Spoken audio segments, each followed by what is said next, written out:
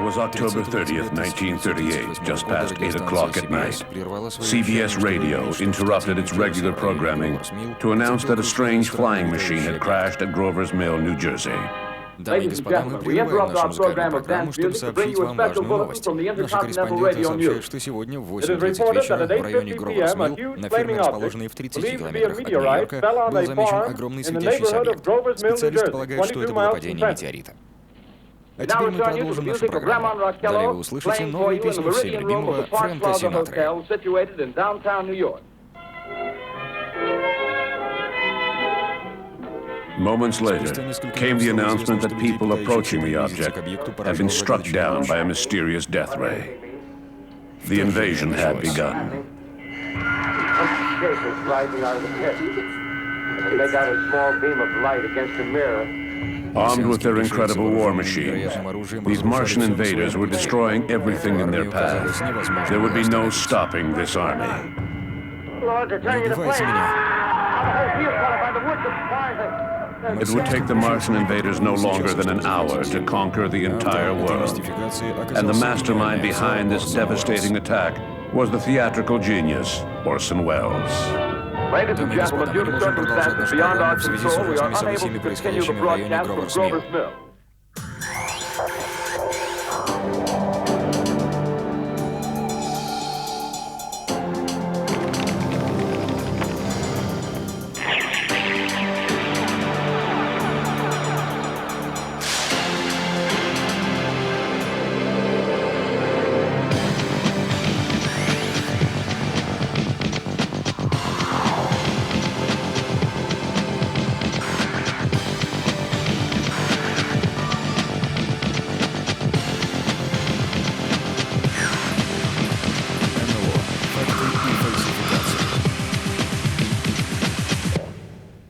Научный взгляд на таинственный феномен НЛО. Попытка разобраться в необъяснимых на сегодняшний день явлениях.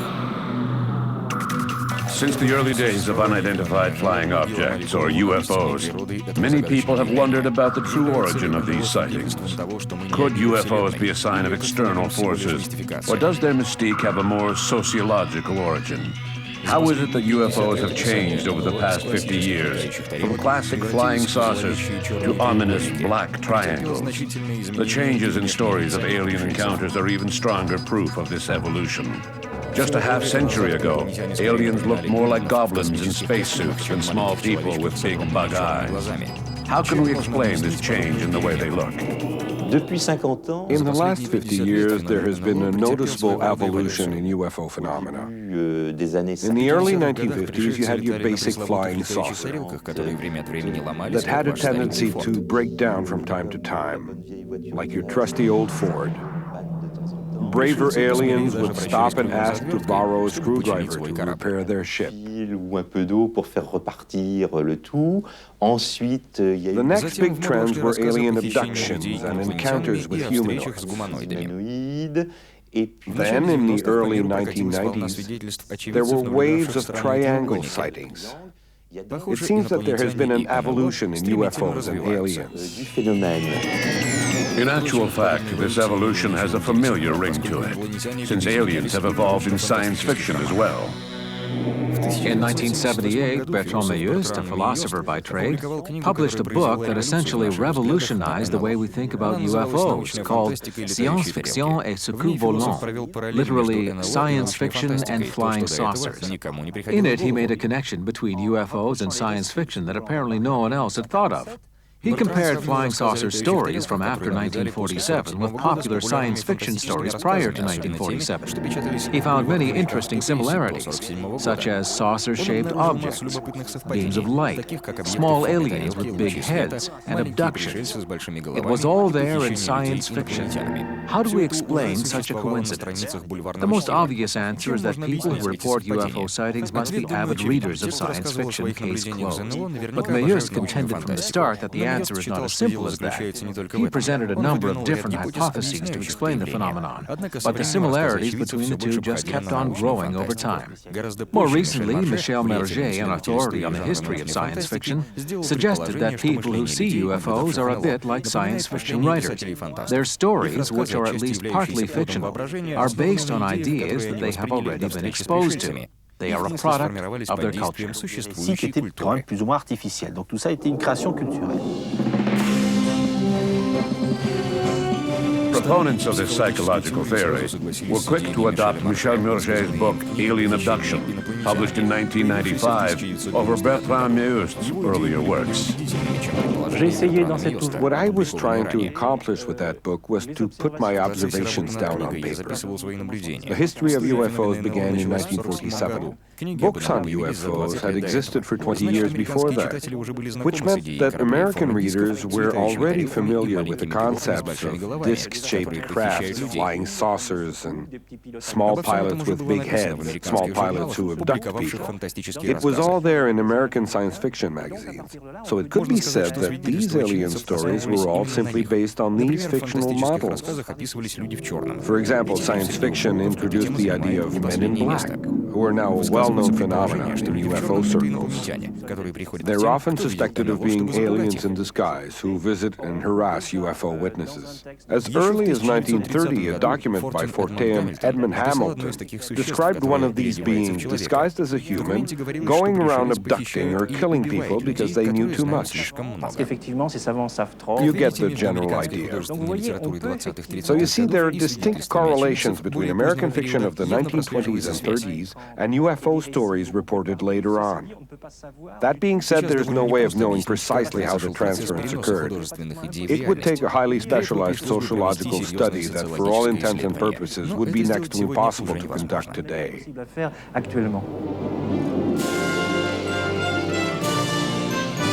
So to what extent could aliens in science fiction have actually influenced the accounts of UFO sightings? Do people subconsciously draw on science fiction folklore to embellish their stories? Or do they really experience what they claim? Some extraordinary technological advances were made at the end of the 19th century, including the telephone, gramophone, diesel engine, X-rays, and the radio. In 1886, Jules Verne wrote Robert the Conqueror, a novel in which the hero travels the world in an amazing flying machine, a cross between a boat and a blimp. At about the same time, strange objects began to appear in the sky over the United States. It was the dawn of airships, flying machines that looked more like dirigibles than spaceships. While some people saw this coincidence as an uncanny parallel to science fiction, others saw it differently. When discussing the influence of science fiction on UFO sightings, people will often bring up the wave of airships over the United States in 1897. During the Great Airship, as it was known, one or more objects were seen flying over the country. Some people even claim to have met the occupants. Rationalists pointed to Robert the Conqueror and other futuristic novels, as sci-fi novels were known back then, saying that they had influenced journalists to create these tall tales, which was probably true in some cases.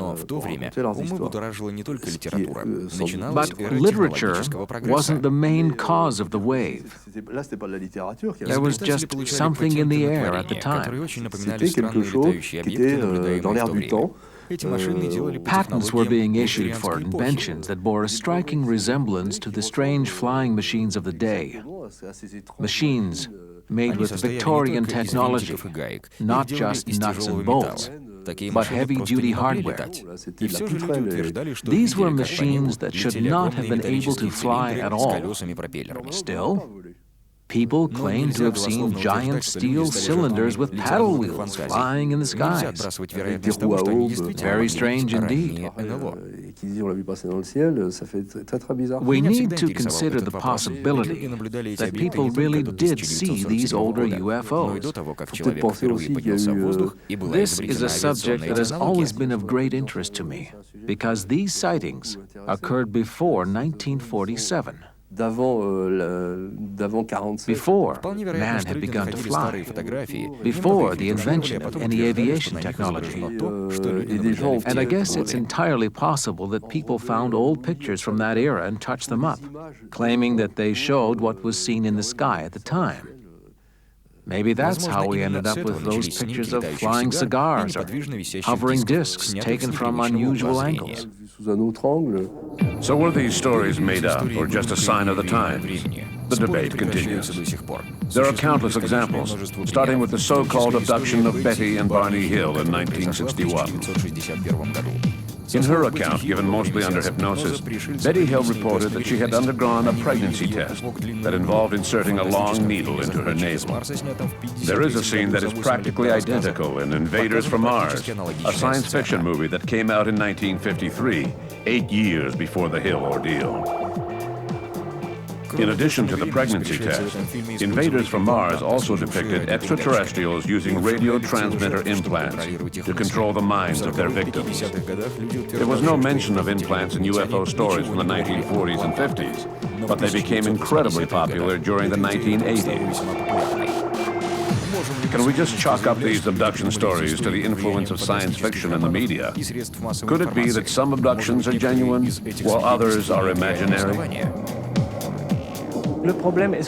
I guess you could say that the issue here is whether some abductions are authentic and some are just hoaxes and delusions. We live in a world of mass culture. If we're European or Canadian, we are very influenced by American mass culture.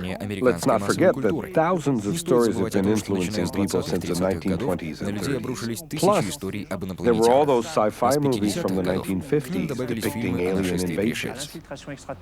Even American cartoons featured aliens. That's a lot of exposure to the idea of aliens. And I think that people's minds just got saturated. To put it in visual terms, it's like we're living in a big fish tank, so it seems to me that it must be difficult to distinguish between a fake abduction and a genuine one. I think that as soon as potential scenarios are presented, that's good enough for me personally. It may not be as simple as that. While some people attach a deep significance to these connections, others see them as mere coincidences. There is no doubt in my mind that the witnesses experienced the events as real. You see, for the most part, they're just honest people, giving their version of something they really think happened to them. They believe that their interpretation is the honest-to-God truth. Their stories are not pure fiction, although there are definite similarities between the accounts they give and some elements of science fiction. But then again, you can find pretty much everything in science fiction. What I find interesting, and what, in my opinion, theorists like Michel Murger have not been able to fully explain, is why science fiction only influences certain aspects of witness accounts. Why are descriptions of aliens always the same in every story? Why is it that the bug-eyed monsters of 1930s science fiction have caught on, but not any other space monsters? Why doesn't anyone ever see little green men? Why do aliens perform the exact same tests every time? These types of questions are fundamental, but neither school of thought has been able to answer them yet.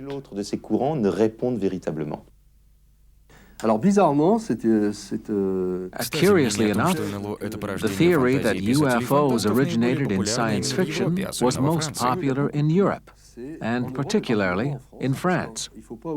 The science fiction community is a lot like the ufology community. Science fiction isn't considered total trash, but then again, it certainly isn't considered in the same league as classic literature or film. The science fiction community has the same problem gaining recognition as the ufology community.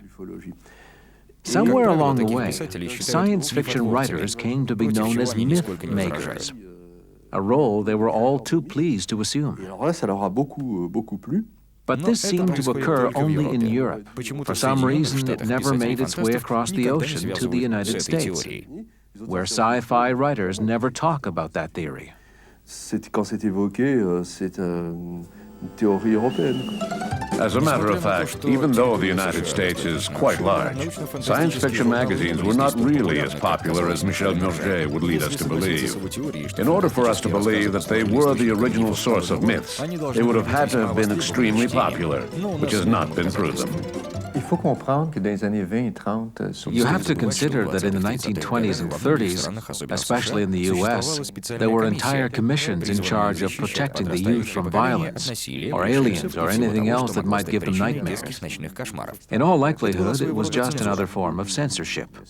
In other words, it was thought to be in their youth's best interest to keep them from being exposed to those magazines.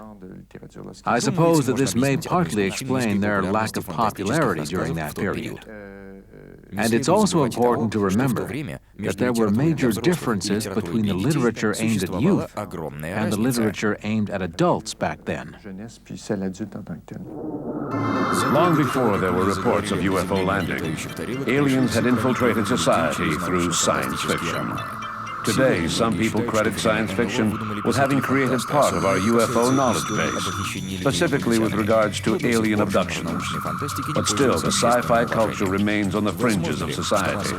Is it possible that this culture could have been responsible for one of the most surprising phenomena of the 20th century? Just as UFO literature took ideas from science fiction, likewise science fiction took ideas from UFO literature. Series like The X-Files and movies like Close Encounters of the Third Kind borrowed extensively from UFO literature. It boils down to the age-old debate of the chicken and the egg.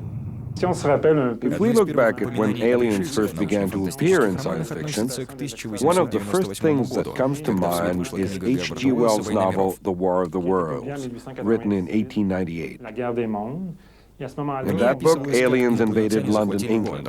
But there was no widespread alien invasion in literature at the time. It would still be a few more years before they would really become popular. It wasn't until around the mid-1920s or perhaps early 1930s that pulp magazines began to appear on magazine stands throughout America. That's when people's imaginations really started to take off. It was relatively easy to get stories published in those magazines. Aliens at that time were invaders, or big ugly creatures out to harm humans. In futuristic novels, on the other hand, they were portrayed as travelers and explorers. That's when the whole phenomenon really began to develop. There were the inventions at the turn of the century, plus the industrial and technological revolutions. Authors back then had far-fetched ideas, although reality seeped in now and then. Seeds were being planted for the television, the laser, and the whole telecommunications industry. In the beginning, aliens didn't have much in the way of a personality. They were just big, ugly monsters. Then eventually, in the 1940s and 50s, they began to evolve, with writer Philippe Joseph Armer, who tried to portray them as having a personality. He also tried to portray intergalactic relations between Earthlings and extraterrestrials. So basically, that was how aliens and UFOs evolved early in the 20th century.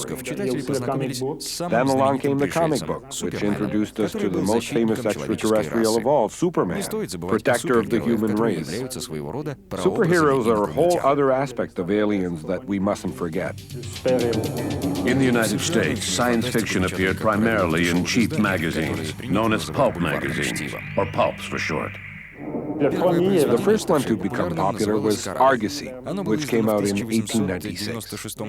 But the real wave of pulp popularity was between 1923 and 1926. They were around for about half of the 1920s. The first one that was really of the science fiction genre was written by Hugo Gernsback, a Luxembourg immigrant living in the United States. He was a big fan of technology, which he used as material for his first sci-fi pulp magazine called Amazing Stories. He also created a fantasy series called Weird Tales. What followed was that most, if not all, well-known American science fiction writers ended up contributing stories to pulp magazines, which earned their name from the poor quality of the paper that they were printed on. You could still see bits of pulp in the paper itself. This is where the space operas originated. There were grandiose stories about invasions and valiant heroes who stopped them. Heroes like Flash Gordon, Buck Rogers, and Doc Savage. Not only did they have their own pulp magazines, but they also appeared in other series as well. They fended off evil invaders who were threatening to oppress smaller territories and planets. They were simple adventure stories, nothing more. The most exotic thing about them was probably the costumes and the appearance of the characters. The pulp's heyday was really in the 1930s. But it all came to an end in the early 1950s, with the advent of television and drive-in movie theaters, along with new technology and media. At that point, science fiction moved more into paperback novels, and pulp magazines virtually disappeared. Still, they are an important part of the legacy of science fiction literature, because they were more or less where it all began, and everyone was involved in them. Later on, sci-fi buffs got together and founded fan clubs all over the world, which in some ways paralleled the pulp magazines. They carried on the tradition of science fiction and kept the big-name authors on the cultural radar. In the wake of World War II, science fiction gained a new audience through movies and television. Flying saucers could be seen in theaters throughout America, just when it was too worried about a Soviet invasion to be concerned about a Martian one. All that really mattered was that these visitors from outer space were a moneymaker. Pulps basically fell off the face of the earth in the 1950s, when they were replaced with television and movies. There were a few juvenile TV shows like Space Rangers, but basically movies played a bigger role in teaching the public about aliens. In previous decades, things had been more subtle. There had been more mad scientists and vampires. Then in the 1950s, we had these big Hollywood productions like Forbidden Planet and The Thing that really tried to depict first contact between humans and aliens. These movies were a disaster. Aliens were either totally misunderstood or they were portrayed as some kind of a threat. Directors came up with all kinds of characters, scenarios, and planets. Television also picked up on the trend. Countless series came out, especially Saturday morning cartoons like Space Ghost. The movie industry found that it could make a profit from movies about aliens. So directors began cranking out a whole series of low-budget films. A lot of studios figured that they could make a quick buck out of the alien fad, so they started working with plastic models of aliens. It soon became a global trend, popping up in Italy, Japan, everywhere. There weren't too many movies trying to make a statement, with the possible exception of a few American films in the early 1950s. The influence of science fiction can also be seen in the messages received by contactees in the 1950s. In The Day the Earth Stood Still, Klaatu, an alien played by Michael Rennie, claimed that he had come to warn man against his aggressive ways. Less than a year later, a man named George Adamski revealed that an alien from the planet Venus had come to him to warn him about humanity's hostile tendencies. Just like Adamski's claims, science fiction movies began to reflect the concerns of society at the time. There is a kind of symbolism in science fiction if you look at the way films have evolved over the years. For instance, in the 1950s, there were a lot of movies about invasions that paralleled the social climate of that decade. Think back to the McCarthy era and all the witch hunts. Communism was rampant. It was all about rooting out the Reds. That's why the planet Mars, the Red Planet, was often used to represent the enemy. Red Planet, Red Army, they were all the same during the Cold War. Political tensions were starting to subside by the time Star Trek came on the scene. And Star Trek's mission and message were much more peaceful. The show reflected the political climate. People were watching what was happening in Vietnam and what was going on in Iran with Ayatollah Khomeini. So there have always been trends that follow the world political situation. Then along came E.T. in 1982, and all of a sudden aliens could be funny. There were TV shows with aliens on them, like that furry little guy Alf, who was taken in by an Earth family. There were other shows like it as well. Media have always shifted in cycles. Today we have both good aliens and bad aliens. The same thing goes for vampires. It's just a big cycle, and it all depends on the social conditions of the time. In hindsight, it's much easier to spot the connections, like in the case of Adamski's visitor from Venus and the alien in the day the Earth stood still, or the implants that so-called abductees talk about, and the devices used in invaders from Mars. But is this enough to claim that a phenomenon as complicated as UFOs is the direct result of aliens appearing in the media? It seems a little far-fetched to me, because unfortunately, and I say unfortunately because I'm a big fan of science fiction literature myself, it simply isn't all that important in the great scheme of things. In 1947, there was only American sci-fi that was known worldwide, and it wasn't that popular even in the United States. Science fiction magazine sales were 10 to 20 times lower than adventure and Western magazines. Movies weren't around yet. Sci-fi literature was generally geared towards juvenile adolescents and comic book readers. It never reached the same mythical proportions as the Western did in America. It's just not logical that it would have created a myth that suddenly swept through the country. If it had been something out of a Western, that might have made a little more sense. Science fiction crept gradually into society.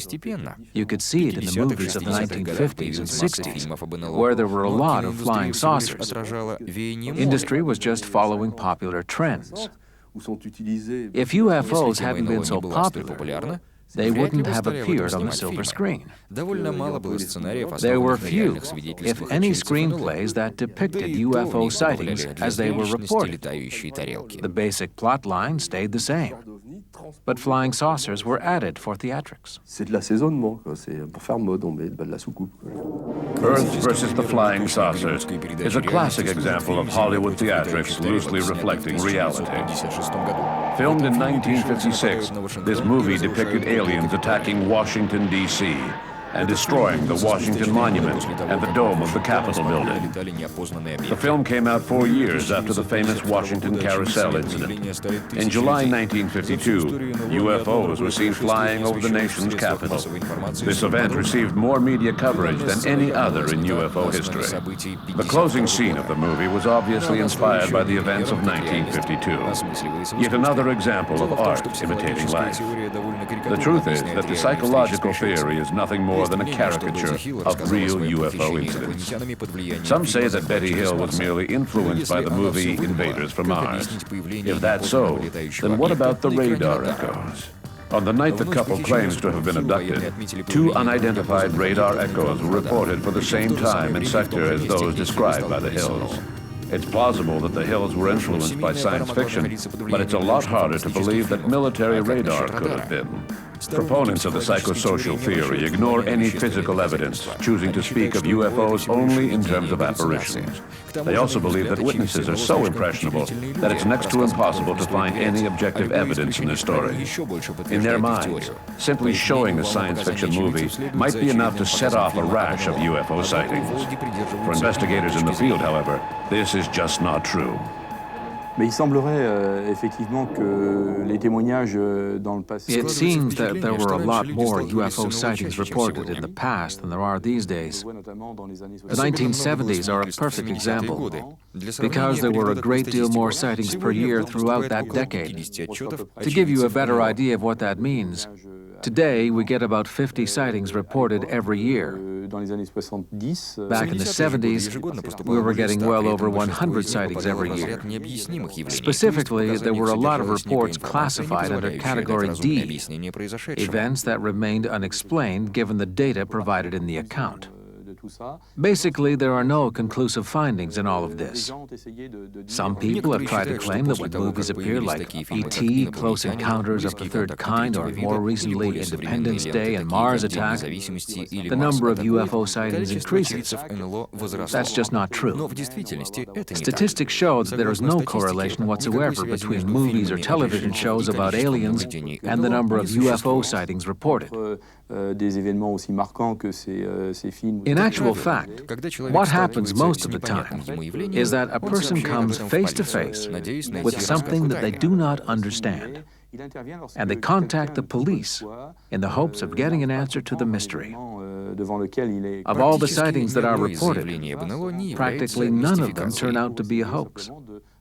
I would say maybe one hoax per 1,000 cases reported. Ce que représente le canular dans tous ces témoignages, ça ne représente pratiquement zéro. On a peut-être 1 pour 1000 de canulars par rapport à l'ensemble des témoignages qui ont été recueillis.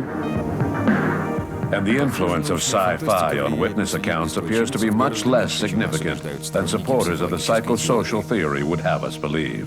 Là aussi, quand on étudie scrupuleusement les témoignages, on s'aperçoit. When you thoroughly examine UFO accounts, you can see that science fiction literature has no direct influence on them.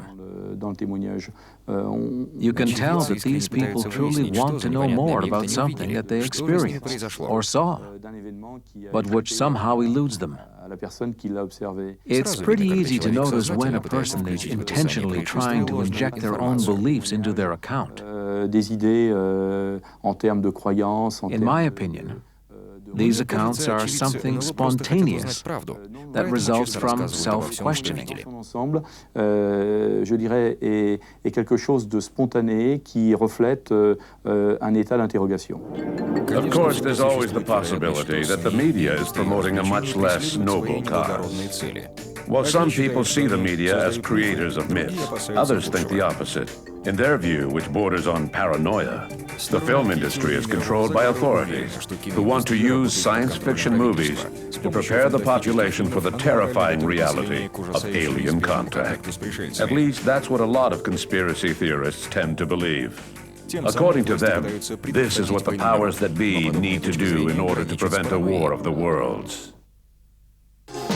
On October 30th, 1938, the Mercury Theater Company gathered in the studios of the Columbia Broadcasting System, or CBS as it's known in New York, to broadcast an adaptation of H.G. Wells' novel, The War of the Worlds. Published in 1898, the novel described Mars' invasion of Earth. Overseeing the production was 23-year-old Orson Welles. In his adaptation, Wells changed the story into a series of news flashes, inspired in part by Herb Morrison, a journalist who had reported live on the Hindenburg disaster 1 year earlier. I can't talk to people. Осторожно. They're out there. О, Боже! I can't talk, ladies and gentlemen. On est en 1938. Let's go back to 1938. We need to remember the climate of the time. For starters, there had been the stock market crash in 1929. World War I had ended fairly recently, and there were rumors of another war brewing in Europe. Amidst all this, Wells decided to stage a Martian landing on Earth. The story developed gradually over the course of the broadcast. So, it was Halloween night in the fall of 1938, and Orson Welles was presenting this play. It had been advertised in the newspapers a few times, and during the broadcast itself, there were 3 or 4 announcements indicating that it was only a play. Дамы и господа, сегодня вечером состоится премьера радиопьесы Орсона Уэллса, основанной на романе «Война миров». It was set up as a sort of show within a show, appearing to be a big band music program. The music program was interrupted, saying that activity had been noticed on the planet Mars, but they weren't too sure what was happening and listeners should stay tuned. Ladies and gentlemen, we interrupt our program of dance music to bring you a special bulletin from the Intercontinental Radio News. At 20 minutes before 8 Central Time, Professor Farrell of the Mount Jennings Observatory, Chicago, Illinois, reports observing several explosions of incandescent gas occurring at regular intervals on the planet Mars. They continued to interrupt the music program with news flashes whenever important information came in, just like the media do now. There were around 6 million listeners, and they say that about 1/6 or 1 million of those people were genuinely frightened or panicked by the show. Теперь уже очевидно, что на Землю прилетели пришельцы с другой планеты. Хелен, пойди сюда, послушай, что говорят по радио. То, что сначала приняли за крупный метеорит, оказалось космическим кораблем пришельцев.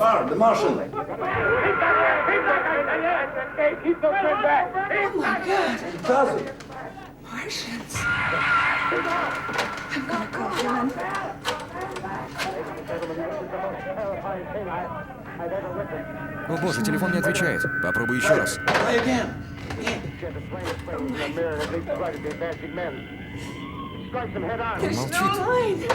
Он молчит.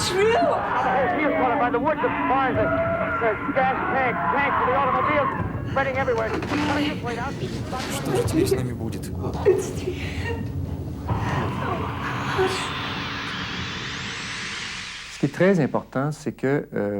What's important about this broadcast is that it received huge media coverage afterwards, and there were reports that people had actually gone to New-Jersey to see if Martians had indeed landed in that farmer's field.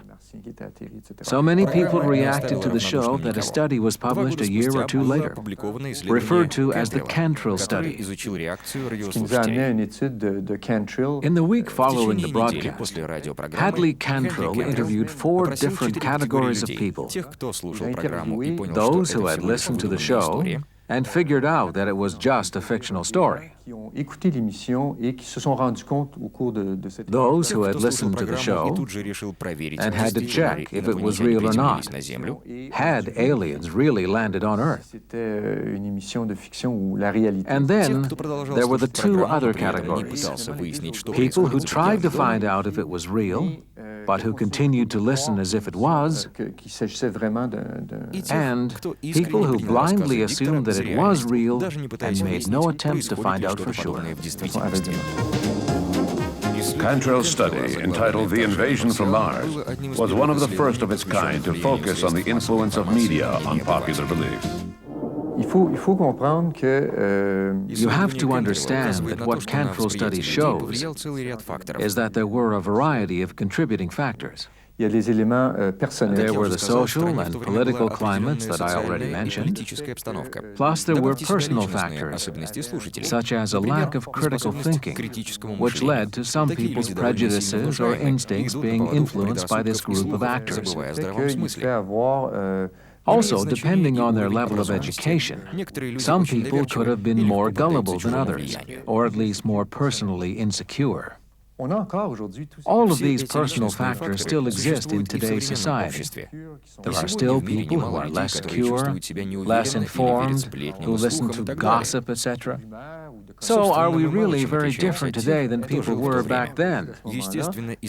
There are probably differences in the social and political climates now, although there are still a lot of similarities between the 2 periods. We still hear talk of war, and we still see economic problems. What has changed is the number of readily available information sources.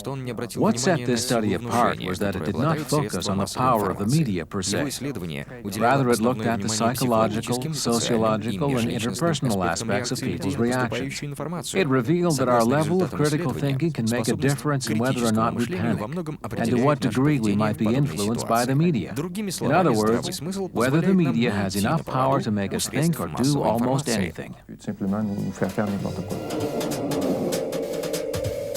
What Cantrill concluded in his study was proven repeatedly afterwards. An adaptation of Orson Welles' play aired twice in South America, in Santiago, Chile in 1944, and in Quito, Ecuador in 1949. In both cases, the program incited mass hysteria.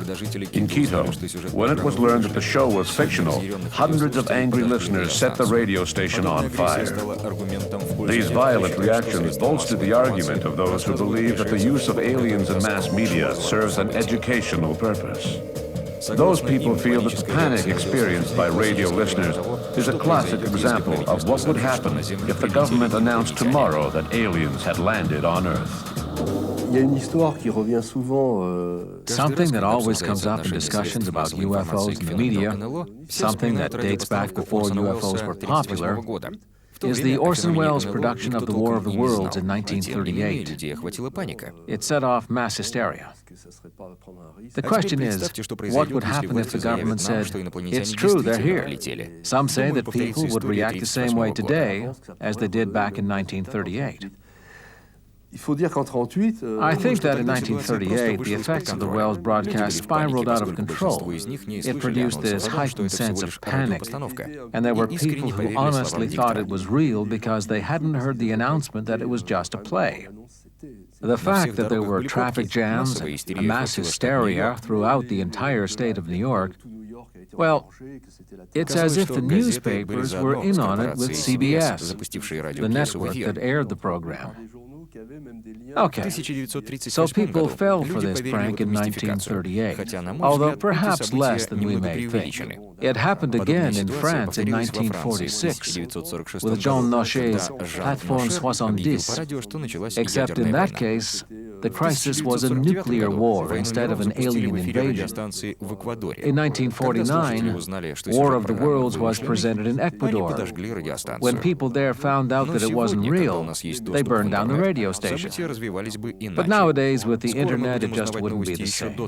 Soon we'll all be at the point where we'll be getting news before it even happens. The play worked back in Welles' day, because people couldn't just pick up a phone and call Grover's-Mill to find out if a Martian spaceship had really landed.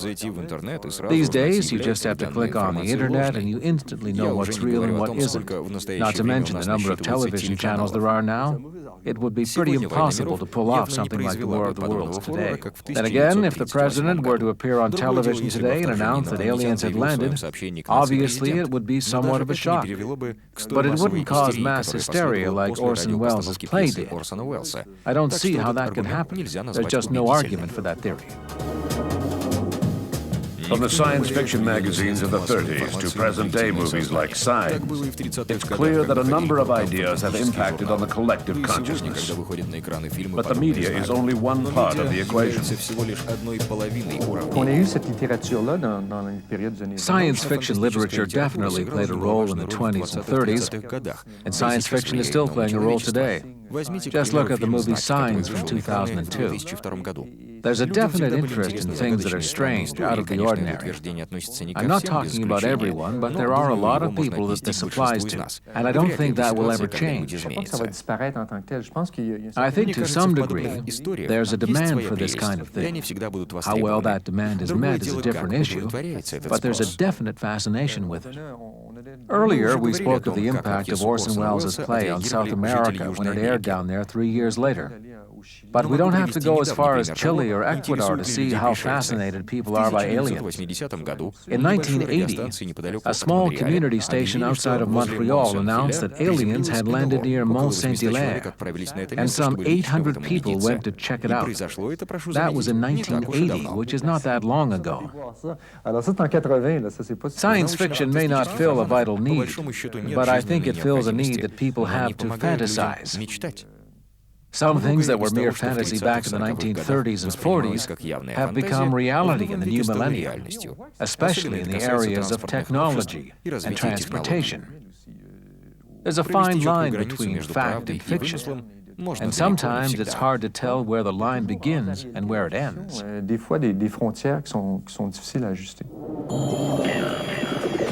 The Cantrell studies show that the influence of the media on our beliefs is a personal matter. Even if you support the theory that authorities were trying to manipulate the population, it's a bit of a stretch to say that that alone could be enough to convince the entire population that aliens exist. There are a lot of different influences, and for people who allow it, the mass media can become a source of influence. So when they're in line at the grocery store and they read a headline about some Hollywood celebrity being abducted by Martians, if they're already inclined to believe what's in the tabloids, and if they read a lot about aliens and so on, seeing that headline might just be proof enough for them. The media's job is to present the different issues of the day. It's up to us to figure out what's true and what isn't. Hopefully, the majority of people still have some analytical abilities and are capable of critical thinking. But given a situation where both the external and internal factors come into play, a person might experience confirmation bias and see what they want to believe. If UFOs are nothing but a myth born out of pop culture, then whatever happened to the monsters and robots of early sci-fi novels? And if the media was just a puppet used by the government to prepare the world for the big revelation that aliens are real, then its efforts were clearly in vain. The number of people who believe in aliens is about the same today as in 1950. Studying UFOs without taking pop culture into account would be an exercise in futility. You'd have to be blind to miss the remarkable coincidences between science fiction and the field of ufology. But you'd have to be just as blind to chalk up the whole UFO phenomenon to the single explanation that it comes from pop culture. The appearance of science fiction concepts in UFO stories doesn't teach us much about the UFO phenomenon itself, but it does tell us about the witnesses and how the media influences them. The tree shouldn't stop us from seeing the forest.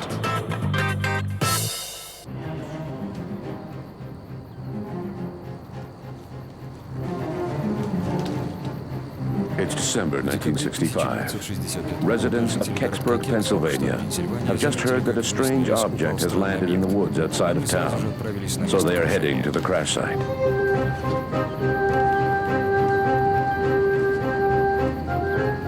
They make their way carefully into the woods and are soon drawn to a glowing light emanating from the object.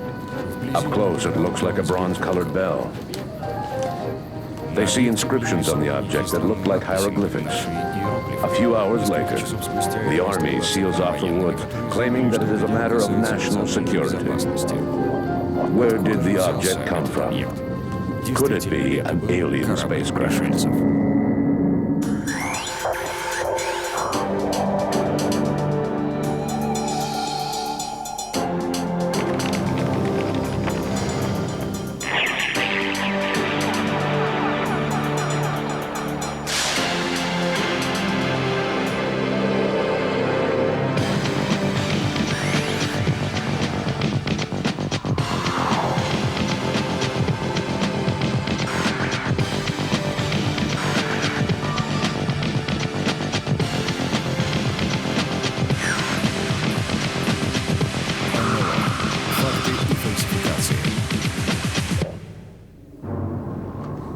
Научный взгляд на таинственный феномен НЛО. Попытка разобраться в необъяснимых на сегодняшний день явлениях. In UFO circles, some stories have stirred such a craze that they have become part of the popular culture. Such is the case for the story of the flying saucer that crashed near Roswell, New Mexico. If it had not been for the crash, this town of 50,000 would never have become so well known. Tourists come from all over to visit Flying Saucer Central. Every July, the town celebrates the anniversary of what some people consider to be the event of the century. In early July 1947, a local rancher, Mac Brazo, discovered a lot of strange debris on his property, varying from ultralight aluminum paper to small pieces of what looked like balsam wood. A few days later, he told the town sheriff, George Wilcox, who advised the military base outside of Roswell, headquarters of the 509th Bomb Squadron, the only unit in the world with an atom bomb. That same day, Major Jesse Marcel and Captain Sheridan Cabot showed up to recover the debris. A few hours later, Colonel Blanchard, commander of the Roswell base, issued a press release stating that they had captured a flying saucer. But once the debris had been shipped off to the military base in Fort Worth, Texas, authorities retracted that statement. General Roger Ramey, commander of the 8th Air Force, stated that the debris found in Roswell was nothing more than the remnants of a weather balloon. The Roswell case was closed, at least for now. Alors l'affaire de Roswell, très rapidement, c'est... Well, according to the story, something fell to the ground near Roswell in July 1947. Seule base nucléaire américaine. Roswell was the only American nuclear base at the time, and it was believed that the object was a flying saucer. La presse The l'annonce. news was announced by the media following a press release issued by the military base. L'affaire est démentie dans Then the la whole thing was later denied by the U.S. Army. de l'armée américaine en disant que They claimed that an error had been made. The object was nothing more than a weather balloon, not one of those flying saucers that the media had been talking about for 2 weeks, following a sighting by Kenneth Arnold. son observation. L'affaire The disparaît. story died down until the end of the 1970s, when one of the key witnesses came forward, a Major Jesse Marcel, who had been to the Brazel Ranch to recover the wreckage from the flying saucer. Le ranch Brazel, les fameux restes. He said that the whole story was true, that they really had recovered an alien spaceship in Roswell, Camouflage. Et and that the U.S. Army had been covering up the truth for 30 years. Alien. After that, other witnesses came forward, who were more or less credible. The story became known nationally, then internationally, Très proportion nationale. and now it has become somewhat of a myth. Elle a acquis un. Now, it's hard to tell what's fact and what's fiction, since so many false statements have been added to the mix. Se greffe là-dessus de faux témoins, ça a une tendance à ensevelir le bon grain, quoi. The statements made years later describe a whole different story than what was originally told to the press. According to the new version, 2 flying saucers crashed in the Roswell Desert in 1947. One exploded in the sky over the Brazel Ranch, where all the debris was found. Then the second one landed in the plains of St. Augustine. Or perhaps it was the same object that was damaged while over the Brazel Ranch, then rose again to continue on its westward path. At this second crash site, authorities supposedly recovered a spaceship that was nearly intact, as well as 4 to 6 humanoid bodies. There seem to be 2 parts to the Roswell story. On one hand, there were statements made about the debris found at the Brazel Ranch, primarily made by first-hand witnesses and at times confirmed in official documents. For instance, Major Jesse Marcel gave an interview in the late 1970s, saying that the remnants could not be torn or burned. If crumpled in a ball, they would spring back to their original shape, like mylar. Marcel also explained that before being shown to the press, the real debris was replaced by remnants of a weather balloon. On the other hand, there were statements made about recovering a spaceship and its occupants. Those were basically second- and third-hand accounts. The most famous crash retrieval incident is the Roswell incident of 1947, and that happened just a few weeks after the Kenneth Arnold sighting, which kind of christened flying saucers as a special phenomenon. Broadly speaking, what happened, what certainly happened, is that an object, probably a disc-shaped object, crashed in the deserts in New Mexico, and in fact quite near the highly secret work that was going on, developing the atomic bomb and developing the Gorda projects and so on, White Sands, all in that area. And certainly a military unit was sent out to retrieve that disc, and that military unit came from, at that time, the only atomic bomb wing in the world, the 509th Bomb Wing. Now, when they retrieved it and brought it back, there was a big splash in the papers because a higher official there actually released the information that a disc had been recovered, and then they were forced to retract that and say that it wasn't anything so on. Now, that certainly happened, but that is not the same as saying flying saucers with a lot of little aliens. What then happened was that there was certainly a lot of mischief going on in, and we do know that it was quite frequent with these sort of emerging radio and TV stations in America. They sort out hoax stories about discs with little bodies and all the rest of it. That was certainly a hoax.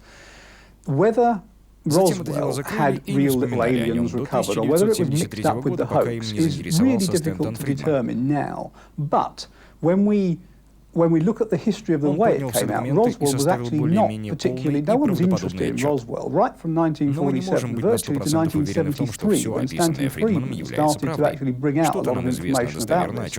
And he kind of put the stories together, made a pretty coherent package, which was very interesting, but which may have picked up some of the silly stories along with some of the real stories. So there's a certain amount we do know, a certain amount that's speculated, a certain amount I feel is pretty doubtful. It's been led on in the past few years. It's become very conspiracy theorist and very exaggerated in our fears and so on. So I think Roswell is probably not all people would like it to be, but it's certainly one of the real crash retrievals of something anyway in history. I would say that there are two stories related to Roswell. One is associated with the first alleged crash site visited by Jesse Marcel, where they found strange material with properties that were extraordinary for that time period, such as aluminum paper that could not be torn, which would return to its original state after being crumpled in a ball. There were several witnesses, including Mark Brazel, the rancher who found the debris, Jesse Marcel, who recovered the debris, his wife and son, to whom he showed the wreckage before going to the base, as well as the people at the base and the sheriff of Roswell. Then there's the second story, which might be true, but which is only supported by second-hand accounts or unreliable witnesses. According to this story, there was an initial crash, and then, after hitting the ground once, the spaceship allegedly flew further and crashed again. And that's where they found the bodies in the ship. That's when the Roswell cover-up began, according to witnesses.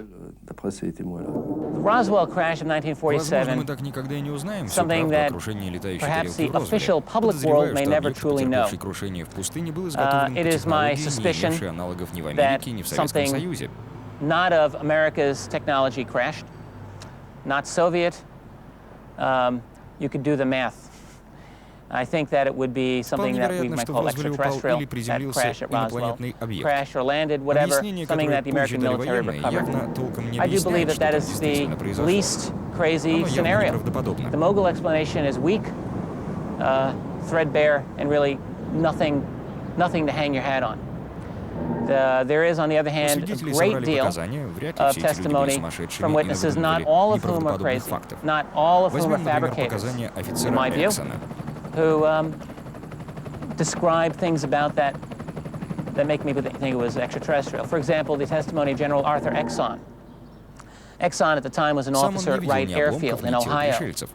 Exxon did not ever see wreckage, did not ever see dead bodies. But Exxon, who later became the commander of Wright-Patterson Air Force Base, did say that immediately after the Roswell event, he heard rumors at Wright Airfield of alien bodies, and heard reports from people who analyzed the material which went to Wright-Patterson Air Force Base that described it as extraordinary.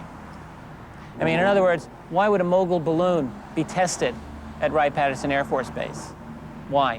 Why would they be testing this material? It makes no sense. The reason I think that an alien craft did crash at Roswell is because I think that there's sufficient evidence for the rest of the UFO phenomenon, both before and after 1947. In 1994, wanting to know more about the Roswell crash, New Mexico Republican Stephen Schiff went to see the Air Force, who politely told him that he should check with the National Archives Office.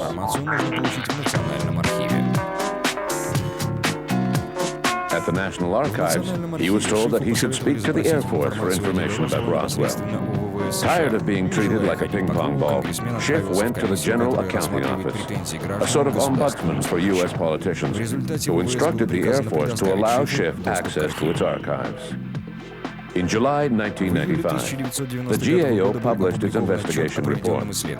Other than stating that several documents had been lost or destroyed, the report mentioned that certain documents had been found relating to secret projects that might shed light on the Roswell mystery.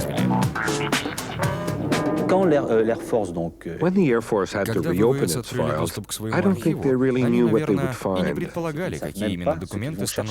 because it had been so long that no one really remembered anymore.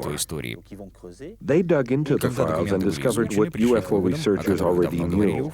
Something had indeed landed in Roswell. It wasn't just a tale or a rumor. Il y a quelque chose qui est tombé. The question was, what exactly was it that fell? Ils vont se rendre compte. At the time of the incident, the world was still in the Cold War period, and the state's number one enemy was not the Martians, it was the Russians. The military was using every means possible to keep track of what the Russians were doing, especially with respect to the atomic bomb. The U.S. was leading the arms race at the time, but not for long. Mais ça n'a pas duré. One of the projects designed for this purpose was the launching of sensors into the upper atmosphere to detect possible atomic bomb explosions by the Russians. Pour détecter d'éventuelles explosions atomiques russes. The Roswell incident was supposedly linked to this project. In my opinion, a project like this would be the most likely explanation for the object that landed in Roswell. They were launching trains of balloons, several weather balloons tied together hundreds of feet long, with measuring instruments attached at the end. It was a top-secret operation. The balloons were launched into the upper atmosphere where the instruments would take their readings. Then the balloons would fall into the desert.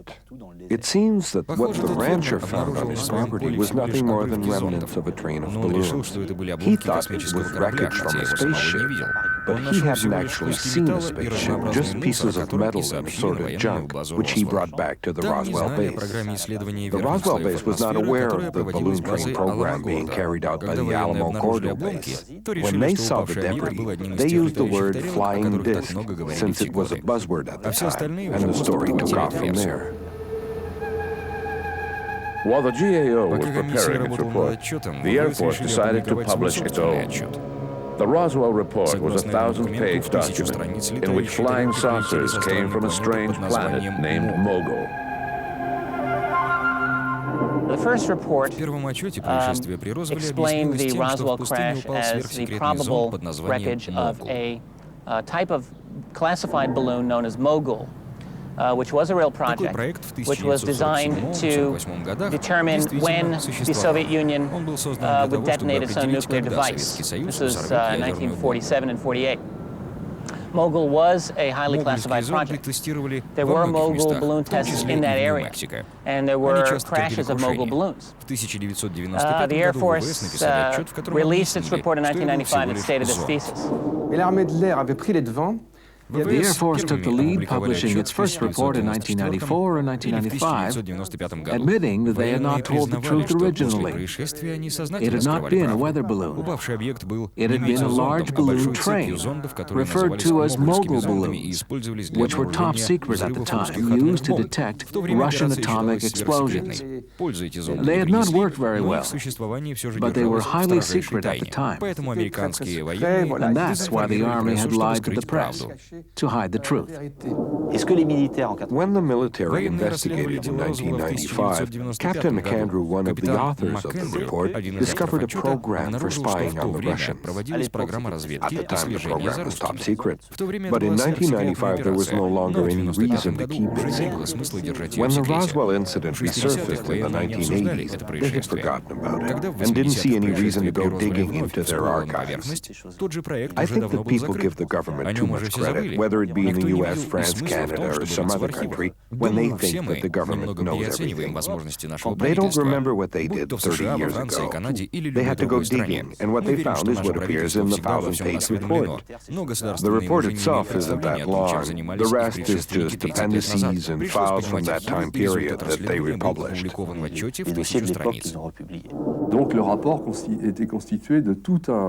Practically 2/3 of this huge report is nothing more than technical data on the Mogul project. The report gets into the nuts and bolts, everything you could possibly want to know. After reading that report, you could practically write a thesis on the subject. This report makes us wonder how the country's top military experts working at the base at the time could have acted like General Jack Ripper from the movie Dr. Strangelove. They would have had about as much credibility if we are to believe the report released by the U.S. Air Force. The report describes its military as untrustworthy individuals, incapable of recognizing mundane technology that any farmer would know to be man-made and not alien in nature. If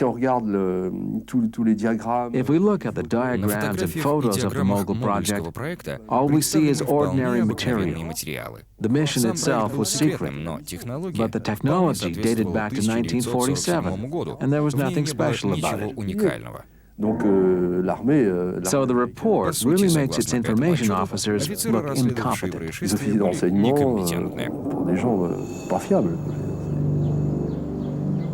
Then in 1997, with uncharacteristic concern, the U.S. Air Force released a second report called Roswell, Case Closed. This report made it clear that the Army wanted to put an end to rumors of a spaceship found with bodies in it, a subject that had been overlooked in the 1995 report. And in 1997, because the Air Force hadn't dealt with rumors of alien bodies recovered and so on, issued another report that tried to explain that. And they said that, well, the body stories are probably the result of the testing of parachute airdrop testing, in which we would drop these human-sized dummies in the ground to test airdrop. Now, those tests occurred in the 1950s. They did not occur in the 1940s. Nevertheless, this was the Air Force explanation. Since questions were still being asked about alien bodies being discovered, which the Army had denied, they decided to explain it in the second report. They ended up explaining the second crash. After having passed off the first crash as nothing more than Mogul balloons, they brushed off the second one saying, well, those people, the witnesses, perhaps they were mistaken. Those witnesses all seem to have Alzheimer's and cannot recall the exact time of the incidents. They seem to have mixed up things that happened in the test areas around Roswell, New Mexico between 1947 and 1964. They mentioned ground testing of NASA probes that could have been mistaken for a flying saucer. It was the same for the crash test dummies. They mixed up several things that took place in the 1940s and 1950s. There were people who served as test subjects to examine the effects of plane and balloon crashes, victims of real accidents, as seen by the photo of a pilot with a bandaged head. According to the report, that's why people were so confused at the time. They were mixed up, and they invented this story of the second crash based on elements that were scattered in time and space. As far as the Air Force was concerned, the Roswell saga had nothing to do with visitors from outer space. The alleged crash and recovery of alien bodies was nothing more than a series of military activities carried out in the Roswell Desert between 1947 and 1965. An explanation that many people find difficult to believe. I've read the United States Air Force, the two United States Air Force reports on the Roswell incident. I think one of them entitled "The Roswell Case Closed," and I have to say, it looks pretty convincing.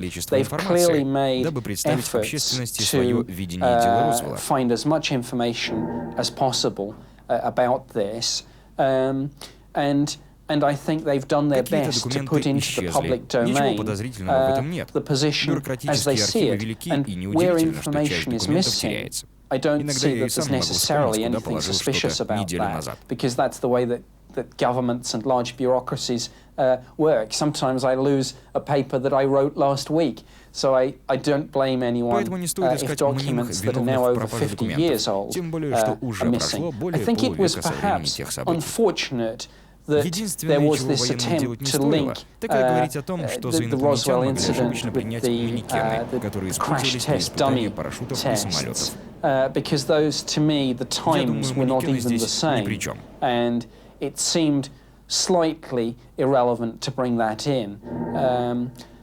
But, you know, perhaps they were just trying to address, to the best of their ability, the allegations about humanoid bodies. But I think that part was possibly not directly relevant. Sur la question des trains de ballon mogul, moi... As for the mogul balloons, I think it's pretty easy to come up with objections to that theory. First of all, it doesn't seem very likely that the commander of a military base with the atom bomb would have mistaken a mogul balloon for a flying saucer and issued a press release stating that we have captured a flying disc. Nous avons découvert, enfin, que ce soit trompé d'abord. A mogul balloon train consisted of 20 to 25 balloons attached to a cable. The fact remains that they were balloons, and if I do say so myself, you'd have to be pretty daft to mistake those balloons for a flying saucer. And these men were the Army's best. Et c'était l'élite de l'armée de l'air, ces gens-là. Secondly, there is still something strange that has never been properly explained. Having made this error, why would they go and announce it to the press, to the entire world? That seems odd. If it's true that Colonel Blanchard issued the release of his own accord, then he should have been severely disciplined. On the contrary, he led a very successful career, achieving the rank of a 4-star general. I have a problem with that. I also have a problem with one of the two people who visited the site of the debris. We know that Commander Marcel explained that the debris was extraordinary in nature, but his opinion was disputed.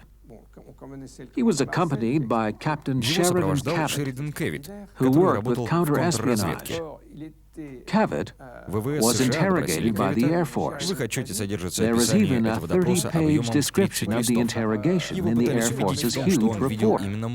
They tried to convince him to say that he had seen a mogul balloon, but he absolutely refused. He would not admit that this was what he had seen. He stuck to the story that he had seen a weather balloon with its radar target. That's another strange thing that doesn't make sense, because if he didn't remember for sure, he should have gone along with them and said, yes, you're right, that must have been what I saw, a mogul balloon. The fact that he refused to say it is very interesting. Here we have two witnesses who were at the scene, and neither of which admitted to having seen the mogul balloon that they had supposedly discovered. The reports about Roswell indicate, I mean, they were basically saying that what was recovered was not an alien in a flying saucer. I don't think anyone was shocked. I mean, the government weren't going to say anything else. If they had concluded that, they were either going to say they were going to lie or keep very quiet. They said what one would expect them to say. I actually don't, personally, I don't think Roswell was an alien flying saucer. Indeed, I'm not. I'm on record as saying I'm not absolutely sure that's the explanation of UFOs. I would like to stress I do believe UFOs are a real thing, but it doesn't have to have that explanation. So I'm not worried about the idea that Roswell was not aliens, etc. And I think the government may well have been telling the truth on that degree. What's important about those reports in 1995, the government released in 1997, also earlier reports, is that they also contained lies, and we know the government lies about UFOs. I think it lies legitimately, one might say, because it doesn't want to give out information about its intelligence gathering sources and so on. That's, I think, fair enough. I think it also lies because it's afraid of what the population can do in panic, and it feels that the population will panic on certain information. And, they quote Orson Welles when he released the story of the Door of the Worlds, and everyone panicked in New York, and so on, all that sort of thing. And I think that governs a lot of the government's actions. Going back from those reports from Roswell right back to the CIA in 1951, they've made a very telling comment that they were interested in communication studies of UFOs. And I don't think they meant the communications of flying saucers. I think they meant the way the population deals with these stories and so on. And I think that's been a real governing theme of the governments, particularly American government, over 40 or 50 years. Is that they want not exactly to control the population, but to know that the population is not going to get out of control. So I think that report, which came actually without too much pressure, it wasn't actually pressured to come out. I think it was released partly as a way of kind of population, taking the steam off the population and so on. The validity of that Air Force explanation, in my view, I view it as very weak.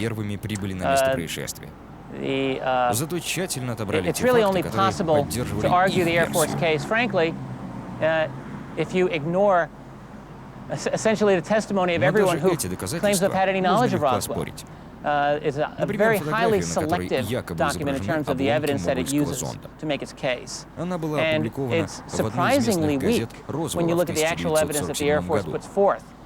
That evidence being that the photograph of the supposed Roswell wreckage that was in the Roswell Daily Messenger, Roswell News of 1947, looks like a mogul balloon, might have looked. Of course, that doesn't deal with the accusation of Jesse Marcel that that material wasn't the material he uncovered. The mogul explanation really rests only on that. The rest of the mogul explanation deals with when the balloon launch might have taken place. So that it's a very thin reed to rest such an argument on. My feeling is that the Air Force felt the need to deal with this issue because Roswell by 1995 had become a very significant public relations problem, something that had to be dealt with in some way. And the same thing with the 1997 report. Although UFO groups accuse the Army of being less than thorough in finding pro-Roswell witnesses, the opposite is also true. In reading the literature that abounds on the subject, it's amazing to see the questionable witness reports that seem to have been accepted as credible by UFO researchers. Let's take Glenn Dennis, for example. In 1947, Dennis was working as an assistant at the Ballard Funeral Home in Roswell. Early in July, he allegedly received a phone call from the military asking whether he had any small body bags, like the ones used to carry children, to which he replied that he did not. Later that afternoon, he supposedly went to the Roswell military base and saw a strange flying machine mounted on a flatbed truck. Then, the next day, Dennis ran into a nurse from the base who said that she had assisted in performing an autopsy of an alien the night before. Everything about this account rings false.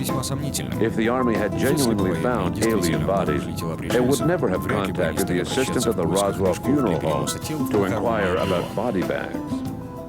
It would never have allowed a civilian to enter the base while it was carrying out the most extraordinary recovery operation of all time. And it certainly wouldn't have left a flatbed truck loaded with an alien craft out in the open for all eyes to see. As for the story about the nurse, it seemed to change each time that Dennis told it. She may have died from cancer or a plane accident, or she may have died in her sleep on a military base in England. Despite all the unlikelihoods in his story, all books written about Roswell seem to focus on Glenn Dennis's testimony. And this is just one of dozens of others that are just as questionable. This one only goes to show that it's easier for UFO researchers to find fault with the Army rather than looking in their own backyard. As for the physical proof of the Roswell crash, everything from the film of the alien autopsy to the so-called flying saucer remnants were shown to be a hoax. The Roswell crash has become so well known that people sometimes tend to think that it's the only one of its kind, which is not true. Other similar incidents have occurred since 1947. For example, in his book Behind the Flying Saucers, published in 1950, Frank Scully discusses a rumor of a strange craft and its occupants that crashed near Aztec, New Mexico. We now know that Scully's sources were con artists, but that doesn't seem to matter. The Aztec incident is still part of UFO folklore.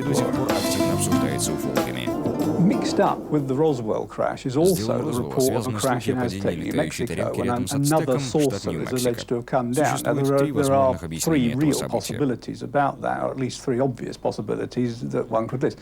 One is that it was another saucer that crashed, and if we concede that flying saucers are flying over Mexico, and if they can be damaged in that way, then if there were several on a surveillance, then they could come down in two places. That's possible. The second possibility is that it was in fact the same flying saucer, and the second piece of debris is actually part of the damage of the first one, which mostly disintegrated over New Mexico, and part of it may have wobbled on and crashed in Aztec. The third possibility, and I think, frankly, it's the strongest one, we know that the Roswell crash was a real crash, something real, whatever it may be. I should say the listening disc is the favoured possibility, an actual disc, huge disc-shaped thing, which in 1947 was used to be carried into the high atmosphere, which could sort of listen round corners in the days before, it was 10 years before we put the first satellite in orbit. So it's possible that it was that kind of dish. But assuming that was the real thing at Roswell, there was certainly a lot of mischief about Aztec with local newspaper reports, particularly local radio stations. Aztec was certainly one of the hoax ones as well. So whether the hoaxes were built on an actual story of a crash, or whether the whole crash story was virtually a hoax, is now, 50 years on, very difficult to determine. And there are proponents of both beliefs, particularly in America, where they've got certain witnesses, they claim them, but they're usually the sons or daughters of the witnesses who are no longer alive and so on, and certain people are pretty convinced it's a hoax. I think the water is so muddy at Roswell and Aztec that we may actually never really know the truth, frankly. On December 9, 1965, a strange object landed in the woods near Kecksburg, a small town 120 miles from Pittsburgh. After the crash, a handful of volunteers, including firemen, went to the woods to investigate. They found a bell-shaped object about the size of a compact car. The Army soon arrived on the scene and told all witnesses to keep quiet about what they had seen. Under the cover of night, the spacecraft was moved to a secret location. Just like Roswell, there's no doubt that something landed in Kecksburg. While a handful of residents swear that it was an alien spacecraft, the Army claims that it was nothing more than a meteorite. Là, on n'est pas dans juste des oui-dire. Là, il y a In that case, it wasn't just a matter of hearsay. There were actual eyewitnesses, including firemen. The situation was like Roswell. There were several witnesses who seemed to be reliable, telling this story about the object landing in Kecksburg, and their story seemed to be plausible. Something unusual fell from the sky, was recovered, and then disappeared from sight. It could have been a Soviet space object, or who knows? According to the descriptions given, if it was of Soviet origin, it certainly wasn't a conventional object. The fact remains that apparently something real was recovered.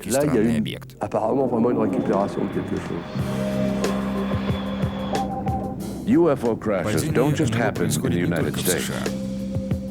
On October 4th, 1967, the crew of an Air Canada DC-8 saw a group of bright objects flying near 12,000 feet altitude. Suddenly, two explosions broke up the strange group. One of the objects left the formation and headed off in the direction of Nova Scotia. With co-author Don Ledger, I've written a book titled Dark Object, and it's a mass-market paperback that tells the story of a UFO crash that occurred off the coast of southern Western tip of Nova Scotia in 1967. It was the night of October 4th, which was a Wednesday. It was a moonless night. The sky was clear. And what happened was the local residents seen a set of lights that were at least 60 feet in one dimension.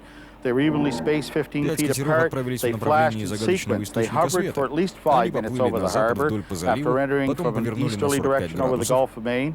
They tilted to a 45-degree angle and descended rapidly to the water's surface, striking it, producing a bright flash and the sound of an explosion. Several local residents called the nearby RCMP detachment. It's interesting to note here that unlike many cases, no one reported a UFO. They simply said that lights or perhaps an aircraft crashed in water. Concerns were for survivors. The RCMP dispatched 3 officers and 2 separate vehicles to the scene, and when they got to the shoreline, they saw a pale yellow light moving over the water, and it was at least 8 feet off the surface. They looked at it through field glasses, and eventually it moved around to the point where it left a trail that was 80 feet by half a mile long, and this was dense yellow foam that smelled of sulfur, had a sparkle to it. They grabbed 2 local fishing boats and attempted to reach the impact site, but before they could get to it, the object either submerged or disappeared. There were bubbles at the surface and a strong sulfur smell in the air where the object hit the water. If it was an aircraft, the rescuers would have to act quickly if they wanted to save the survivors. Rescue boats headed south, but they didn't find any wreckage or survivors. The Royal Canadian Mounted Police was, of course, by the nature of their work, the people who were first to respond to this. But upon the scene, and when they coordinated with the Rescue Coordination Center and 2 nearby military bases, Canadian Forces Station Shelburne and CFS Barrington at Back Row, it was clear that it wasn't an aircraft at the scene. Of course, their own observations told them that. They contacted higher headquarters in Ottawa, and it was determined at Defense Headquarters that an extensive underwater search would be carried out, which involved the Coast Guard and naval divers of HMCS Granby. This search continued until Monday. That occurred Wednesday night. At that time, the search was terminated, and they claimed no results. They never denied the belief that a UFO had gone in the water, and they clearly called it that. They simply said that they had found nothing. Now, what is interesting, however, is that local residents and some documentation does keep the door open. Some people claim artifacts were recovered. And the thing is, we do have a document that says quite clearly who would have received those documents. It was a civilian scientific consultant, the DND. But again, the official response is nil results. The incident was forgotten until the early 1990s, when UFO researcher Chris Stiles began searching for official documents written by authorities at the time of the incident. His research soon drew the attention of the producers of Sighting, an American TV series about strange and unexplained phenomena. In 1995, Paramount Television's syndicated show Sighting funded an underwater search, and what it was I proposed to them doing a 4-day survey, which would include side-scan sonar, sub-bottom profiler, magnetometer, and divers, to go over the initial impact site of the naval search. The Canadian Navy and the Coast Guard and RCMP divers searched that area for some time. They had a firm belief that something had gone into the water. Checking with the Rescue Coordination Center in Halifax, they knew it was clear that there was no missing aircraft. They didn't suspect a meteorite or natural cause. The thing was, at that time in '67, the search for the craft responsible for the crash was a low-tech affair. It would have been pairs of divers going over the side with flashlights. The water visibility was only 20 feet. With today's technology, it was relatively simple and cheap to look. I thought it was a long shot that we would find any evidence, but one had to look if it could have been lying down there all that time. And so we did. We had our 4-day search with those things. And to be honest, we found absolutely nothing unusual.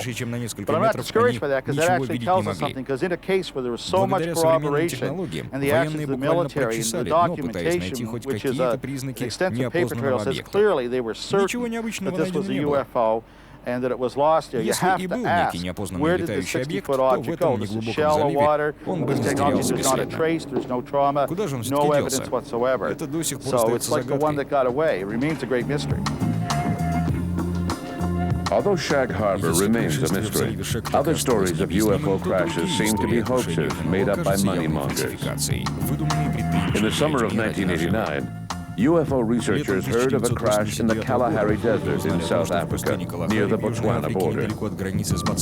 According to a report supposedly written by the South African Air Force, on May 7, 1989, the military had shot down an unidentified flying object with an experimental laser gun. They then captured two humanoid occupants who put up a fight, but were eventually taken to an Air Force base in Pretoria. Then, for some odd reason, the humanoids were flown to the United States. Their last known destination was the Wright-Patterson Air Force Base in Dayton, Ohio. One of the crash retrievals around the world that didn't happen in America, which is crash retrieval central for most of the UFO phenomena, happened in South Africa, a crash in the Kalahari Desert there. I've not investigated it personally, but I do have a great deal of faith in a researcher in Africa called Cynthia Hine, who's now died recently. And she investigated it firsthand, and it was her conclusion that it was probably a hoax. Her view was that actually someone was deliberately manufacturing evidence to make a book, sell a story, get a TV series or whatever else. And I can't comment on that because I wasn't there and I haven't seen the evidence firsthand and I haven't personally spoken to anybody. But I have a great deal of respect for Cynthia Hine. She was a very strong proponent of UFOs. She believed they were aliens. She believed that they came from other planets and so on, which is not particularly my belief. And against that background, she was not impressed with that evidence. в том, что в Калахари упала летающая тарелка. И хотя у меня нет какой-либо серьезной информации об этом деле, я склонен согласиться с выводами Синтии. One of the suspicious elements raised by Cynthia Hine was the fact that the so-called official report was written in English rather than in Afrikaans, the official language of Pretoria. She also found it odd that the report was full of spelling errors, and that it mentioned the title Squadron Leader, which did not exist in the South African Army. It only existed in the British Royal Air Force. There was also the fact that the document was released to the public by James Van Groenen, a known con artist. Books are filled with stories of UFO crashes, and they all have one thing in common: a lack of physical proof. If alien spaceships have really crashed on our planet, where are they? Could they be stored in a huge crate in a warehouse among thousands of other crates? A possibility inspired by the film Raiders of the Lost Ark. What about the alien bodies found in Roswell? Where are they? With all of these crashes, it's hard to believe that the Army would have been able to recover every single remnant of proof. It's also hard to believe that over the years, no military officer has ever attempted to photograph or film one of these shipwrecked UFOs. Executions, murders, rapes, nuclear testing, and genetic experiments have all been filmed in secret, but no UFO crashes have ever been filmed. There's a saying that a lack of proof doesn't mean that something doesn't exist. After all these years, the proof that UFO crashes happen is so insubstantial that this saying seems to be more of a consolation for believers rather than the truth.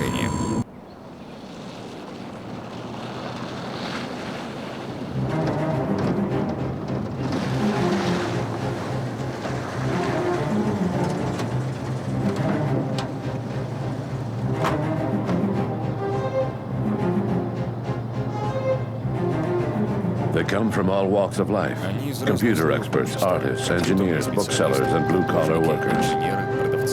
They all have one thing in common: a fascination for the paranormal. At times passionate to the point of being obsessed, they are known as UFO hunters.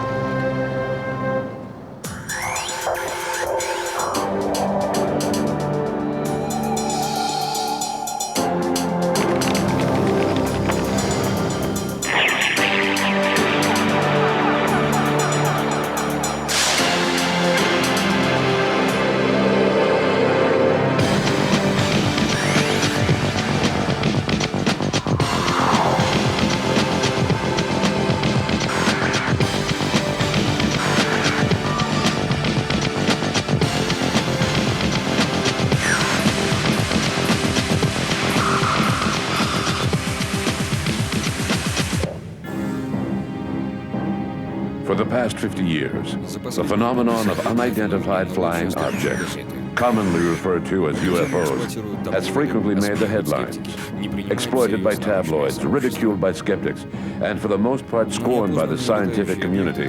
The UFO phenomenon has captured popular imagination. In Canada, surveys confirm that the public is interested in unidentified flying objects. In the United States, dozens of books on the subject are published each year, and Hollywood generally comes out with at least one film per season. The U.S. has the largest UFO group in the world, called MUFON, the Mutual UFO Network. Its members gather every year at the International UFO Symposium. Webmaster for the internet site UFOcity.com and co-author of Left at East Gate, Peter Robbins is a well-known New York artist. He is quite familiar with the community of UFO hunters. We are a wildly varying lot of people. We are as different as any random section of society, I think. What unites us is an intellectual curiosity, maybe a little bit of a spirit of adventure. Most of us like digging either allegorically or in a library or actually in the field. Most of us are somewhat idealistic, which usually means we're somewhat naive. They are obviously motivated by a desire to try and understand what's happening. Often, when you scratch beneath the surface, you find a desire to believe in the existence of extraterrestrials. Behind their impartial front, we can see their desire to believe. We actually are interested in the truth about something that is a genuine mystery. Some of us have PhDs in the natural sciences. Many of us have backgrounds in the arts, and we come to it from a creative sensibility. It is precisely this eclectic attitude that has greatly contributed to tarnishing the reputation of the UFO community. As soon as a UFO is observed, UFO hunters find themselves shoulder to shoulder with journalists at the site where it was observed, both trying to make the most out of it. One camp sees it as a great news story, while the other camp sees an opportunity to talk about their wild theories, worldwide cover-ups, alien abductions, or a threat of an alien invasion. Comments made by serious researchers often become buried in the tall tales which attract the media. Caught up in this three-ring circus of ideology, it is not surprising that over the years, UFO hunters have gained the reputation of attracting crackpots. Like many fields of research or natural interest, we as a group have grown somewhat more sophisticated over the years. We have seen more frauds. We have seen more genuine, remarkably important breakthroughs in research. We are a bit better organized. We are maybe a little bit more respected by the general population, but not so much. Over the years, UFO groups have been forced to evolve according to the interests of their members. Their interest is often tempered by the events themselves and by pressure from the media. UFOs are not the same today as they were years ago. To better understand this evolution, we have to go back to the Kenneth Arnold affair in 1947, which spawned the expression, flying saucer.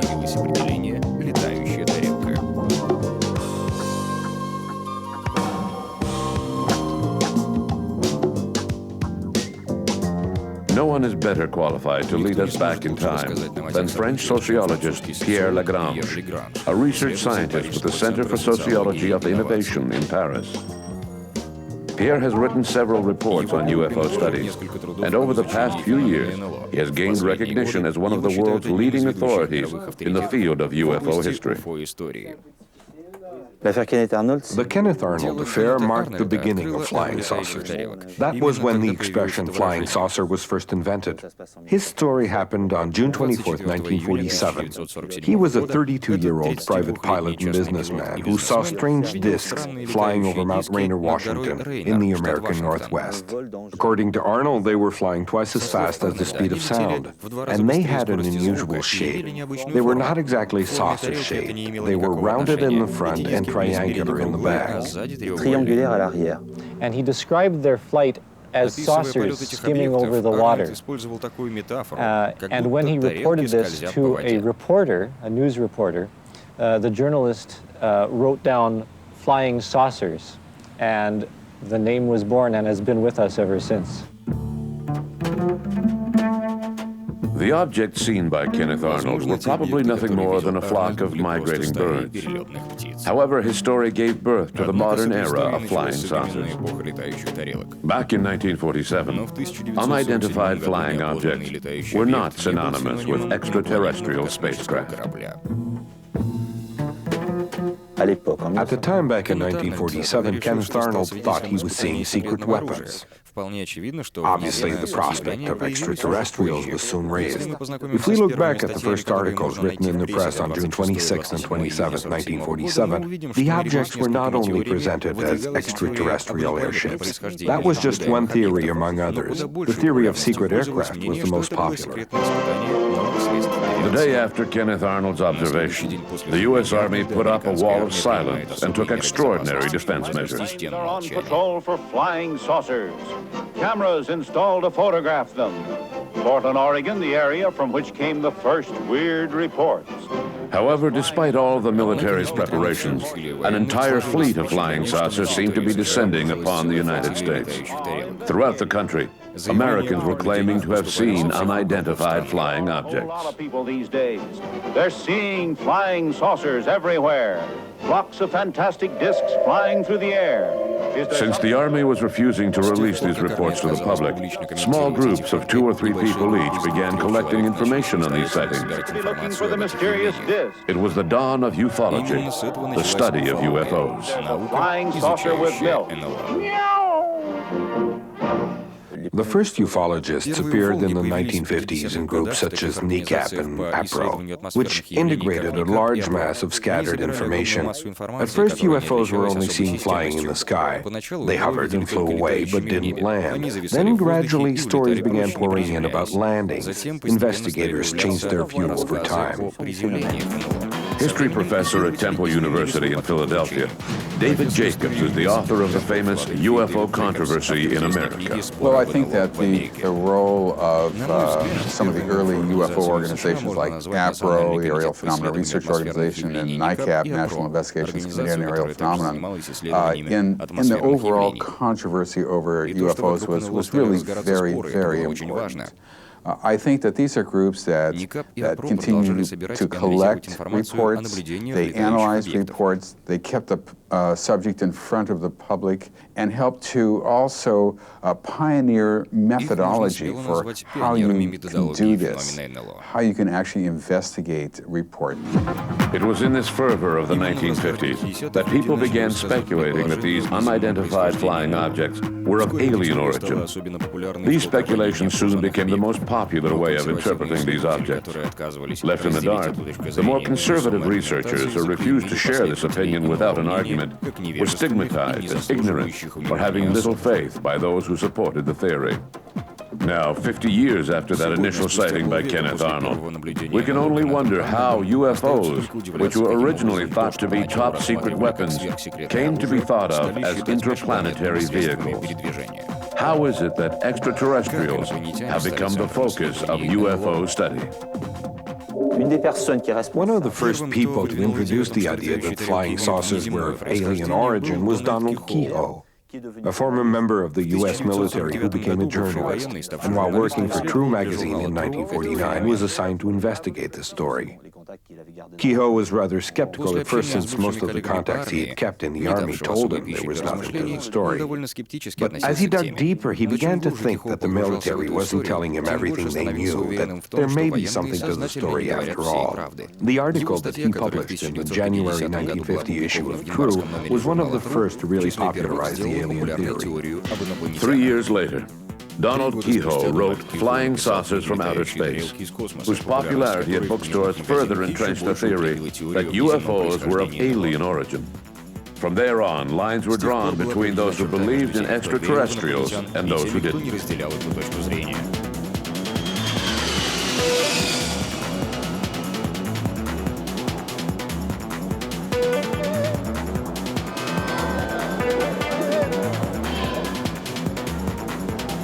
While America was debating over whether or not unidentified flying objects were alien in origin, on the other side of the Atlantic Ocean, France was experiencing an unprecedented wave of UFO sightings.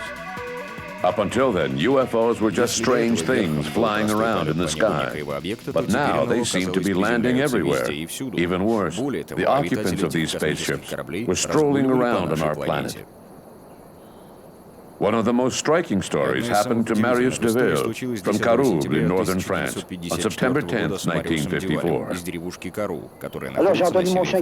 I heard my dog barking, and it didn't sound normal to me. At first, I just ignored him, but then I decided to go see what he was barking about. I came over here, and I saw two men, or rather, two beings. How far away were they? They were on the other side of that road there, about 12, 15 feet away.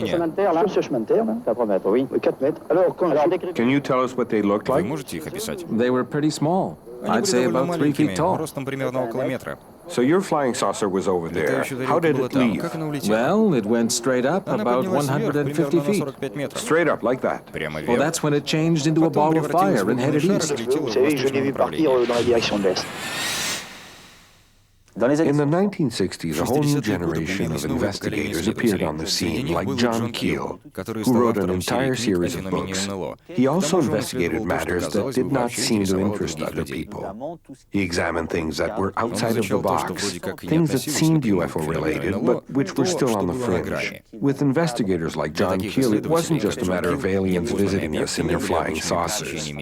Keel's perspective was much larger and more complex, touching on both ecology and the occult, with phenomena that might be linked to our basic human nature. Some people proposed psychological theories for his phenomena.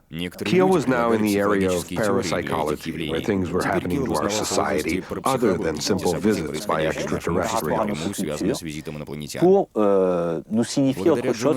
Thanks to John Keel, a movement began in the late 70s that included both UFOs and paranormal phenomena by people who took an interest in these things. They believed that the phenomena were closely linked to the witnesses. The 1970s was also when the U.S. Air Force lost interest in UFOs. In parallel with the work being done by John Keel, other researchers joined the cause, often from university backgrounds, filling in the void left by the military. In the 1970s in particular, after the Air Force in the United States stopped its Blue Book, Project Blue Book, what happened is that it was almost like people were finally free to come out in the open. Those who were brave could come out in the open, and they could now begin to talk about UFO research, do it openly, work together. That's why Alan Hynek formed the Center for UFO Studies in 1973. We had a scientific advisory board of, fairly distinguished scientists. And this went on. There was a flowering of very serious UFO research in the 1970s. It had begun in the 1960s. It lasted some into the 1980s to a certain extent, but several factors intervened. Not Roswell, not necessarily abductions, other problems like lack of funding, again, like of the fact that no progress was being made. The lack of concrete results led some ufologists to question their beliefs, and they divided into two camps. In the late 1970s, something interesting happened in ufology. Criticism began to come from within. Skeptics had been regarded as rationalists who knew nothing about the UFO cases. Now the situation began to change, and longtime believers who had felt strongly about the subject for years began to say, we don't believe in them anymore. In 1977, French ufologist Michel Monnevi wrote a book called What If UFOs Didn't Exist? According to the author, UFOs are nothing more than a misinterpretation of known phenomena. They're not real, they're only a myth. There are no aliens visiting us, and there are no strange phenomena. They were just mistakes made by confused people who saw Venus, weather balloons, aircraft, the moons, and other explainable phenomena. UFO hunters were gradually becoming more aware that merely gathering witness accounts was not enough to fully understand the phenomenon. What was happening in ufology in the 1970s when the first skeptics began to appear within their ranks? It was a time when, having discussed eyewitness accounts at length, UFO researchers began to think, we need to be more scientific. There's a price to pay.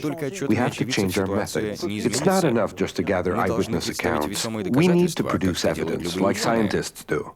For a long time, we thought that it was a scientist's job to observe nature. But in reality, a scientist's job is done in a laboratory. He very rarely sees nature. He spends his time looking at instruments, diagrams, and graphs. So his contact with nature is very remote. If he goes into the woods or on top of a mountain, he doesn't see anything. He's in the middle of nature and can't do anything. UFO researchers began to ask themselves, how can we present data relating to UFO stories so it'll be perceived as scientific? They realized that there was a price to pay, that they would need to do more than gather stories to succeed, or simply state their opinion like a judge or a police officer. They would need to delve into the facts and come up with items that would allow experts to decide if there was a case or not.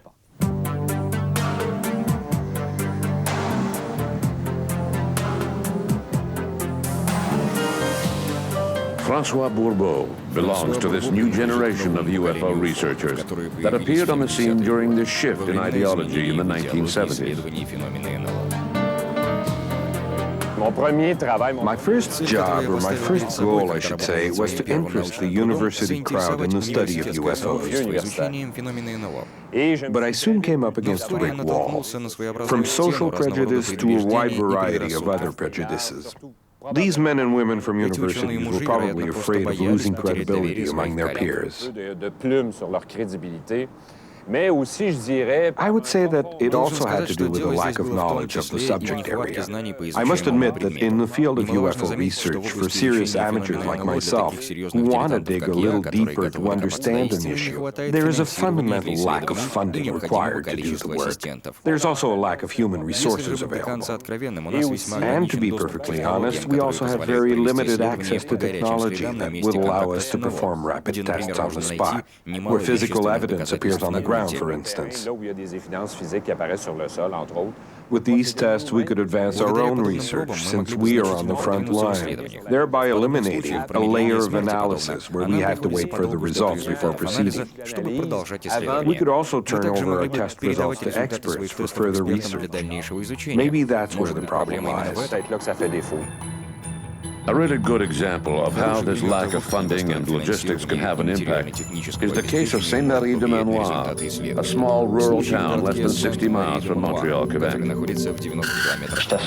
At first I was sure that it was a 4x4, but when I got up and looked, I saw that it was over my neighbor's house. It was blue everywhere in the house, and there was this persistent noise in the background.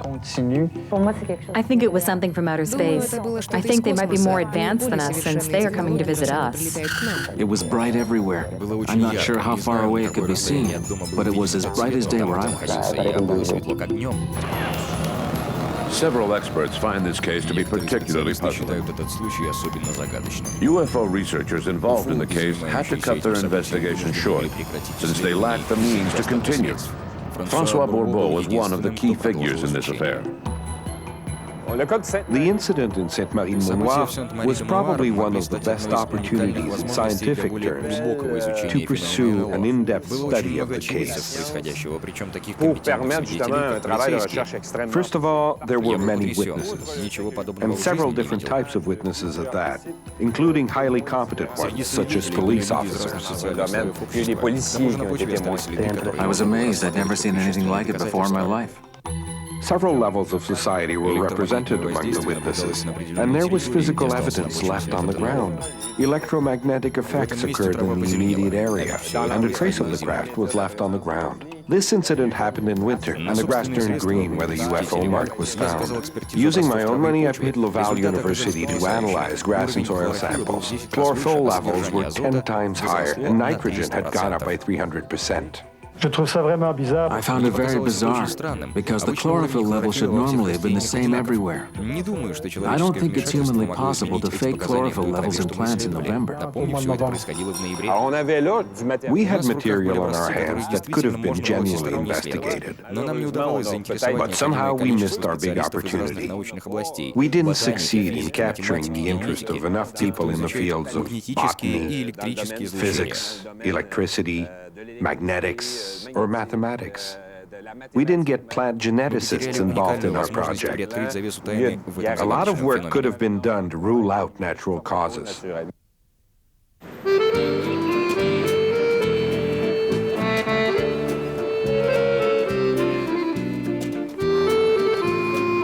Over the years, UFO hunters have gradually divided into two separate camps. One group represents the diehards, who still believe that UFOs are extraterrestrial in origin. The other group, mainly consisting of UFO researchers, define themselves as skeptics. It appears that ufology is not the work of a single group of individuals, but rather a network of groups, like in the field of science. In my view, the fact that there are skeptics does not mean that ufology has become more scientific in approach. It means that researchers are starting to think like the people they used to criticize. Nowadays, skepticism about UFOs is a matter of personal opinion, just like believing in them used to be. It's not much different. After believing in UFOs for years, they decide not to believe anymore. What effect does that have? Rationalists say finally UFO researchers are becoming more scientific, but if we look at the facts, it just isn't true. Just when things were calming down and researchers were beginning to use a more scientific approach, the controversy started back up again. After having said they exist, they were turning around and saying they don't exist. Well, saying they don't exist doesn't make you a scientist, but it does spark controversy. This controversy is not making the field any more scientific. Since each person is proceeding according to their own personal opinion, it's very easy to become a UFO researcher. You have some business cards printed and publish an article in a few newsletters. It's much harder to be a scientist. You need to have diplomas, experience, and research work that's approved by others as a group.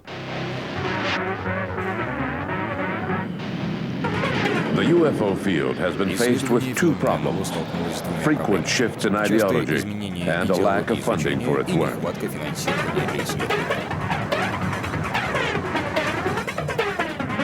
Victims of precarious budgets, most UFO associations cannot hire paid staff. This means that almost all of their members are volunteers, with the best of intentions, no doubt.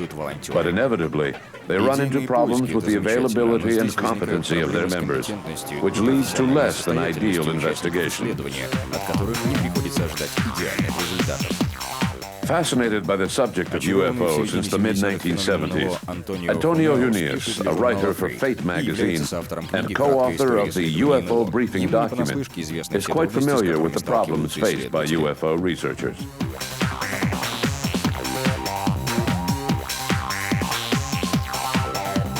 One of the main problems of ufological research is the lack of funds.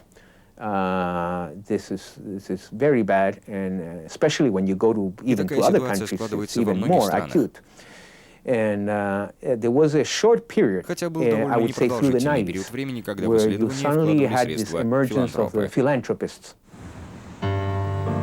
In the late 1990s, U.S. multimillionaire Lawrence Rockefeller financed a series of meetings on the American East Coast. Chaired by astrophysicist Peter Sturrock of Stanford University, California, the Pocantico meetings are now considered to be the most important initiative that has taken place in the field of UFO study over the past few years. François Louange is an optics specialist who directs Flex Image, a corporation specializing in satellite imagery. He was an active participant at the Pocantico meeting. The Pocantico conference, organized by Mr. Rockefeller in 1997, was highly instructive. This gentleman, who has large sums of money, tends to spend a lot on artistic and human causes. Lawrence Rockefeller had a certain curiosity about UFOs in general, and crop circles in particular. So he financed this week-long meeting at his Pocantico Center where his family had once lived. The idea was to discuss physical evidence, not just for UFOs, but in general. Basically, you had two types of scientists. You had ufological scientists. These were people who were professional scientists, like Ballet and even Velasco and Richard Haynes and John Schussler and many others, who made the case for ufology. And they presented, the best landing cases, the best photography, and so on, the best radar cases. And then you had a panel of neutral scientists, and these were people who were neither in favor nor against it, but they were professional scientists. The goal was to have researchers speak about UFOs in front of a group of scientists in the hopes of finding common ground and preparing a small booklet on their conclusions. Why did Rockefeller do this? Because up until that point, the only thing that existed in the field was the Condon report that had been sponsored by the U.S. Air Force several years earlier. The very thick Condon report was read by few people. It contains a lot of information, some of it on inexplicable phenomena. However, the official conclusions of the Condon report go something like this. First of all, we didn't find anything. And secondly, science has better things to do with its time than waste it on a subject like this that is of no interest. Condon closed the books on the subject, and scientists did that too. With regards to the Condon's conclusions, we agree at least on the first point. We didn't find anything really convincing, any absolute proof that unknown phenomena are occurring, and we found even less evidence of extraterrestrials. On the other hand, as to what science's position should be, we are diametrically opposed to Condon. We feel that given the evolution of the information gathered and the technologies at their disposal, it would be in the best interest of science to research the subject intelligently, to listen to UFO researchers, and to continue the work. If the Pocantico conference led to a recognition of the interest in UFOs, then why does the science community at large seem so uninterested in this phenomenon? If someone were to find a technological application for the UFO problem, then just watch the benefactors line up to finance it. Maybe not UFO groups at first, but if another meeting were held with Mr. Sturrock, there might be a group of people who would say, "Aha, we're being offered 10 million, gentlemen. Go back to your drawing boards." However, before we can speculate on how to interest the science community in UFOs, we need to have UFO groups themselves come to an agreement on the importance of the information gathered and the manner in which it is presented. The material itself, the data, although there are some excellent cases, but it is very ambiguous, and you can basically adapt it to any theory you want. Because you will select those elements of, if you're interested in the more bizarre cases, you will find plenty of those. If you're interested in the more sort of sober, you'll concentrate with radar and pilot cases. So that's what I saw, that people, because they had a theory, then they were like digging up for those elements in the database that would support their theory. After so many years, it may be surprising to find that so few professional researchers let themselves be carried away by a scientific interest in UFOs. Perhaps we are simply seeing a contrast between the ideal vision of science and the unorthodox reality of ufology. One of the great failings of UFO research in the Western Hemisphere anyway, and not as much in Europe, but certainly in Canada and in the United States, has been the failure to convince the scientific and academic community of the legitimacy of the subject. I think we're setting ourselves up for a disappointment when we expect science to come up with all of the solutions. When it comes to expanding knowledge, solutions are very rare. When scientists study a matter, very rarely do they agree on what it means. Of course, when we read history books about science, we see famous names such as Galileo, Newton, and Einstein, who all made a significant contribution to scientific knowledge. But we need to remember that 99% of all scientific research does not lead anywhere. The research is done because we need to ask questions and find answers. We need to make progress. Scientists often disagree. In the field of science, it's very difficult for everyone to agree. So if we were to take a scientist out of his controlled environment and place him in a situation with amateurs and people from different backgrounds, naturally he would find it more difficult to do his job. In that type of situation, scientists tend to have the attitude that UFO researchers are not capable of producing hard evidence. They're not like scientists who produce real results. I tend to see the problem differently. If we think about it, science hasn't produced a lot over the years, considering all the conditions imposed on scientists. They need to have a diploma, publish articles, sign contracts, and so forth. In contrast, it's amazing to see how much UFO groups like SOBEPs have managed to accomplish without a controlled environment. So if anything, I would say that the opposite is actually true. It's not that UFO researchers don't take their work seriously. Given the conditions under which they work, they're very serious in their approach. Perhaps we should be demanding that scientists produce a lot more than they do. A half-century after the birth of ufology, UFO hunters are still practically as far away from a global answer as they were back then.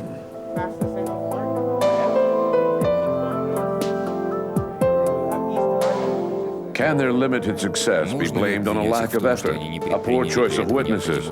Or is it simply that ufologists have had to pay the price for resorting to sensationalism once too often? Well, obviously, we still don't know what the UFOs are. If we did, the discussion would already be on a different level. People already automatically, and this is even in France, I would say, not the researchers, but the culture and the media, automatically equates UFOs with extraterrestrial beings, coming in spaceships. So this is the sort of the cultural interpretation. The popular cultural interpretation, I would say, all over the world. In this world of superficial choices and judgments, abduction by aliens, the Roswell crash and cover-up, these are sexy. These are hot topics. Even though time is passing, Roswell's 53 years ago, it still captures the public imagination tremendously. I think it makes it very difficult for the serious research of ufology because so much of it now has become basically a media-oriented entertainment and sensationalism. The lack of interest in UFOs by the elite of the science community is not only due to the ufologists' tendency to believe in wild rumors of alien abductions and flying saucer crashes. It also stems from public prejudice and the superficial manner in which UFO-related matters are handled by the media.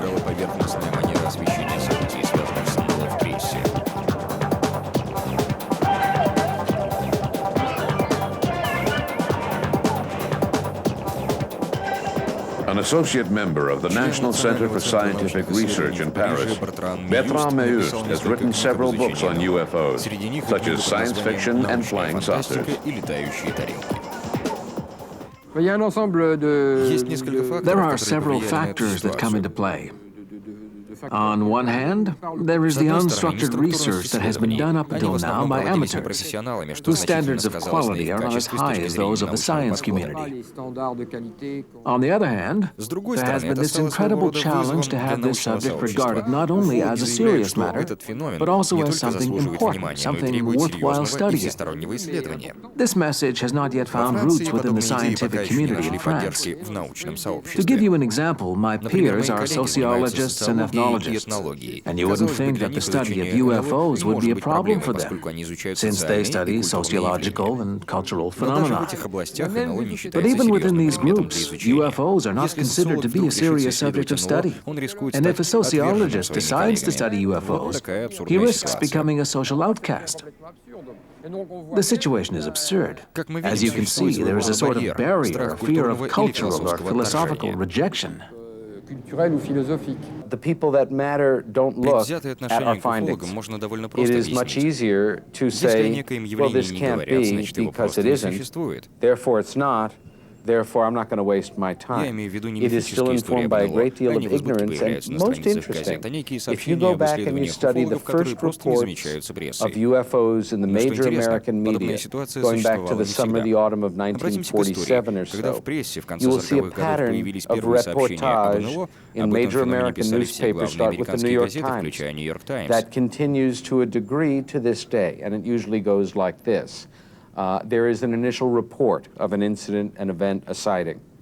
Then there is a response, either in the same article or a follow-up article, by some kind of authority, who usually would have no knowledge of the subject, but they are a psychologist, or a meteorologist, or a biologist, and they are going to tell us, well, this is nonsense, I have a PhD, and I know, and the American public, the Western public, has been brilliantly conditioned, overtly and covertly, by the media, by the government, by themselves, to literally wire up in their minds when you hear UFO. You see the mouth moving, but somebody is saying, I saw a UFO. What you are hearing is, maybe I'm crazy and should be in an institution. In order for ufology to rise above the scorn and ridicule that it faces, and in order to determine with any degree of certainty whether or not unidentified flying objects are indeed alien in origin, it is vital that this field of study receive a minimum of physical and logistic support. In my opinion, state intervention is indispensable if you want to do a thorough job, since the most useful sources of information are generally state agencies. If we take France, for instance, there is the state police, the Air Force, and civil aviation. Obviously, these organizations are not going to pass on information, especially the Air Force, with its need to keep defense issues confidential. It's very difficult for someone outside of these agencies to obtain information such as radar data. In the late 1970s, France became the only member of the G8 to set up such an agency.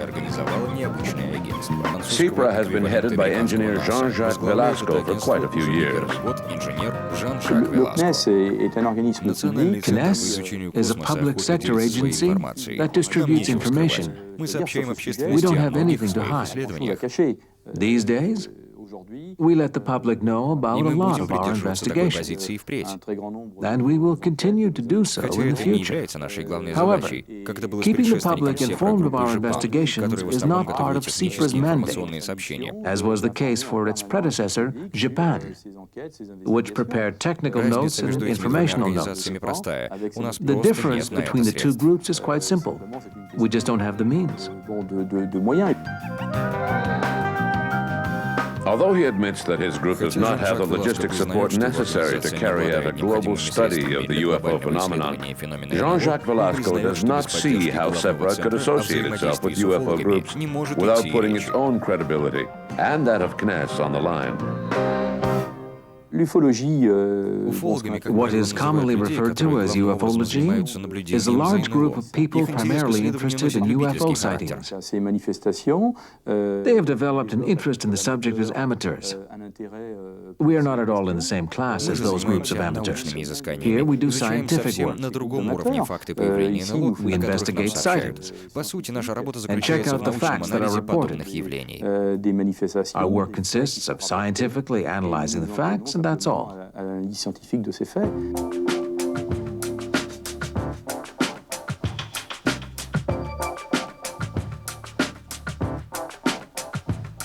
Other than France, only a few countries in South America have set up official agencies to collect UFO reports, often undercover as part of their military activities.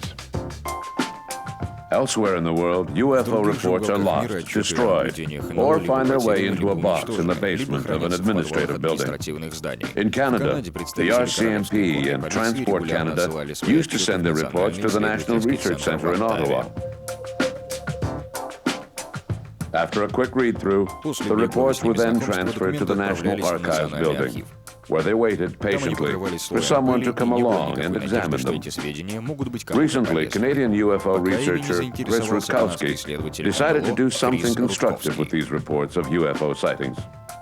After the year 2000, an arrangement between myself and Transport Canada allows the reporting of objects seen in the sky to be made through them to me, and I produce an annual report of sighting activity to try and understand what it is that people were seeing. You see, the National Research Council itself was not interested in UFOs, but the possibility that UFO reports might lead to the recovery of meteorites. But I've chosen to do something with the data because I think it's important that we understand what it is that people are seeing, not what is perhaps reported in the tabloid newspapers, perhaps not what we see in the movies, but what is it that is actually seen by people? And to do that, we need the actual reports. So it is a very good arrangement from a scientific standpoint, simply collecting the data from Quebec, from Newfoundland, from British Columbia, from the Yukon and Nunavut now as well, and analyzing the data for an understanding of what it is people really are experiencing and seeing when they report a UFO. Chris Rutkowski's initiative is an exception to the rule. In the United States, where more UFO sightings are reported than anywhere else in the world, there is no mechanism in place to provide UFO groups with a copy of these reports. They usually end up in a shredder.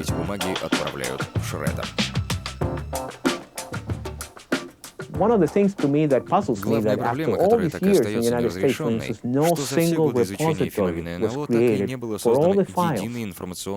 That would have been money much better spent, you know, and just create a central location where when the organizations go out of business, or, which happens, you know, when the leader dies or something like that, there's nothing. After 50 years of UFO research, how can we best sum up the results? Researchers, for the most part amateurs, have still not succeeded in rallying the science community to their cause. Living on the edge, they are constantly faced with prejudice. For the time being, UFO hunters continue their pursuit, navigating through strange worlds in the search for evidence to support their theories. Beyond the rhetoric of UFO groups, it is clear that if scientific institutions were to undertake a serious study of UFOs, they would not make long philosophical speeches on the wonders of science. They would proceed methodically, impervious to the war of words being waged by UFO groups. The Americans need more of the sociological theory, and the Europeans need less. Because in America, it's not at all liked by the ufological community, which is completely committed to strictly nuts and bolts, ET, aliens, crash saucers, genetical hybrids with abductions, and so on. But in Europe, with some of these groups, you go to the other extreme, where everything gets reduced to just a myth. But a myth still takes off from something, you know. Myths from North America, specifically from the United States, have swept through Europe. Researchers like Scorno, myself and others have, well, I wouldn't exactly say that we've given up, but we're still interested, but no one listens to us anymore. Well, they still listen to Pierre Lagrange, who seems to be able to find ways to make himself heard. But no one really listens to us anymore. They're only interested in those myths from the United States. There's another factor that's also becoming into play, the Internet. As a professor, I have several students who are interested in UFOs, but they know nothing of all the serious research that was done on the subject. When they hear the expression flying saucer, they immediately think of the American myths and all of the information circulating on the Internet. To summarize, when I was 25 years old, UFOs were things flying around in the sky. We would go into the field to observe them. These days, young people look up information on the internet. That's why I'm a lot less interested now. It's become a sort of virtual reality.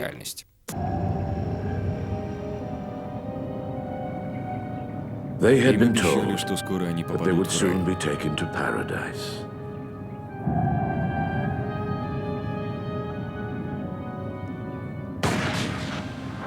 Chosen by the great masters of the universe, these disciples were ready to fly off to a distant planet.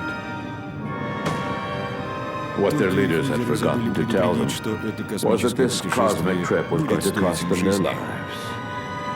These unfortunate, gullible souls were unable to tell the difference between cosmic visionaries and imposters.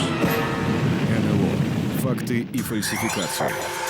Научный взгляд на таинственный феномен НЛО. Попытка разобраться в необъяснимых на сегодняшний день явлениях.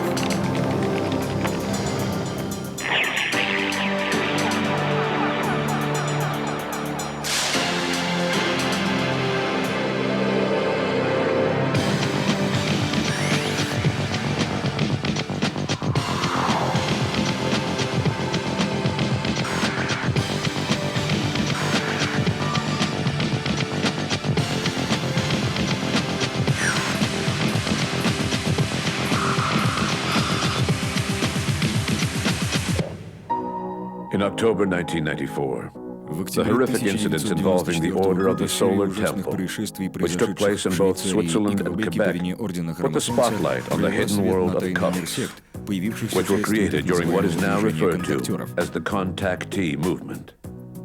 In 1952, an American immigrant of Polish descent gave a whole new meaning to UFO sightings.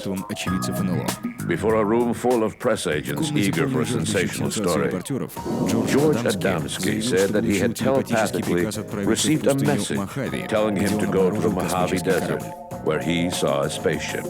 Adamski claimed that he was in contact with the pilot of the craft, who said he came from Venus and was here to warn humans of the dangers of nuclear weapons. Adamski's story was hailed by UFO groups as proof that UFOs were of extraterrestrial origin.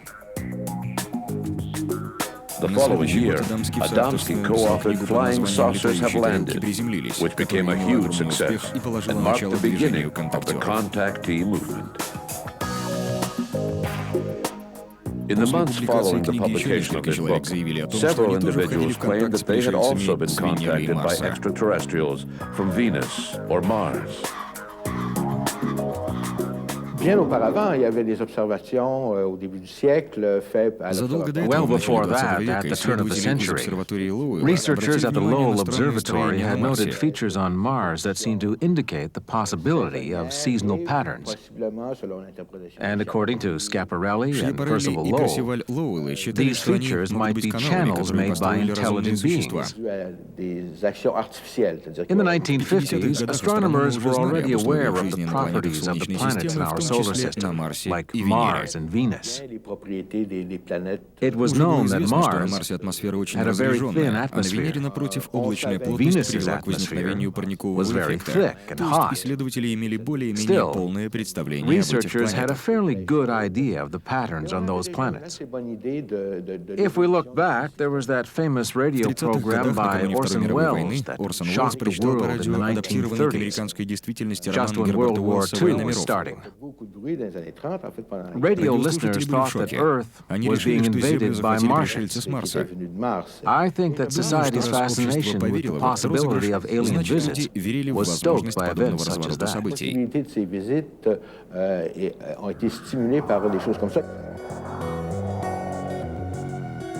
Astrophysicists and photography experts proved scientifically that Adamski's claims had to be false. From then on, UFO groups distanced themselves from the contactee movement. Ignored by the UFO community and often ridiculed by the media, the contactee movement developed on the fringes. Nowadays, there are hundreds of these semi-religious groups who believe that we are in contact with extraterrestrials. Head of religious studies at Laval University in Quebec City, Alain Bouchard takes a keen interest in these new religious beliefs.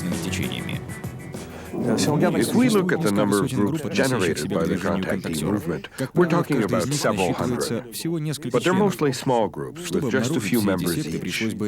We would need field researchers to find them all. In most cases, the group only lasts as long as its founder is alive, or until the novelty of a revelation dies down.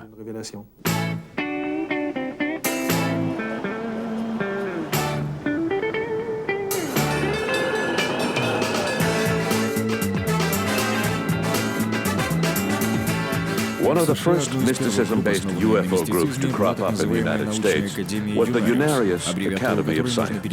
Unarius stands for Universal Articulate Interdimensional Understanding of Science.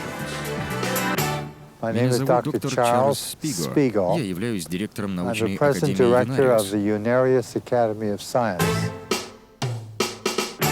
Unarius is a non-profit, tax-exempt, educational and scientific foundation.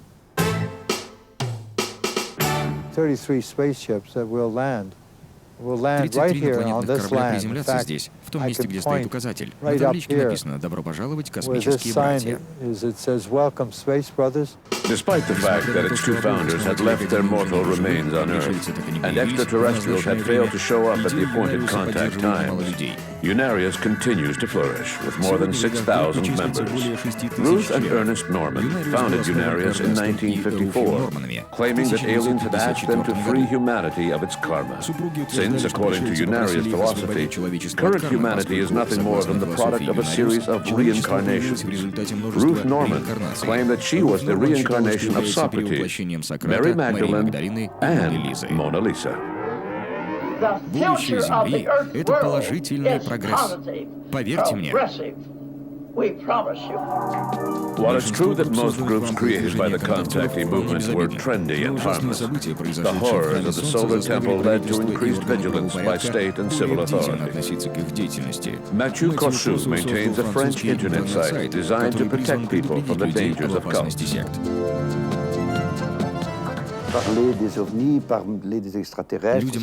People like to talk about UFOs and extraterrestrials.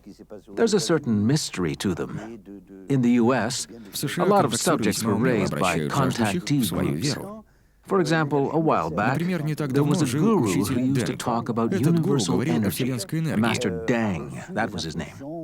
He supposedly received instructions from higher beings who came to see him while he was traveling on an airplane. There was also Izozem, a sect whose guru received messages.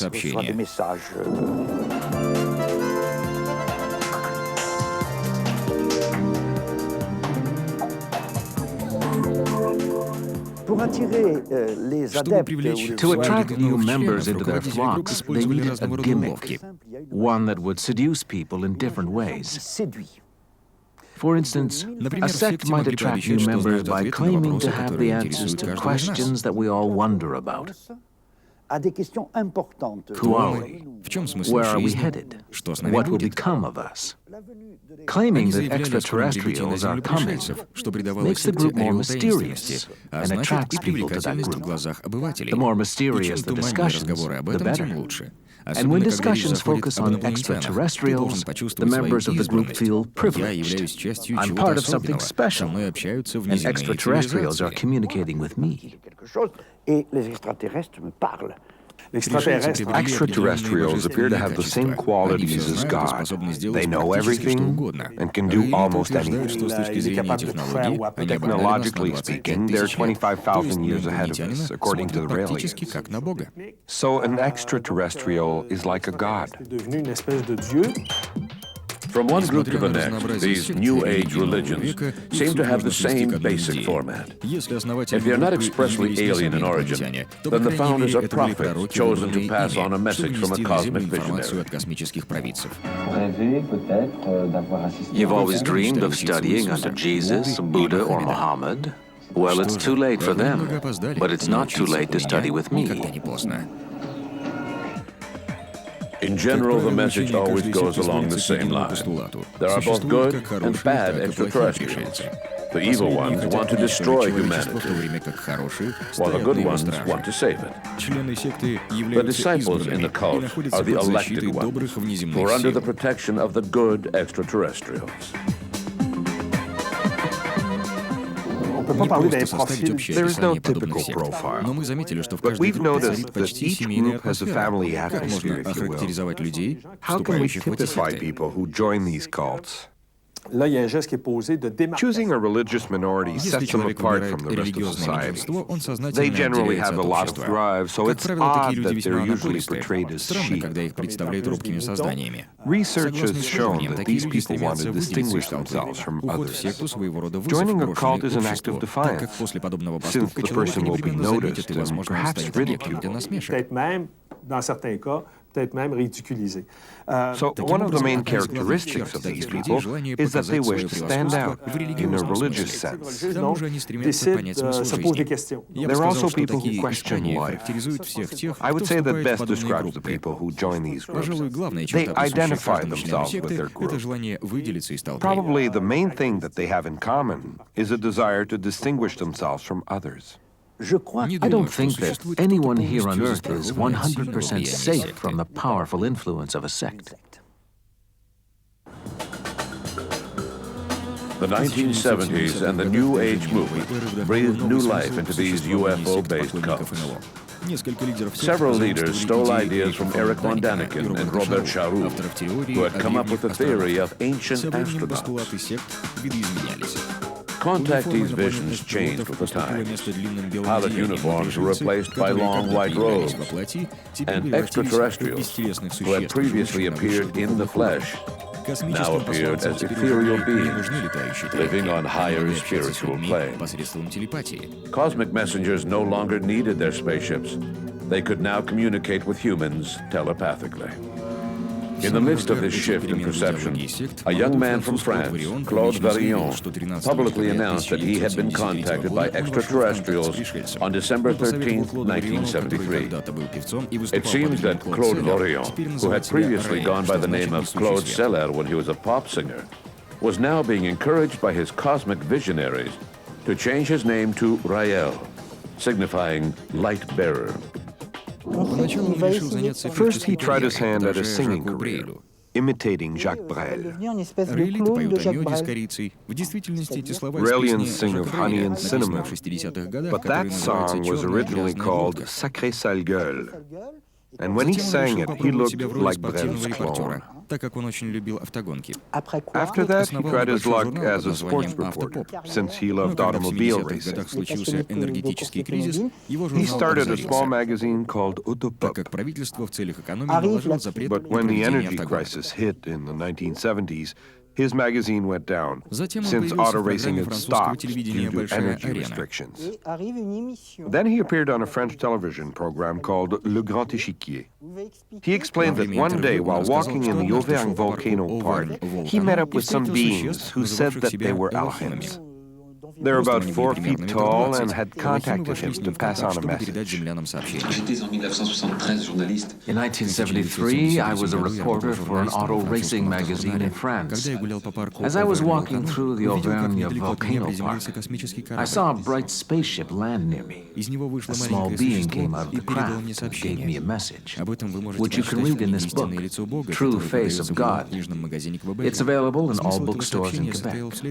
This message explains that in the beginning, when there was no life on Earth, these extraterrestrials came and created life on Earth. Okay.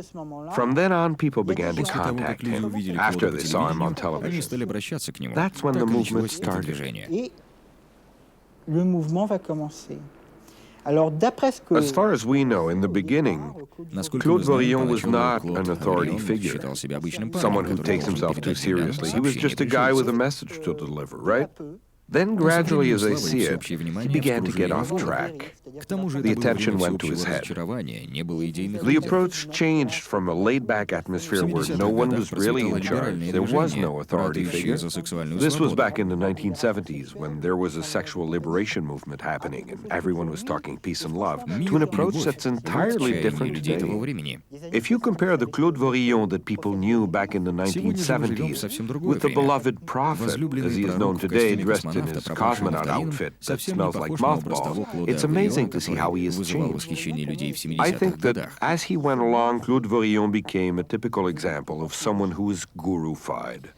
He became richer and richer. How much do we know about the truth of his original story?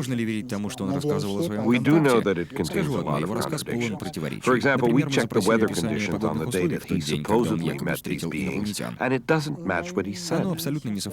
There was a program on the M6 network in which a childhood friend of Claude Vorillon's was interviewed.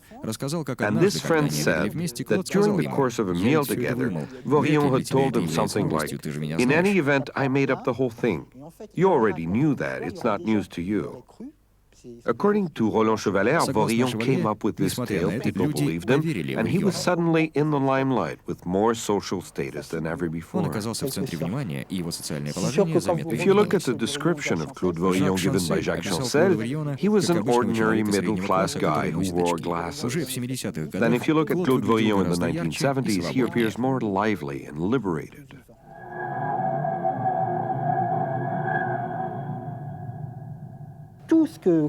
Everything Claude Vorillon says, his main theme is based on the theory of ancient astronauts.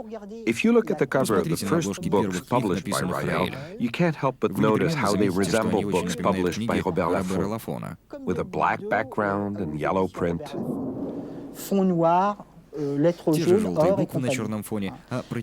you read Claude Vorillon's books, you soon realize that they're full of plagiarisms. And his story about the Elohims? That's a plural Hebrew word, which for some people means extraterrestrials. That explanation comes from an author named Jean Sandy, who wrote a book called The Moon Outpost of the Gods. What's interesting is that if you bring up these facts to the Raelians, they will simply tell you that other people had insights before he did, and that doesn't make him any less important. But as you dig deeper, you find plagiarism upon plagiarism. The shape of the flying saucer, for instance, obviously came directly from Adamski. The only difference was that Adamski described it and Claude Vorillon grew it. The similarities go on and on. He even used the symbol of the Star of David with a swastika in the center, which he stole from Adamski as well. It was mentioned in Adamski's book, Inside Spaceships. Everything that Claude Vorillon says has already been said by someone else before him. He simply puts a different spin on it and simplifies it.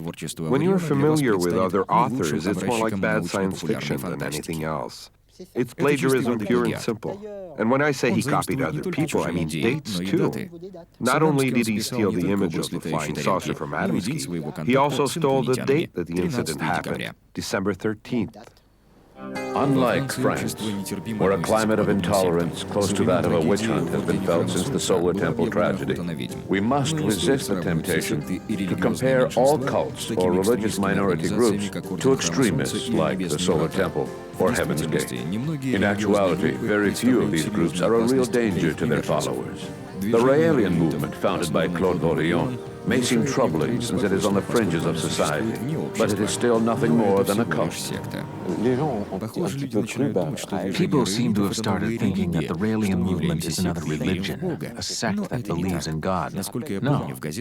I recall that my original messages were misconstrued by the tabloids. We're anything but a sect. We don't believe in God. We believe in extraterrestrials who are beings like you and I, but much more technologically advanced than we are, creating a sort of cultural shock at the technological level. It's a bit like the movie The Gods Must Be Crazy, where an empty Coke bottle lands on the ground and the bushman thinks to himself, the gods must have said this. There are no gods, and there's no such thing as a soul. That being said, how can we possibly be qualified as a sect? I don't understand.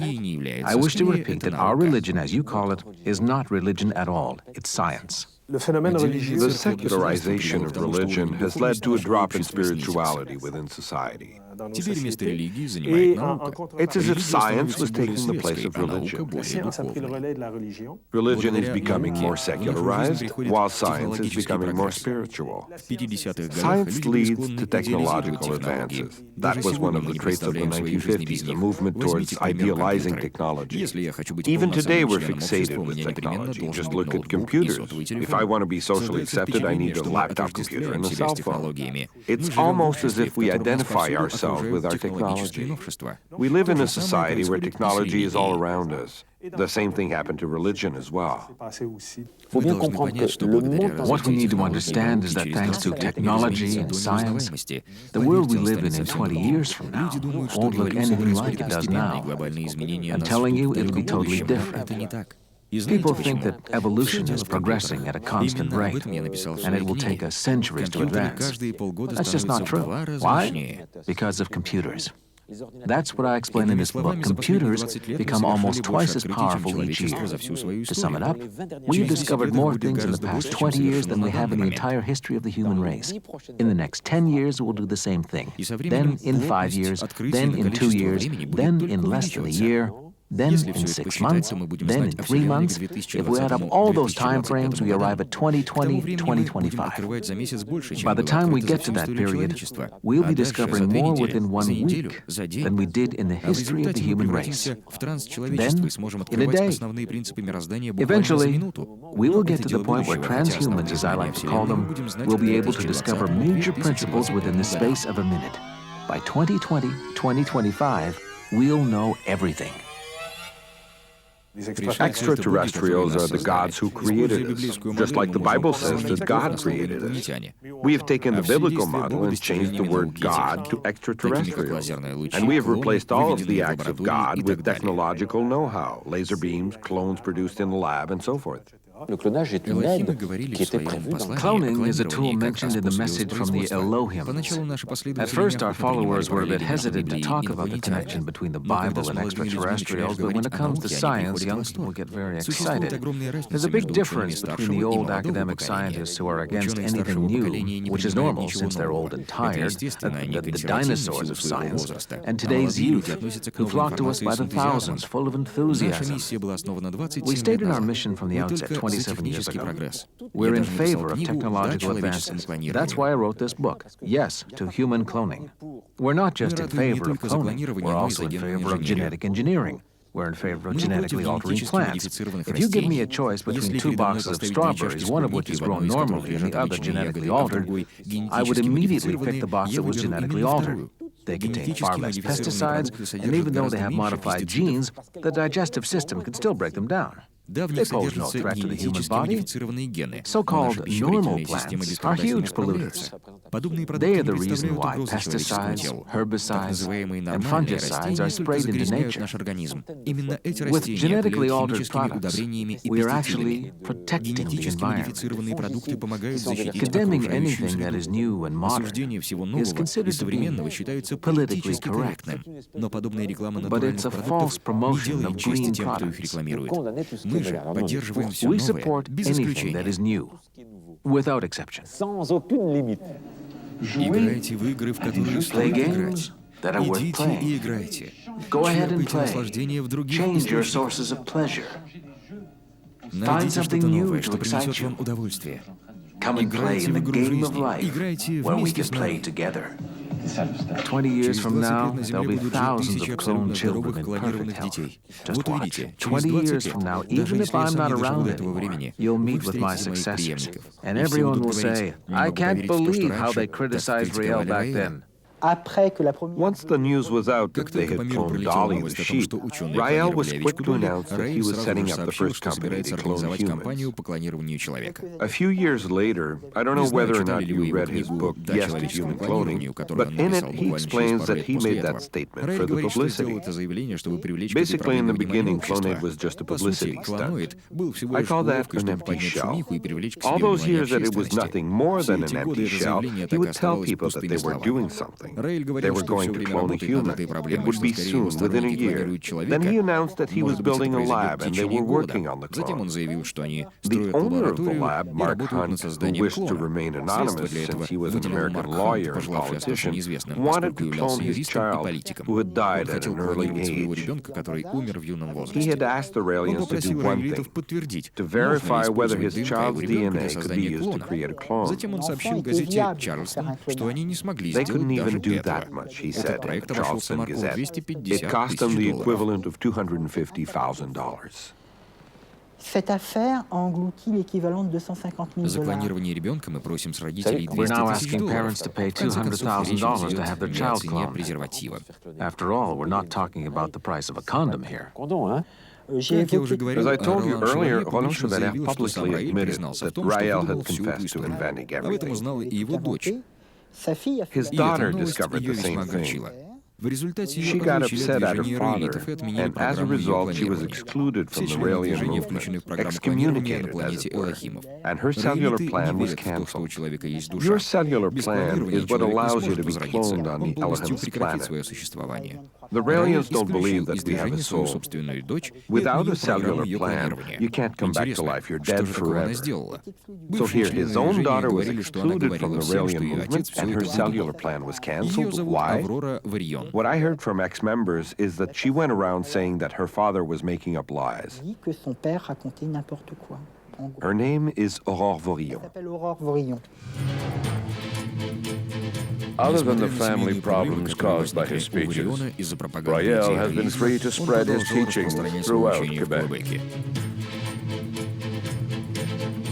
Perceived as amusing by the majority of the population, Raelian theories are for the most part harmless, according to experts.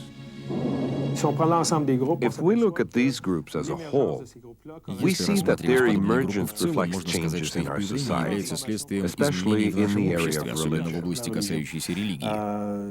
Donc le mouvement raélien est un bon reflet. The Raelian movement reflects changes that have taken place in Europe and North America, especially with regards to the Catholic Church. Donc pour moi, la question des nouvelles religions, I think that these new religions, and the Raelian movement in particular, are symptomatic of these changes in our society. What are the main characteristics of our society? Freedom and democracy. I think that the creation of these groups is actually a very positive sign. It means that we live in a society where we allow the creation of new concepts, even if they may at times seem bizarre. Taken from this angle, I don't think that we should see a danger in them. They're a sign that democracy is working. What worries me is when a group puts someone up on a pedestal, and that person starts losing sight of reality. From their pedestal, the person may start believing that anything is possible. They could say pretty much anything they wanted to, and people would believe them. I've read some of his material, and I thought to myself, this can't be possible. He goes on, it's like a joke. He's just rambling on. He's got to be aware that he's just spouting nonsense. It's as if he's testing his followers, pushing them to their limits. The problem is that they don't seem to have a limit. As time goes on, it just gets worse. What do I see as the danger when someone is that high up, always on a pedestal? They lose their sense of perspective. They can even end up believing all of the nonsense that they originally made up. We saw that happen with the Church of Scientology and its leader, Ron Hubbard, who upon his death had come to believe all of the tales he had told his followers. That's the danger. On October 6, 1994, a story hit the newspapers and television networks. An unexpected and horrific event had just taken place in Morin Heights, Quebec. Police found the remains of two bodies in a burnt house, apparent victims of suicide. A few hours later, it was announced that 3 more bodies had been found. All of the victims had been members of a sect, the Order of the Solar Temple. And it seemed that some of the victims had not committed suicide. They had been killed in cold blood. While the population of Quebec was still reeling over this tragedy, another news story broke out even wilder that struck horror in the hearts of Europeans. In Cherry and Grand Chaux-Savin, police officers had just found the bodies of 48 victims, also members of the Order of the Solar Temple, in the smoking remnants of 2 burnt homes. In total, there were 53 deaths, including several children. Journalists and police officers in Quebec and Switzerland sought a reason why the members of this sect would have done such a thing, and they discovered the disturbing teachings of the Solar Temple. The names of the 2 main leaders were released to the public: Joe DiMambro, the high priest of the temple, and Luc Jouret, a man who used his charisma to attract new members. François Bourbeau, the director of UFO Alert Quebec, remembers the first time that he met Luc Jouret. When did I meet Luc Jouret? It was in 1985 during his first visit to Quebec. He gave me a brief interview about 20 minutes long. I saw him again in the fall of 1989 when I introduced him at a 3-hour-long conference in Quebec City. That was when I saw the real Luc Jouret. His hair was longer and he was a bit of a playboy. He looked at the women a lot, and he changed his story somewhat. He didn't talk about extraterrestrials in public. He spoke about them with me later in private. But I learned that there was a dark side to his story. A few of my colleagues who were working on a story for the magazine Alterico discovered that Luc Jouret had a project underway with a large investment corporation in Toronto, Clarkson Gordon to be exact, an accounting firm, to build a hotel in Shawinigan worth $13 million with a circular runway for flying saucers to land on. An investigation by Quebec police officers revealed that several employees of Hydro-Quebec were gravitating towards the Order of the Solar Temple. One of the tabloids soon inferred that the provincial government had been infiltrated by members of the Solar Temple. Inspector Jacques St. Pierre was closely involved in the investigation of the matter. He has a somewhat different interpretation. What happened is that Luc Jouret gave several conferences. He had an incredible amount of charisma. Some companies invited him to come and speak to their employees, and one of them was Hydro-Quebec. He had such a charismatic aura about him that some people were drawn to what he had to say. Some people believe in religion, while others have lost faith. They no longer have any lifetime dreams or goals. They've achieved everything that they hoped to achieve, and now they're looking for something new to latch onto, to feel alive again. That's what happened in some cases. Certain people may have found something interesting in what Luc Jouret had to say and decided to join his cause.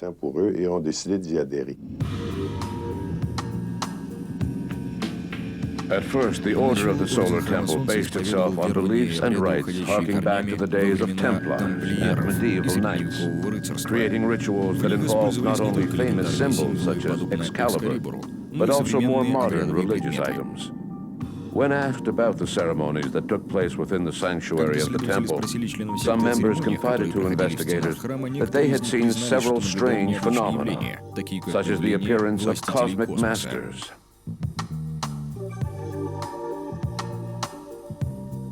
Some of these visions, or should I say illusions, were likely created using classic techniques practiced by magicians, or perhaps a sophisticated holographic projector. During the investigation, I also learned that Mr. Dutoit, one of the victims in Morin Heights, had been a self-educated man. He would have been capable of producing a machine to project holograms. The reason why Mr. Dutoit died is because he knew everything that was going on. He couldn't stick around here on Earth. He had to be killed.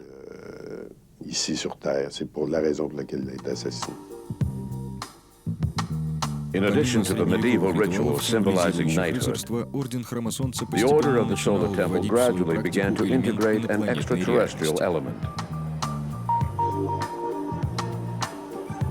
When the time came, temple members would have the exclusive privilege of being transported across the galaxy to the planet Sirius, where a better life awaited them. The fact that they were expecting the world to come to an end did not make them dangerous.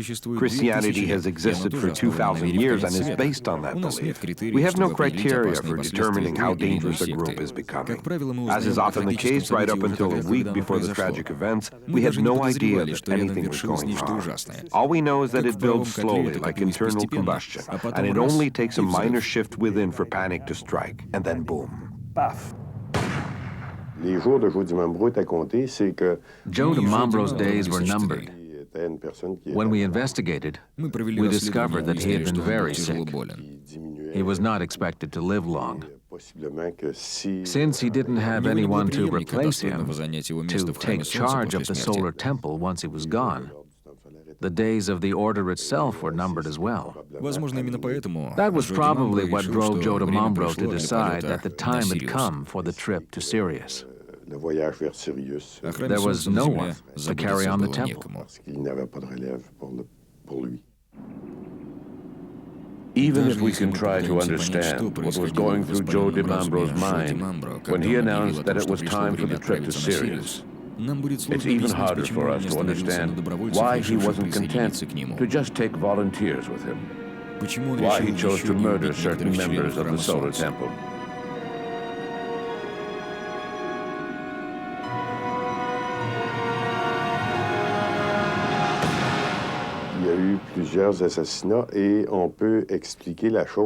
Several members were murdered, and I can explain why. In the teachings of the Solar Temple, there was one element that was fundamental. Eventually, they would be transported to Sirius. But members of the Order of the Solar Temple would not have committed suicide. Suicide was forbidden within the temple. The only way to be transported to Sirius was by fire. Among the victims, there were people who actually believed the teachings.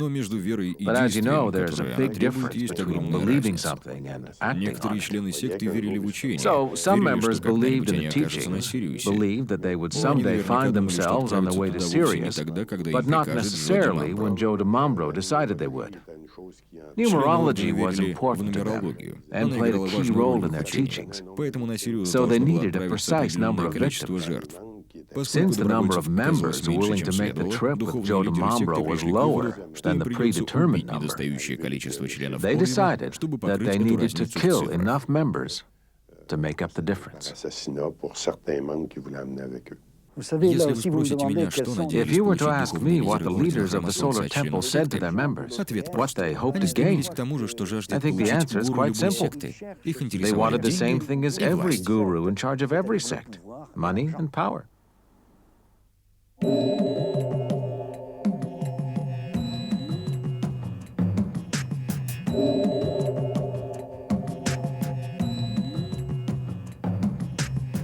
Barely 4 years after the Solar Temple horror, another cosmic visionary made the headline.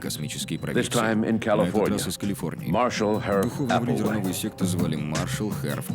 In 1972, after receiving a series of treatments at a psychiatric hospital in Houston, Applewhite and one of his nurses, Bonnie Lou Nettles, began a spiritual odyssey based on their alleged contact with extraterrestrials. Dubbed the Two, Applewhite and Nettles used the Bible to attract followers to their flock, specifically the book of Revelation, chapter 11, verse 3. I will give power unto my two witnesses, and they shall prophesy 1,203 days. Naturally, the two witnesses spoken of in the Holy Scriptures were none other than our two cosmic gurus, Applewhite and Nettles, who began to go by the names Bo and Peep.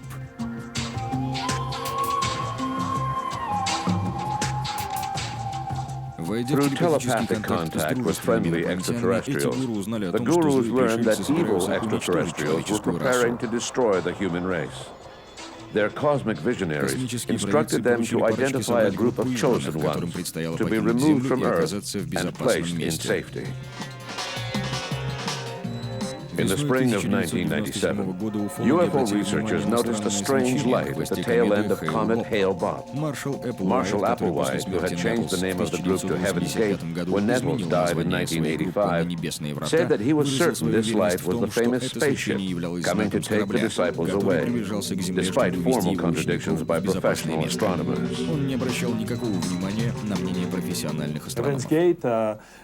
Heaven's Gate was a much more self-contained group. If there was any interaction with the outside world, it would have been through the internet, since several members had websites. But overall, they operated as a small group and kept to themselves, which led to the incidents that took place in California.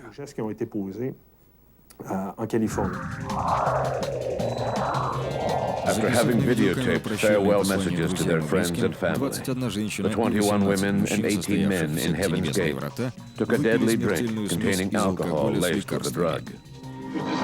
Секта Небесные Врата верила в инопланетян.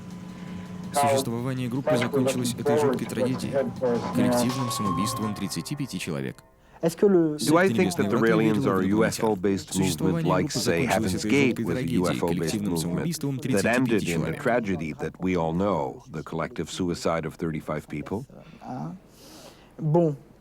My first reaction is to say, no, I don't think so. But I would like to add that there are things going on within the Raelian movement that aren't exactly kosher. We're in favor of eugenics. Geniocracy means rule by geniuses. It's an elitist view. And added to this elitism is the idea of genetic purity, which must be absolute. If you are genetically impure, the Elohims, the creators, don't want you around. Tiny robots so small that you could fit billions of them into a drop of water. Just imagine if Rael were to have a successor that took all of this stuff seriously.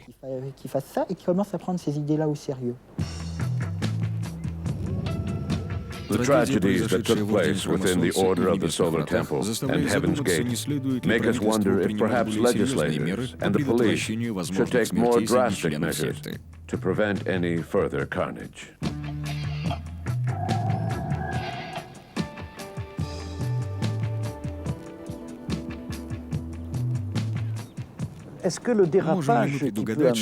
Can we predict when things will get out of control within a sect to the point of suicide? That's a difficult question to answer. If it were predictable, then the police would be able to step in and prevent it from happening. I live in a democratic society, and as I always say, as long as I respect the freedom of others, I guarantee my own freedom. When we talk about groups that are similar to the Order of the Solar Temple, we need to get one thing straight. The Quebec Provincial Police carry out an investigation whenever a crime is committed. But if no crime is committed, the police have no reason to investigate. They don't go around investigating things just for the fun of it. A crime must have been committed. Obviously, there are other groups that resemble the Solar Temple. But until a crime is committed, the Quebec police force does not get involved. Personally, I prefer to live in a tolerant society rather than one which believes in witch hunts like France. It's unfortunate that people think there is a witch hunt going on in our society. As a volunteer of an association, my own personal goal is not to pursue a witch hunt. It's more a matter of prevention and precaution. I feel that people are wrong in thinking that we are conducting a witch hunt. French legislators have no wish to instate a witch hunt of any kind. France is a democratic country, a secular state. It's important to separate spiritual matters from worldly matters. Separating spiritual matters from worldly matters. For individuals questioning their existence, isn't it more satisfying to the ego to know that you are a member of a chosen few? Isn't it somehow gratifying to rub elbows with visionaries who are the reincarnation of Socrates, Mona Lisa, or even Jesus himself? And when these cosmic gurus invite us to join them on an intergalactic journey to a far-off paradise, how can we turn down such an inviting offer? How can we tell the difference between spiritual matters and worldly matters? How can we unmask the imposter disguised as a cosmic visionary? Now that we are in the 21st century, contact with extraterrestrials are far from subsiding. They are being used more and more often by gurus. This brings to mind a quote by Victor Stokowski, who wrote a major paper on visitors from other worlds called Men, Gods, and Extraterrestrials. We may not like the world as it is. We may find reality to be confusing, boring, and at times cruel. But it is dangerous to dwell in the absolute certainty that beyond this reality lies a mystical paradise, a better life that we can achieve by sacrificing our life in the here and now. If a group is led by someone who is so terrific, so personable, so humane that you find yourself thinking, why haven't I heard of this person before? And when the goal of the group is so fantastic that you find yourself thinking, this is too good to be true. Well, then it probably is too good to be true. Always use discernment.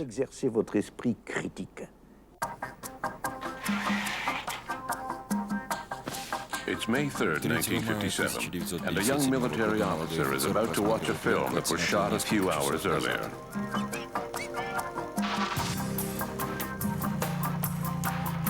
What he's watching is nothing more than a negative, but already he can tell that the images on the film are extraordinary.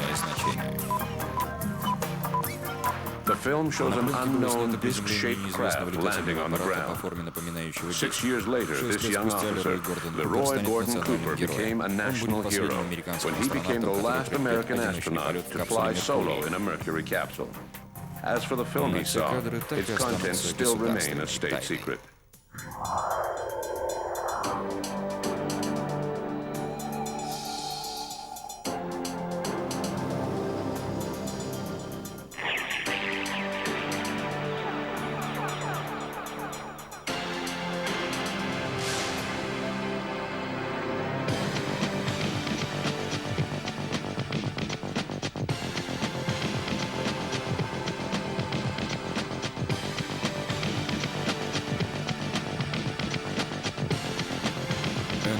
Факты и фальсификации. Научный взгляд на таинственный феномен НЛО. Попытка разобраться в необъяснимых на сегодняшний день явлениях. It is said that UFOs have always been an ongoing concern for the Army, both in the U.S. and abroad. Military commanders have even classified the subject as ultra-top secret. Are these rumors true? Are UFOs really a state secret? On December 30th, 1947, faced with a growing number of UFO sightings being reported throughout the country, Defense Secretary James Forrestal set up an investigation committee. The Air Technical Intelligence Center, or ATIC, was located at the Wright-Patterson Air Force Base in Dayton, Ohio. The committee was known as Project Sign. Before it even had time to determine protocol, the U.S. Air Force was faced with a crisis. On the afternoon of January 7, 1948, barely a week after Project Sign had been created, Thomas Mantell, a pilot with the National Guard, crashed in his B-51 while pursuing a large silver sphere over Kentucky. This incident was the first to be investigated by Project Sign. According to investigators, Mantell mistook Venus for an unknown craft. He was not wearing an oxygen mask, so he must have gone beyond a safe altitude, lost consciousness, and crashed to the ground. This explanation was far from convincing to military commanders. In 1952, the Mantell case was investigated by the U.S. Air Force, who concluded that the pilot had probably mistaken a skyhook balloon for a UFO. Дело Мантелла имеет огромное значение. Инцидент произошел в начале 50-х, когда общество всерьез заинтересовалось феноменом НЛО. Именно тогда появилось определение «летающая тарелка». Нельзя забывать о том, насколько важна в то время была эта тема для общественности. Бесконечное обсуждение фактов наблюдения НЛО и быстро распространяющиеся слухи могли стать косвенной причиной гибели Мантелла.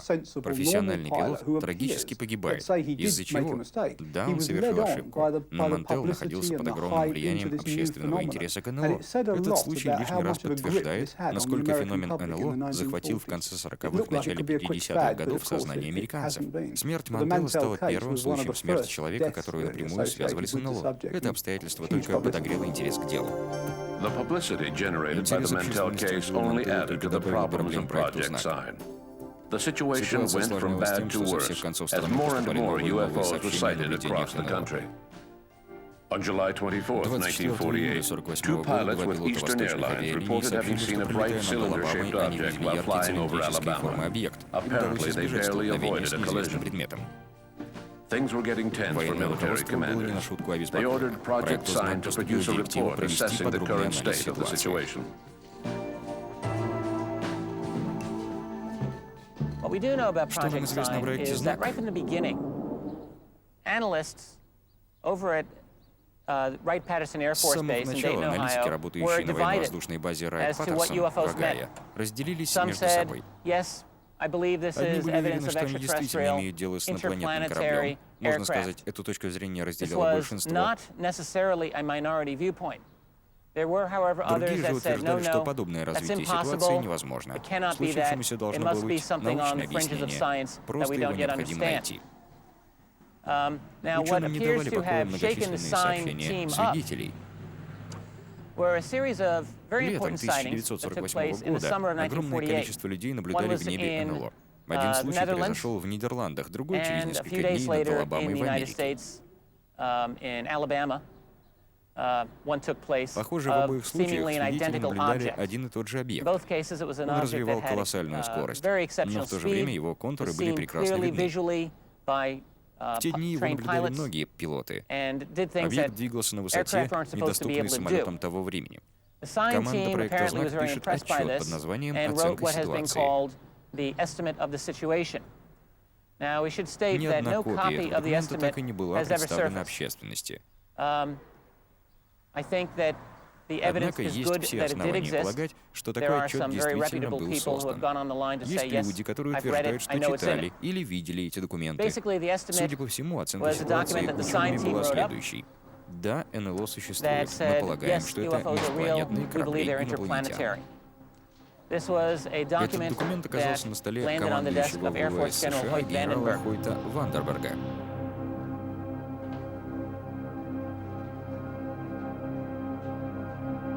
According to the story, Vandenberg said, I'm not going to accept this conclusion. Give me something different. Whereupon the Sign team came back and gave him something different. And after that, the extraterrestrial thesis went out of favor among Project Sign.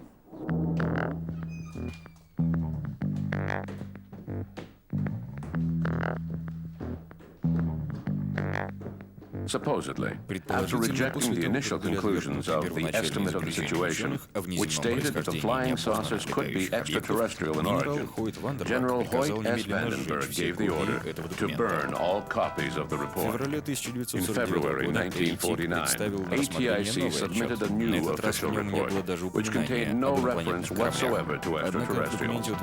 However, the document did state that 20% of the sighted objects had not been identified. The Pentagon reacted by replacing Project Sign with another group, whose job was to minimize sightings of questionable objects. This group was known as Project Grudge. The Dark Age had begun. 11 months later, an announcement was made that UFOs were nothing more than a case of mistaken identification, mass hysteria, or hoaxes. Military commanders knew better. In September 1951, after extraordinary sightings were reported over New-Jersey, the U.S. Air Force revived Project Grudge. Captain Edward Ruppelt was assigned to the project. But unlike his predecessors, Ruppelt refused to turn a blind eye to the UFO phenomenon. He demanded that thorough investigations be carried out, which led to the creation of Project Blue Book in 1952. The arrival of Captain Ruppelt held in a new wave of public interest in UFOs.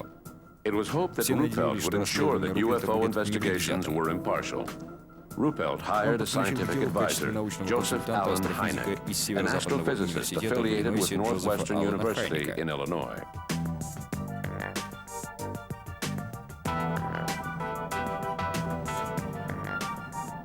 Unfortunately, political winds changed direction in July 1952, when UFOs were sighted over the nation's capital. General John Sanford, spokesman for the U.S. Air Force, held a press conference and stated that the lights were nothing more than a natural phenomenon created by temperature inversions. This explanation was hardly convincing. Several federal agencies, including the CIA, were demanding a meeting. They feared that the flying saucer mania would lead to mass hysteria throughout the country. When this meeting was finally held in January 1953, the CIA explained that it was vital to convince the public that UFOs were nothing more than hoaxes or a case of mistaken identification. The U.S. Air Force instructed Ruppelt to direct his efforts towards this goal. Project Blue Book became nothing more than a public relations agency. Ruppelt resigned a few months later, fed up with his new orders.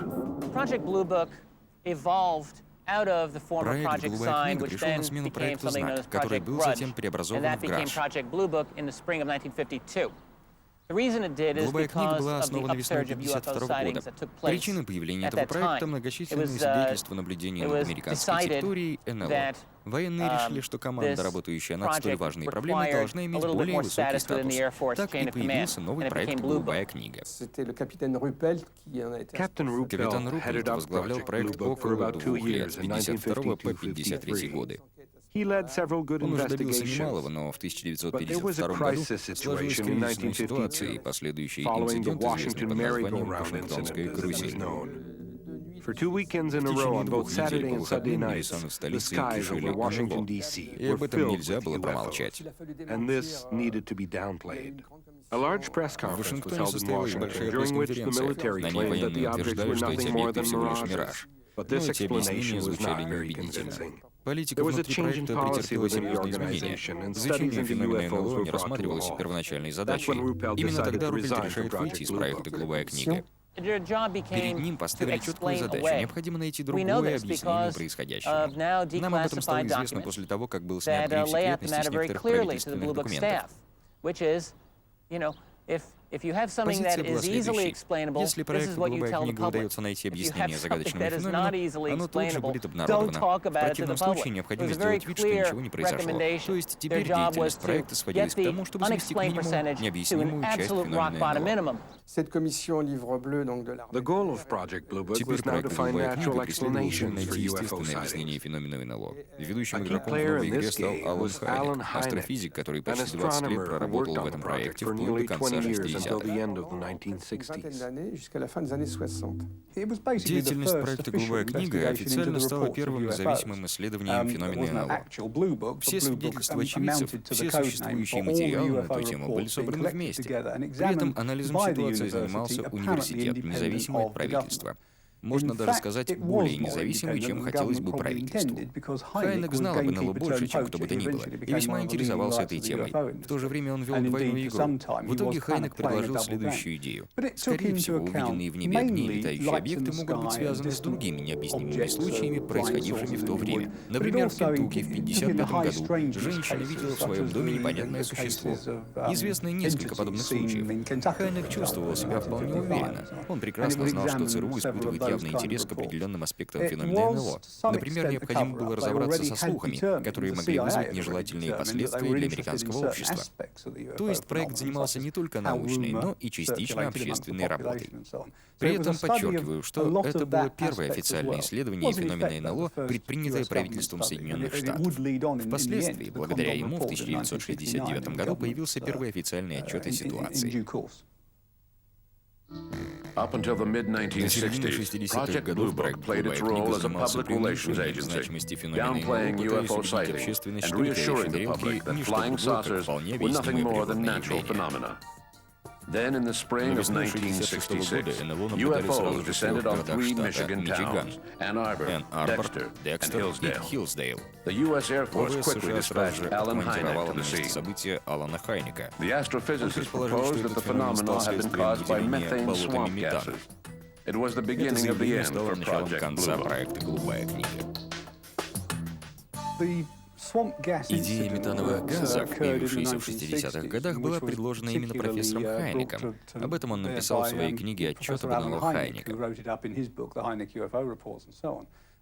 В то время в Энн-Арборе, штат Мичиган, было очень много свидетельств появления в небе странных огней. Анализируя эту ситуацию сегодня, можно предположить, что объяснением этого феномена была повышенная тектоническая активность, а не нашествие инопланетных кораблей. Похожие огни наблюдали и в Эстолоне. Они появляются на поверхности от движения внутриземной коры. Однако в то время эти огни казались чем-то сверхъестественным. Хайнек нашел вполне удовлетворительное объяснение, которое вовсе не было абсурдно. К сожалению, из этой сырой теории раздули впечатляющий скандал. Правительство тут же заявило: вот она, разгадка необъяснимым явлением. Все случаи появления НЛО можно теперь объяснить действием метановых газов. Это, конечно, была неверная позиция. Можно сказать, правительство совершило ошибку по неведению. Еще раз повторюсь, теория Хайнека не являлась вопиющей глупостью, просто она не подходила стопроцентно под все известные случаи. Стоит отметить, что в те времена отчеты о феномене НЛО не отличались абсолютной ясностью. Люди уверены, что они видят межпланетный корабль, а им говорят: ерунда, это всего лишь навсего результат действия метановых газов. В итоге оставшиеся документы и свидетельства носят крайне противоречивый характер. Можно сказать, что проект «Голубая книга» потерпел фиаско из-за необоснованной идеи профессора Хайнека по поводу действия метановых газов. Dissatisfied with Hynek's explanation, the press hounded Project Blue Book for the truth. In the midst of the upheaval, military commanders set up an ad hoc committee made up of military officers and scientists. They concluded that it would be best for a civil agency to take over, relieving the Army once and for all of its UFO problem. The Air Force dumped the problem into the lap of the University of Colorado. So basically what had happened is that Project Blue Book had lost all credibility at this point. The U.S. Air Force had lost credibility on this project. People weren't believing the Air Force answers that it was all weather balloons, or it was all ball lightning, or some other kind of, the planet Venus every single time. So that what the Air Force wanted to do, Нет ничего удивительного в том, что ВВС США жаждали избавиться от проекта «Голубая книга». Но полностью отказаться от участия в исследованиях они не могли. That UFOs might represent a problem of national security and defense. And therefore, Никто не мог с уверенностью сказать, что НЛО не представляет угрозу национальной безопасности. If they couldn't say that, there's no security problem, they were backed into a corner, in other words. So what they did was, in 1966, hand the ball over to the University of Colorado, a very carefully selected Он был выбран среди сотен других претендентов. Свой выбор военные объяснили тем, что необходимо изучить, наконец, эту проблему досконально именно с научной точки зрения. Проект Колорадо, также известный как проект Кондона, действовал 2 года.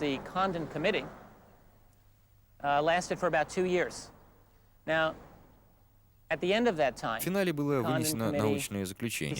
Феномен НЛО не стоит времени и усилий, затраченных на его исследование. Он не представляет угрозу национальной безопасности, поэтому военные с полным правом могут забыть об этой проблеме и официально прекратить проект «Голубая книга». Как оказалось, директор университета Колорадо Эдвард Кондон, физик с мировым именем, ничего не знал и знать не хотел о феномене НЛО. Мнение о проблеме у него сформировалось задолго до окончания проекта. Идея существования НЛО — полная чушь. Даже не приступив к исследованию, он повсеместно заявлял об этом прессе в своих интервью. Естественно, подобная категоричность поселила сомнения среди участников и создателей проекта. Их начальник публично заявлял о своем негативном отношении к исследованиям. Немаловажно отметить, что многие участники проекта были уволены, им даже не дали возможность завершить свою работу. Matters came to a head, and many of the staffers were fired midway through. Роберт Лоу, участвовавший в проекте «Колорадо», опубликовал собственные записи. Оказывается, в самом начале работы в проекте, в 1966 году, он отправил руководству университета служебную записку по поводу предстоящего исследования. В ней говорилось следующее. Наша цель — убедить весь мир, что мы всерьез занимаемся научным изучением феномена НЛО. В действительности мы даже не надеемся на реальные результаты. Об этом мнении Лоу стало известно широкой публике через год после старта проекта. Естественно, оно вызвало противоречивые чувства. Как видите, есть свидетельство предвзятого отношения участников проекта к собственной работе. Разумеется, в отчете проекта Кондона есть множество серьезных ошибок и просчетов. Это непродуманный и бездоказательный документ. Заключение не следует из приведенных фактов. Часть документов они изучили как следует, часть, похоже, не читали вообще. Но, несмотря ни на что, этот отчет не достиг цели, которую на него возлагали. Противоречия вокруг феномена НЛО так и остались неразрешенными. И этот момент имеет огромное значение.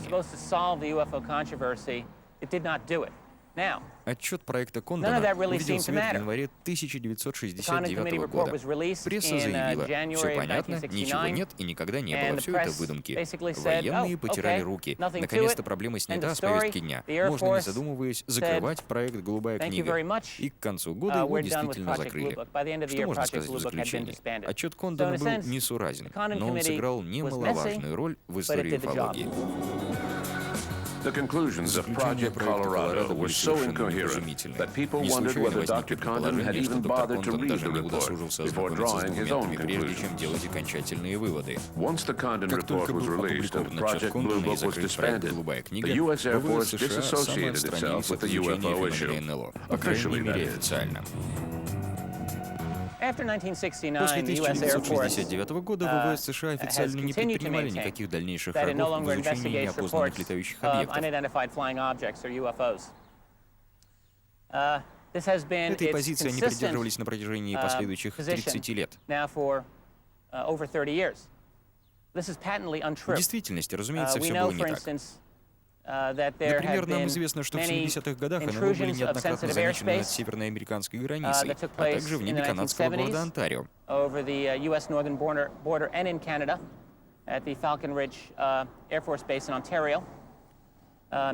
События на северных границах в ноябре 1975 года привлекли пристальное внимание военных.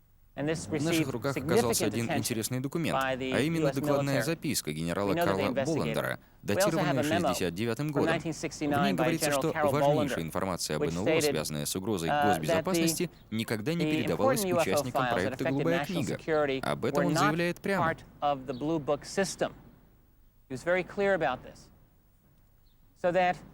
есть у нас есть все основания полагать, что в действительности военные продолжали изучать феномен НЛО.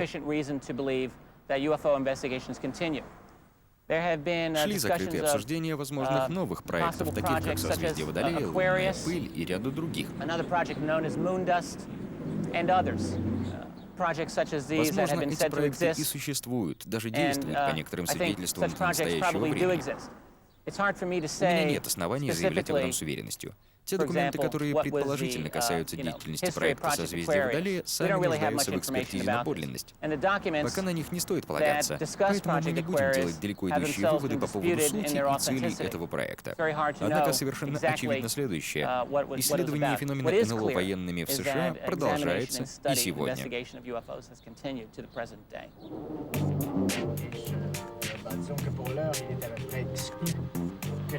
Today, the U.S. Air Force claims that all files relating to UFO sightings are available in national archives. But we have reason to believe that these archives are only the tip of the iceberg. Я знаю нескольких астронавтов, которые довольно серьезно относятся к феномену НЛО. Эдгар Митчелл, к примеру, был шестым человеком, который ступил на Луну. Он говорил мне о своей уверенности, что власти США располагают некой закрытой информацией об НЛО, и ее они скрывают вот уже 50 лет. На данный момент изучением феномена НЛО занимается специальная организация, состоящая из участников предыдущих проектов. Астронавт Гордон Купер также весьма интересуется данной проблемой. В конце 50-х годов он был директором Центра полетов в Калифорнии. Именно тогда до него дошла информация о приземлении летающей тарелки на дне высохшего озера, которое было заснято его собственными операторами. В тот день они должны были снимать экспериментальные полеты пилотов. Купер подтвердил, что знает размер летающей тарелки — 10-12 метров в диаметре. Он не видел это событие собственными глазами, но отсмотрел заснятую пленку. Ему приказали срочно отправить ее в Вашингтон. Больше об этой истории ничего не известно. Even though more than 30 years have elapsed since Project Blue Book, chances are that the U.S. Air Force still has several UFO files locked in the vault somewhere. State secrets that will remain secret for years to come.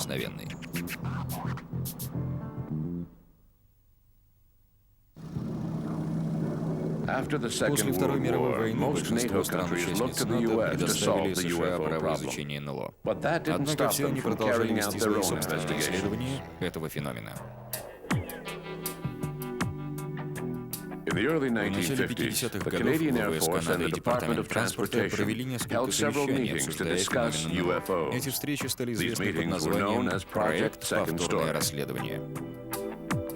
In March 1953, the committee concluded that there wasn't anything in the UFO file worth pursuing.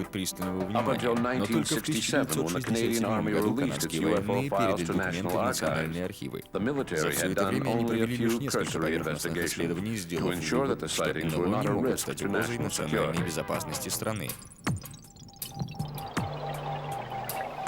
Even today, the Army is keeping a discreet eye on UFO sightings, but only for security reasons. It keeps a close watch on air traffic. Мы точно знаем, что все контрольные пункты, которые отслеживают перемещение воздушных судов, наблюдают из появления в небе НЛО. Когда диспетчер получает телефонный звонок или сообщение пилота о появлении в небе неопознанного летающего объекта, он обязан заполнить специальный отчет и послать его на 22-ю базу в Северном заливе. Эта секретная военная база охраняет все воздушные пространства Канады и тесно сотрудничает с базой Чейен в Колорадо.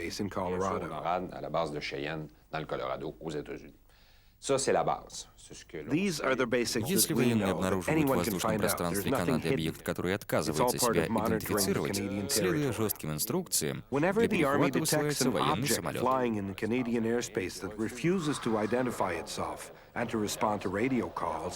It has strict instructions to send up fighter jets to intercept the object. In our case, these jets are CF-18As, otherwise known as Hornets, and they're usually launched from the third wing of the Bagotville military base. The Hornets' job is to intercept, identify, and accompany an aircraft such as the Russian Tupolev to the international airspace where it belongs once it responds to the call sign. If the object does not Если же respond at объект не all, отвечает the на Army's запросы по last радио, resort военные имеют is to полное право fire at открыть the огонь на object with the поражение. intention Мне of кажется, есть destroying it. огромная разница между Because нашим that's the представлением Army's о job. задачах военных и тем, что они в And I think действительности it's делают. important to note В реальности that их there's a полномочия difference можно between уложить what в we три think the пункта: military найти, does and what it идентифицировать и в actually противном does. случае уничтожить It объект. can be За summed up это им in и three платят. letters: IID, intercept, identify, and destroy. That's what the military does. That's what they're paid to do.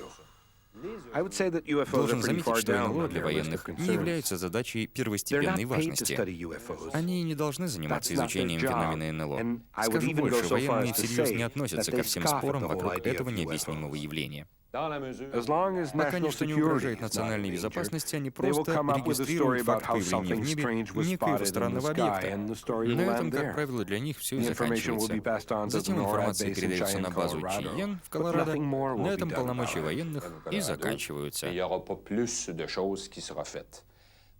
Towards the В end of the конце 70-х годов 1970s, вся all of информация the по НЛО information was собиралась being в passed on институте to the Hertzberg Херцберга в Institute in Оттаве. Ottawa, which would Затем put на the основе information полученных данных together. создавался научный отчет. Then the RCMP would Ситуация create a изменилась в file from середине the 90-х, information когда gathered. консервативное правительство This process Брайана ended around Мулрони урезало 1995-96 финансирование due to проекта. cuts by С тех Brian пор Mulroney's ничего значительного не conservative происходило. government, and nothing has been happening since. This means that Это the значит public shouldn't только одно: expect от the военных не military to be следует ожидать launching any серьезного intensive исследования investigations феномена НЛО. into the UFO phenomenon. Однако в канадской истории уфологии был случай, который весьма заинтересовал военных. В 1967 году геолог-любитель Стефан Микалок заметил странный летающий объект неподалеку от озера Фалькон, штат Манитоба.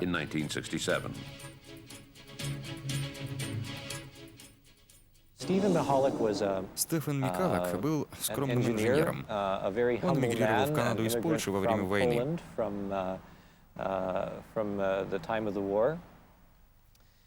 1967 году Стефан занимался геологическими исследованиями в удаленной местности штата Манитоба. Впрочем, это место находилось всего в нескольких километрах от оживленного шоссе. В той местности много залежей золота и серебра.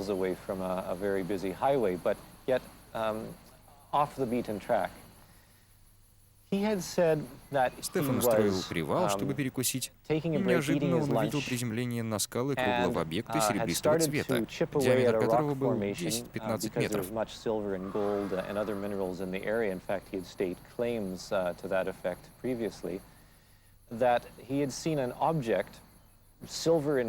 На вид он был как летающие тарелки, которые встречаются в голливудских фильмах. Объект находился очень близко. От него исходил яркий свет, по-видимому, из отверстия в куполе.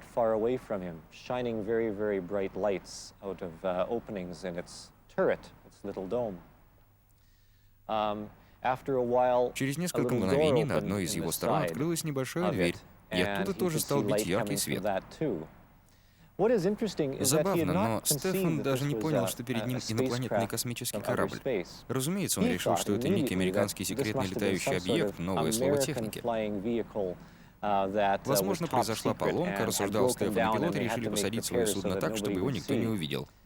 Он не побоялся подойти к объекту и прокричать в открытую дверь: «Привет, ребята, что там у вас стряслось? Сломался ваш суперсамолет? Не беда, я вам помогу его починить».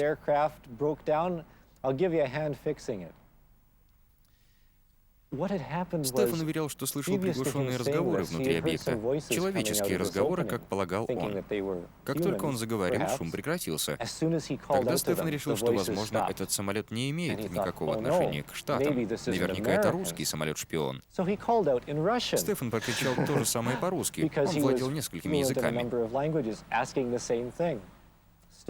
Потом попробовал по-немецки и даже по-польски, но никакого ответа не дождался. Стефан подошел к открытой двери и прикоснулся к ней. На руках у него были резиновые перчатки. Он их всегда использовал во время работы на скалах. Ему тут же пришлось отдернуть руку. Перчатка начала плавиться, настолько горячей была температура поверхности объекта.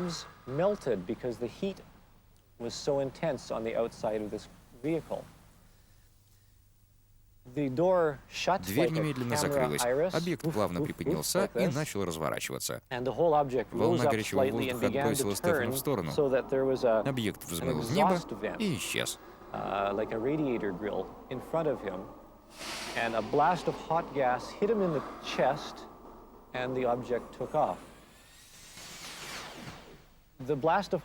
Горячий воздух стал причиной возгорания одежды Стефана, и в течение нескольких минут он боролся с огнем, срывая из себя горящую одежду.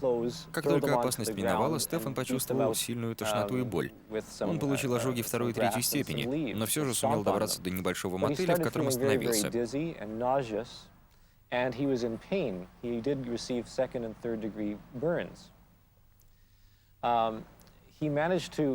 Тот находился в нескольких километрах от места происшествия. Естественно, ему срочно требовалась медицинская помощь. Спустя несколько часов он приехал в городок Виннипег. Позвонив своим родным из больницы, он попросил их приехать. Стефан сказал, что сильно обжегся во время ремонта самолета.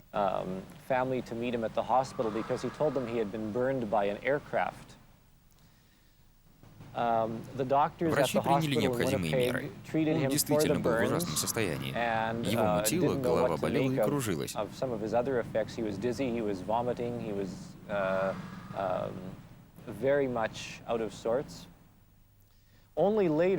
Стефан рассказал своей семье правду намного позже. Он был уверен, что видел секретный самолет, возможно, иностранный, не американский, не канадский, поэтому он полагал, что его долг проинформировать об этом власти. Он обратился в одну из местных газет и рассказал репортеру обо всем, что с ним произошло. Естественно, журналист весьма заинтересовался невероятной историей. В результате она стала известна далеко за пределами Канады. Случай Стефана расследовался более тщательно, нежели любая другая история, связанная с НЛО.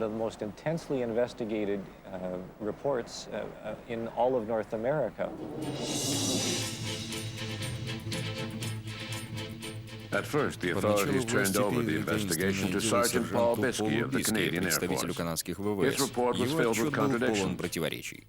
Biskey recognized that Mikulak was honest, yet he remained convinced that the whole thing was nothing more than a hoax or a hallucination. Biskey совершенно не верил ни в какие летающие тарелки. В документах по его расследованию мы обнаружили весьма примечательное письмо. В нем Биски признавался, что он собирался напоить Стефана в баре, чтобы тот наконец признался в розыгрыше.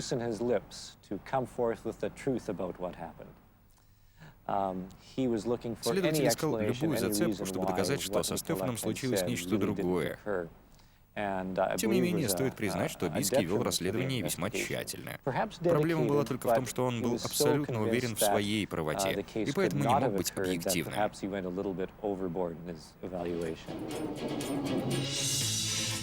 Biskey's conclusions were not accepted unanimously by the authorities, especially since radioactive ground samples were taken from the site. Я сам вырос в тех же местах, где жил Стефан. В детстве дружил с одним из его сыновей. Прекрасно помню, как он рассказал мне, что его отец тяжело болен, он страшно обжегся. В то время, естественно, я не обратил на это внимания. Но впоследствии я начал интересоваться вопросами, связанными с феноменом НЛО. Я продолжал общаться с семьей Миколака, задавал им массу вопросов о том странном случае. Стефан сам показывал мне многочисленные рубцы от ожогов на своем теле и рассказывал эту историю, так похожую на фильм. С одной стороны, мы имеем дело с фантастическим случаем, больше похожим на выдумку, но она подтверждается реальными фактами. Это найденные в земле радиоактивные вещества и ожоги на теле Стефана. Все показания подтверждаются следственной экспертизой. Мне кажется, что в данном случае все зависит от той точки зрения, которой придерживаетесь именно вы. Для одних это может быть доказательство того, что земляне уже сталкивались с инопланетянами нос к носу. Другие посчитают эту историю шуткой, розыгрышем. Что же, если это действительно так? Можно сказать, это самый продуманный и тщательно подготовленный розыгрыш за всю историю человечества.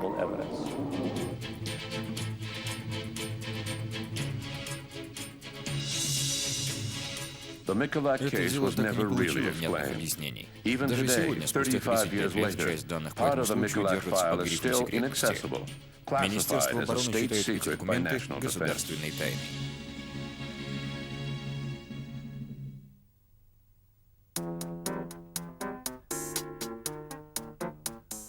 In Europe, there is no Freedom of Information Act, so it is difficult to assess the role of the military with regards to UFOs. We do know that the British government has always been interested in UFOs. Between 1991 and 1994, Nick Pope was in charge of studying reports of UFO sightings. С 1991 по 1994 годы я работал в Министерстве обороны. Моей основной задачей были расследования случаев, связанных с феноменом НЛО, чтобы определить вероятность опасности для Соединенного Королевства. Ежегодно я получал 200-300 свидетельств. Я должен был проанализировать каждый и сделать соответствующие выводы, постараться найти приемлемое объяснение каждого случая. Мне удавалось добиться цели в 90, даже 95% случаев. Но всякий раз оставались те злополучные 5%, которые невозможно было объяснить. Я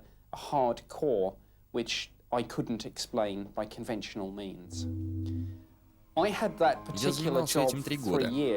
Но моя должность в различных вариациях существовала гораздо дольше, примерно с начала 50-х годов. Несомненно, работа продолжается и в наше время. Говоря об этом, должен признать, что на протяжении всего этого времени отношение министерства к предмету нашей беседы постоянно менялось. Разумеется, во многом это зависело от человека, который занимал мою должность. Например, лично я довольно серьезно интересовался феноменом НЛО. Не могу сказать того же самого обо всех сотрудниках министерства. Others, I think, over the years have taken a less involved view. The British Ministry of Defense has been interested in UFOs since 1950. The Churchill administration was concerned with the U.S. situation, and the British press were a bunch of fearmongers. Military commanders were questioning the nature of these flying saucers. Could they be a new weapon being developed by the Russians? Yes. Как мы уже говорили, интерес британского правительства к НЛО начался с 50-х годов. В те годы все прекрасно знали, что происходит в Америке. Масса свидетельств наблюдения за НЛО, проекты «Знак», «Градж», «Голубая книга» — все это не было для нас секретом. В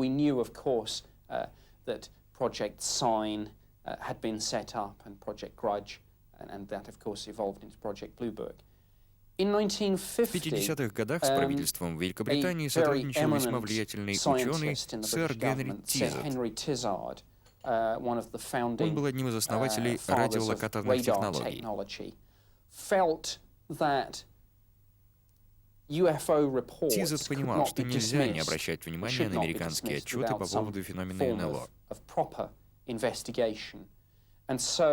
Напротив, их стоит тщательно изучать.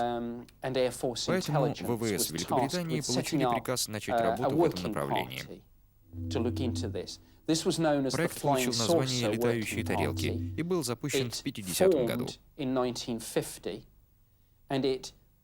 Уже в 51-м ученые опубликовали свой отчет довольно скептической настроенности. В нем четко прослеживалась проамериканская позиция. Согласно мнению исследователей, все эти случаи либо ошибочные определения, либо чей-то розыгрыш.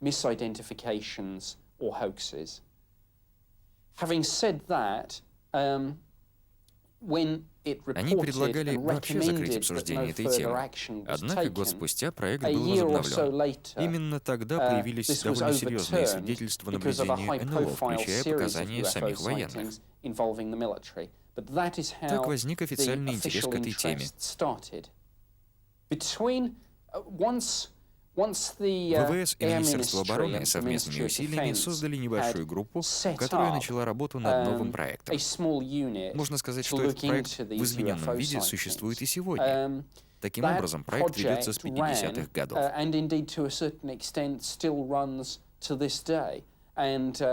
The job that I did between 1991 and 1994 is simply the modern version of the research and investigation effort that was set up in the early 50s and has run ever since. Now, of course, there have been changes in, of course, the personnel. There have been changes in the way in which Его основные цели и задачи ничуть не изменились. Необходимо исследовать случаи появления НЛО и убедиться, что эти неопознанные объекты не представляют угрозу национальной безопасности.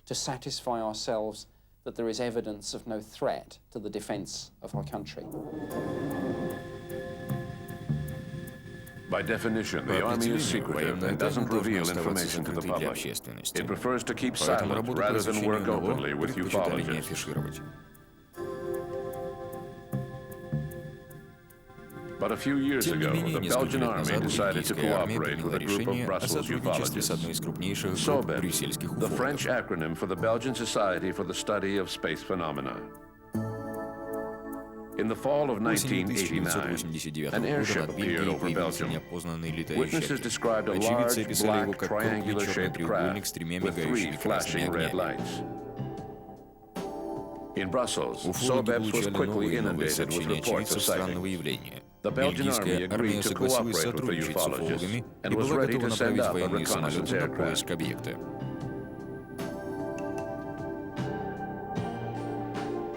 On 30 марта 1990 года радары на станции Сен-Розейк зафиксировали появление черного треугольника.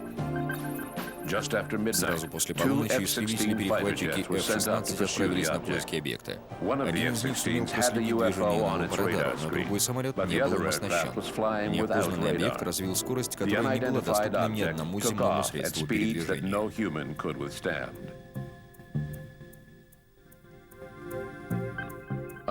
Несколько дней спустя командующий ВВС Бельгии, полковник Вильфрид де Браууэр, передал прессе полученные на радар изображения объекта, согласно которому он превысил максимальную скорость самолета в 30-40 раз.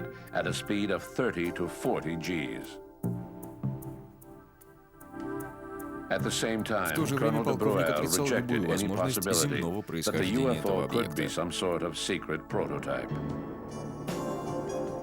Бельгийская волна наблюдений НЛО продолжалась до 1994 года, но даже спустя 10 лет никто так и не пришел к единому выводу относительно природы загадочных явлений. Но в данном случае важно другое. Это был беспрецедентный случай взаимодействия уфологов и военных с целью всестороннего изучения феномена НЛО. Объединение усилий — весьма важный момент. Чтобы грамотно провести исследование, необходимо владеть всей возможной информацией. Ни для кого не секрет. Лучшие данные чаще всего попадают в руки военным, поскольку наблюдениями занимаются именно военные летчики. Кроме того, их отчеты подтверждаются данными военных радаров. Все эти сведения фактически никогда не передаются в руки штатских исследователей. Военные убеждены, неразглашение тайны – одно из условий обеспечения национальной безопасности. В идеале агентство по исследованию НЛО должно быть равномерно распределены по всему земному шару. Управлять ими должна международная организация наподобие ООН. Но пока наш мир не готов к созданию подобной структуры. В конце 70-х годов в ООН проводились совещания, посвященные загадкам НЛО. Среди приглашенных были профессор Хайлек, бывший советник ВВС США, астронавт Гордон Купер и несколько других ключевых фигур. Совещание возглавлял Курт Вальдхейм, который был в то время генеральным секретарем ООН. Идея состояла в международном обмене знаниями на тему НЛО. К сожалению, эти встречи не имели продолжения, поскольку американский дипломат пригрозил пожаловаться в Сенат на нерациональное расходование средств американских фондов в деятельности ООН. И еще одно доказательство того, что перед Богом все мы одинаково мудры и глупы.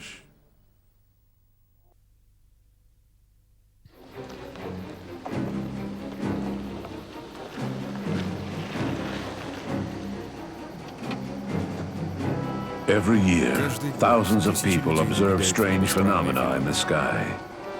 Are they catching a furtive glimpse into another universe, or simply observing natural phenomena? It's the search and the desire to know the truth that determines how the object will be labeled. IFOs for identifiable flying object, or real UFOs. British writer Sir Arthur Conan Doyle's hero Sherlock Holmes said, "When you have eliminated the impossible, whatever remains, however improbable, must be the truth."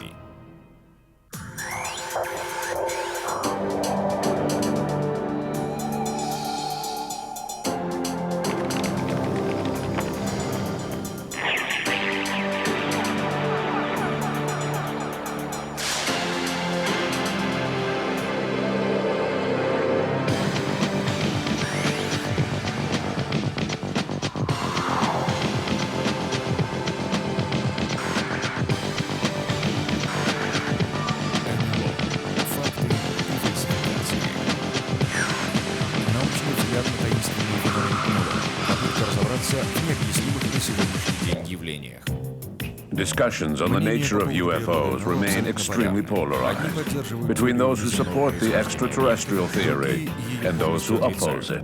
This polarization is putting up a wall in debates and preventing the examination of further possibilities.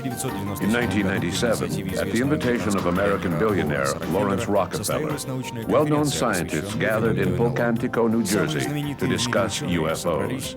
It was the first time since 1969, when the Air Force dropped its investigation into the matter, that a panel of scientists had gotten together to discuss UFOs. Led by astrophysicist Peter Sturrock, these discussions brought the strange sightings to the academic forefront.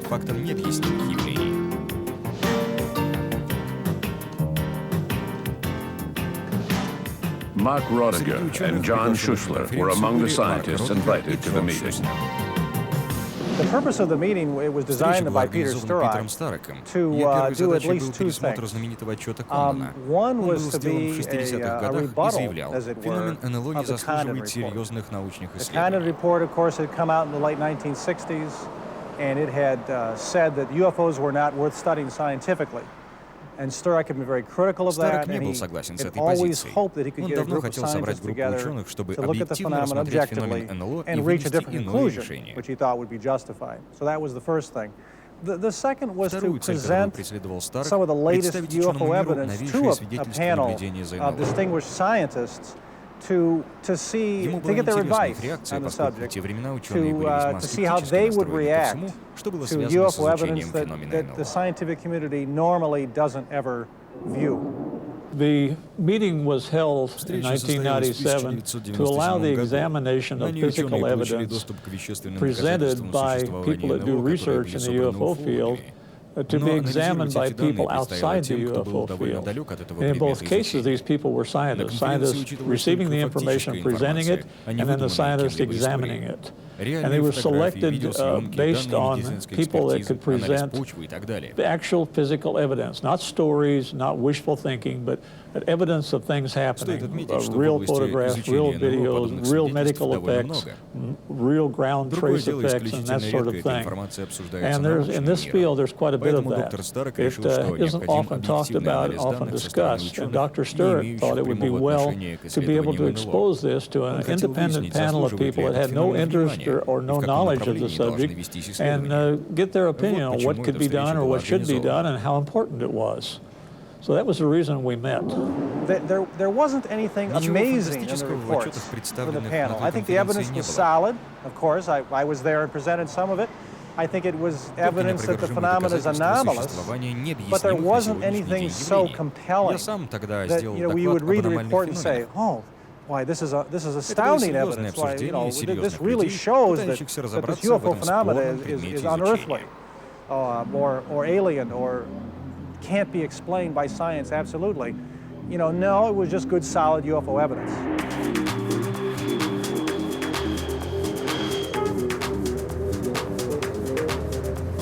The scientists gathered at Pocantico concluded that the UFO problem was not simple and was certainly not the result of a general or single phenomenon. The report added that each unexplained observation presented the scientific community with an opportunity to make new discoveries through the study of these phenomena. However, out in the field, the main difficulty in studying UFOs is learning how to pinpoint what's relevant. Over the years, UFO circles have become such a melting pot for all phenomena that it takes a lot of serious research to find any significant proof within UFO reports. Between 1991 and 1994, Nick Pope was tasked by the British government to assess the pile of UFO sightings recorded by their Ministry of Defense. He therefore had ample opportunity to appraise the quality of the statements made by witnesses.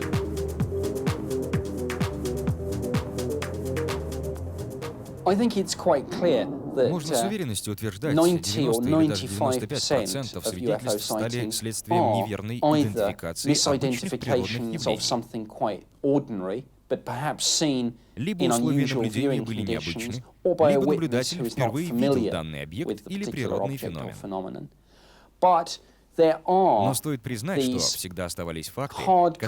cases, and there has been, right from the beginning of our official investigations in this. And this is as true for the Americans, Project Blue Book, as it is for the British. There are these sightings that we can't explain.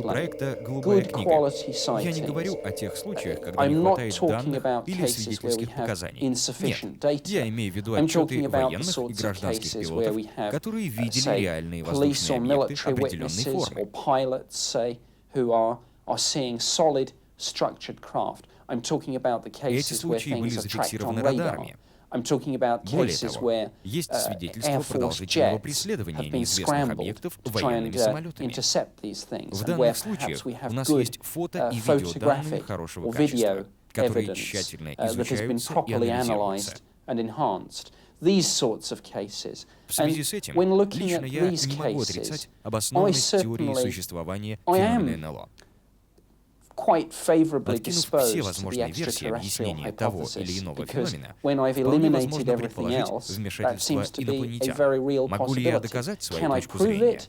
No, I Нет. can't. We У do нас not have нет proof. научных But in оснований, my но у нас есть mind, неопровержимые we do have вещественные good доказательства. evidence. UFO sightings are an undeniable fact, proven by the thousands of statements and recordings that have been submitted. These sightings happen. Explaining them is another thing. Making a broad statement that they're all false or they're all true based on a single explanation seems rather simplistic to me. The truth of the matter remains to be seen. It's true that most cases are false alarms. In our work, we have proven that most cases are the result of an honest error made by the observer, while now and then we see cases where the error was made intentionally or designed as a hoax. En fait, le témoignage, il intervient. In actual fact, what happens most of the time is that a person comes face to face with something that they do not understand. And they contact the police in the hopes of getting an answer to the mystery. Of all the sightings that are reported, practically none of them turns out to be a hoax. I would say maybe one hoax per 1,000 cases reported. But for all of the other cases reported, there is no reason why there needs to be one single explanation. The proof is the fact that we're discovering new things every day, like sprites in the upper atmosphere, which we discovered a few years ago. They might explain some of the strange lights seen by aircraft in the sky. So there's certainly a whole gamut of explanation. The extraterrestrial theory is simply a projection based on a desire to believe, and for good reason. If we take a look at aviation files and radar data, which seem to show objects displaying intelligent behavior, we're very tempted to believe just that. In actual fact, it's only one possible explanation. Unfortunately, ufologists usually have nothing more to go on than statements made by witnesses. How valuable are these statements really? Rationalists tend to discard them under the pretext that a statement alone has no inherent value. We must exercise caution in considering these statements, but they are still a valuable source of information. If statements people make are truly of no value, then we might as well shut down the court system. Critics like to point out that when it comes to witnessing a UFO phenomenon, most people are not used to observing phenomena in the sky, even police officers and pilots. Il y a un argument qu'on oppose tout le temps à l'histoire des ovnis, c'est effectivement le... Arguments are always being raised against UFO stories, usually by rationalists, because there's a difference between scientists who work as researchers and rationalists who adamantly oppose any stories of UFOs. Their argument is that astronomers don't see UFOs. If all these things were flying around in the sky, then scientists, especially astronomers, would see them. The problem is that astronomers spot UFOs the same way as everyone else. We know that for a fact. Peter Sturrock, an astrophysicist from Stanford University, did a study back in 1977 which showed just that. Another study showed that 5% of UFO observers were astronomers, so they do see things too. But what does an astronomer actually do? He doesn't look at the whole sky, just like scientists don't look at nature. They look at their instruments. A telescope has a very small field of vision. If an astronomer were to see a UFO, it would only appear in passing like a satellite, a meteorite, or a bird. It would be very rare. They wouldn't have time to focus on the object. It would be gone before they knew it. When they see a meteorite fly by, they don't make anything of it. So astronomers do see strange things in the sky, but not usually while they're working. There's a genuine problem. When UFOs are discussed, some people say that they don't exist. The problem is not whether UFOs exist or not. The problem is that tons of arguments seem to be based on the idea that scientists observe nature, so they should be seeing UFOs. Scientists do not observe nature, they produce facts under laboratory conditions, very specific artificial conditions that do not correspond to the image of science portrayed in popular science magazines. Most UFO sightings have a perfectly rational explanation. They should not be considered of alien origin until all of the elements involved have been thoroughly analyzed. This analysis stage contains many hidden traps. Although they represent a very small percentage of objects reported, weather balloons can be mistaken for UFOs. Even seasoned observers like civil and military pilots have been fooled by these large silver spheres. Don Ledger, a Canadian civil pilot and co-author of Dark Object, took a keen interest in UFO sightings reported by his colleagues. He is familiar with the most common misinterpretations, like weather balloons, Venus, aircraft, auroras, meteorites, and billow clouds. Normally, getting off track a bit here, usually large scientific balloons, and they are large. Some of these things are 300 feet across. They're filled with helium, and they're carrying scientific packages. We'll get a NOTAM as a pilot. You'll get a NOTAM with your boat every 3 months in the mail from Transport Canada, and it's NOTAM that this thing is going to be lifting off from a certain area, usually up north, where the air is more stable and where they're investigating anyway. And these things will go up 80, 90,000 feet. And as they go up, you've probably seen the older pictures of them. They look long and skinny, almost like a baseball bat, and then they start looking like an ice cream or a parachute. But by the time they get to altitude, they balloon right out because the air pressure is less up there. So they turn into this big, oval, shiny thing because of the makeup of the material, the Kevlar, not Kevlar, but the Mylar that makes these. And can carry up to 4 million cubic feet of helium. And they can drift around up in the upper atmosphere for days and days and days, reflecting sunlight. And people will report them, and that's really, they have every right to, because it's quite anomalous looking up there, and it's sparkling away. So they account for some UFO reports and so on. There aren't that many weather balloons. They're launched in northern Quebec. Winds are predominantly from the west, so don't try to tell me that these supposed weather balloons are traveling from north to south. Okay, now that I've made that perfectly clear, let's drop this whole weather balloon business. Skeptics better come up with a better explanation than that, because according to them, weather balloons are everywhere. All UFOs are weather balloons. Observers have more chance of seeing an aircraft, since planes are aluminum and maybe painted white, so when the sun is low on the horizon, it can reflect off the cabin. The wings can't be seen, just a fine white line in the sky. So since the object is far away and can't be heard, it can be mistaken for UFO. Venus is also a possibility. Most people in Quebec travel between Montreal and Quebec City. So they travel east-west on highways 10, 20, and 40, which means they may spot Venus setting in the west. If you see Venus setting in the north, call me, because it isn't Venus. Of all the planets, Venus is the one that is most often mistaken for a UFO. So what I'm saying is that people may be mistaking aircraft and planets for UFOs. That's true, but it's time they stop trying to tell us that people are seeing weather balloons. In the spring of 2002, a Montreal businessman filmed a curious sight in the sky. It was very early in the morning, and the object showed up clearly against the morning sky.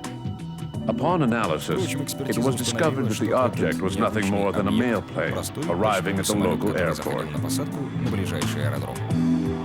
At times, the source of confusion is much more simple. Officer Nelson Jean with the Quebec Provincial Police recalls a UFO sighting recorded at his station. At the time, we were responsible for covering Montérégie, Montreal, Laval, Laurentians, and Lanaudière. As I recall, it happened near Saint-Julie. People called to report colored lights in the sky. When our police officers arrived at the scene, they traced the lights back to a dance club. Someone was either accidentally or intentionally projecting laser beams into the sky, which was leading people in the area to think that they were seeing something from outer space, perhaps a UFO or a signal from extraterrestrials. Other than laser beam projectors, aircraft, and weather balloons, we also need to consider objects entering Earth's atmosphere, orbital debris, which is becoming more and more common.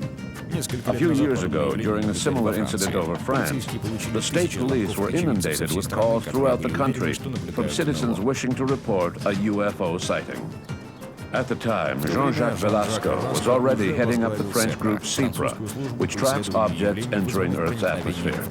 It is an agency working for the French National Space Research Center, otherwise known as CNES. We've noticed that these days, a lot of sightings result from debris falling from objects in orbit. This was the case on November 5, 1990, when we witnessed an amazing display of debris from a Russian rocket. The debris was scattered throughout the skies over Europe, particularly over France.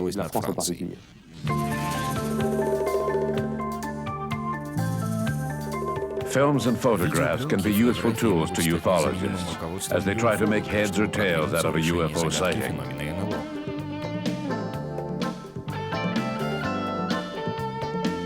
But once again, a visual aid in itself does not constitute proof that UFOs are alien in origin.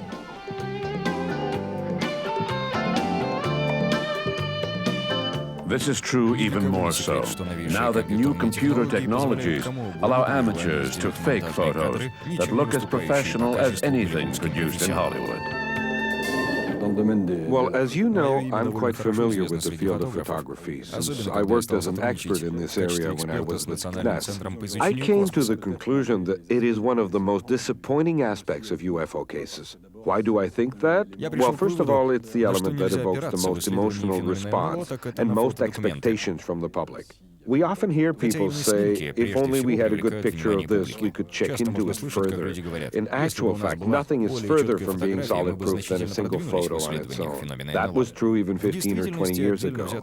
Back then, I received funding to study all the tricks involved in photo analysis. We noticed that some people were very clever at faking photos. Nowadays, with computer technology, anyone can use commercial software to touch up photos. I've had a bet for 10 years that no one can produce a photo able to withstand photo analysis tests. There are two types of photographs of so-called UFOs. There are the cases where the witnesses are in a state of panic over something that they saw, and there is little information available. These pictures are typically a small white light against a dark background, or if taken during the day, the object appears as a small dot in the sky, as was the case in Vret, France, a few years ago, when an object was photographed against a clear blue sky. Even using the most powerful tools possible, the information extracted is minimal. Then there are the photos for which more information is provided. At the other extreme, you have fake photos. They don't pop up as often as you might think, but they still seem to be profitable in some countries. When I traveled in certain southern countries, I noticed that books were being sold with fake photos in them. Generally, they're pretty easy to spot. Then there's the majority of cases where an honest error is made. This happens when a person sees something that appears strange to them, and they take a picture of it only to discover later that it was simply the aurora borealis or some other uneventful occurrence. There are also cases where something odd happens in the camera when a picture is taken. Cases of optical phenomena or cases where something is on the film. I once saw a photo that had me stuck for the longest time until I analyzed the film under a microscope. As far as misinterpretations go with respect to photos or home movies, a lot of people mistake reflections for UFOs. Many people use small camcorders these days, which is great for us UFO researchers, since these films provide us with good visual material to analyze. I'll give you a quick trick for figuring out whether or not your photo or film has a reflection on it. You just need to draw an X across your photo. Take a ruler and draw a light line with a pencil from one corner up to the opposite corner. Then do the same with the other two corners. This will give you the center of your picture. If the brightest object in your photo is a reflection, then it will cross the center and keep on going an equal distance in the opposite direction. The reflection can't be anywhere else. The angle of reflection is equal to the angle of incidence. This is a basic law of physics. People often take pictures through a window or a glass pane, and cameras also have a protective lens covering, which can create reflections when a picture is being taken, like of a street light or of distant car lights. The photographer doesn't see the sources in his reduced field of vision. A car passes by, shines on the lens, and a small lens-shaped reflection appears on the photo. Before you call the press to say that you've just photographed a flying saucer, you should double-check to make sure that there are no reflections in your picture. Only then then should you consider that perhaps there really was an object in the sky. If there was an object, then it's time for what I refer to as the investigative process, noting the color of the object and calculating distances and so forth to determine the size and possibly the weight of the object. Постараться определить размер и, возможно, его вес. At times, the so-called UFO is nothing more than an unidentified optical object. In the early 1990s, there were several sightings of discs with scalloped edges, vaguely reminiscent of the symbol used by the comic book hero Batman. According to the reports, these bat-shaped discs first began to appear over Belgium, before spreading to Spain and then the United States. Unfortunately for mystery lovers, there was nothing exciting behind these UFOs. The image was nothing more than a bright object, such as the moon or a streetlight, filmed out of focus, due to the focus ring on camcorders that had just come out on the market at the time. Speaking of images, Earth is now constantly monitored by a network of satellites. Each day, these spies in the sky take dozens of pictures of the Earth. Why aren't there any satellite images of UFOs? Another mistake that ufologists often make with respect to satellite images is that they think if UFOs are flying around the Earth, we should see one appear on a satellite image now and then. When they say that, they obviously do not realize that remote sensing satellites circle Earth every 90 minutes at an altitude of 500 to 600 miles. If we look at satellite images, all we see is a bunch of tiny dots on a huge surface. Even if an army of 100 huge UFOs landed on Earth within the space of a few hours, it is highly unlikely that they would be detected by any of the dozens of satellites hovering over Earth. As we try to identify the unknown, some UFOs defy explanation. At least, it would seem so at first glance. However, just because we can't correctly label an object doesn't mean we should jump to the conclusion that we're being invaded by aliens.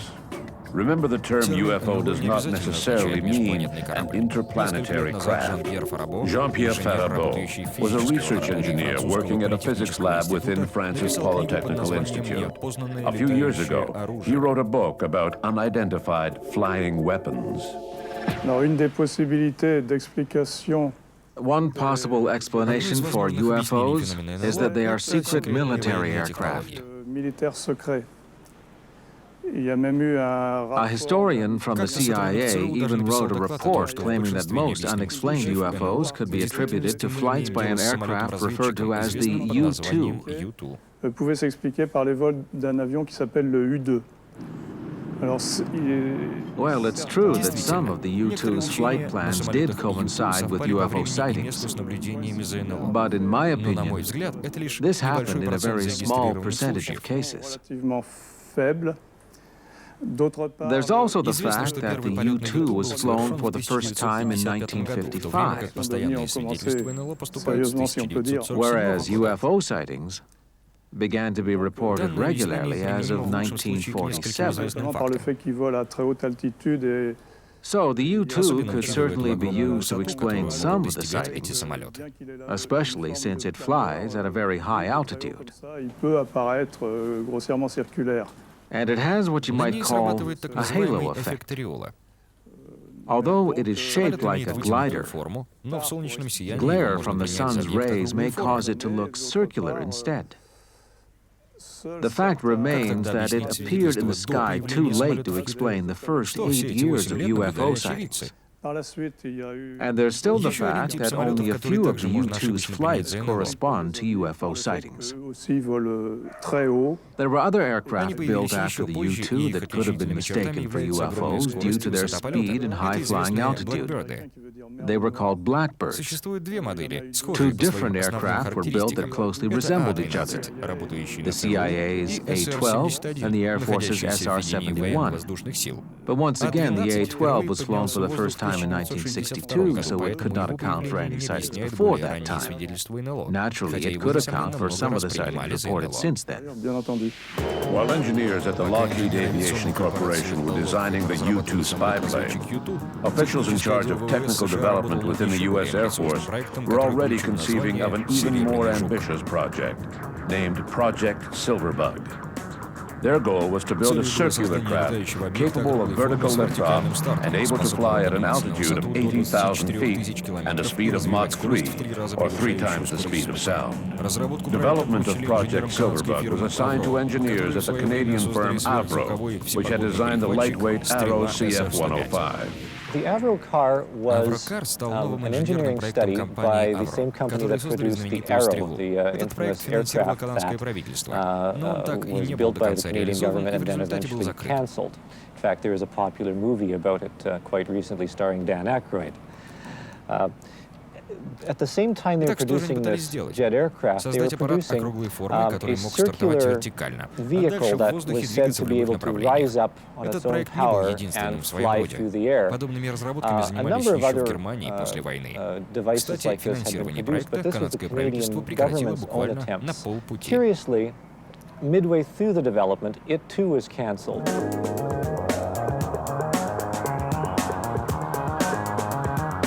Unable to rise more than a couple of feet off the ground, the Avro car was a failure.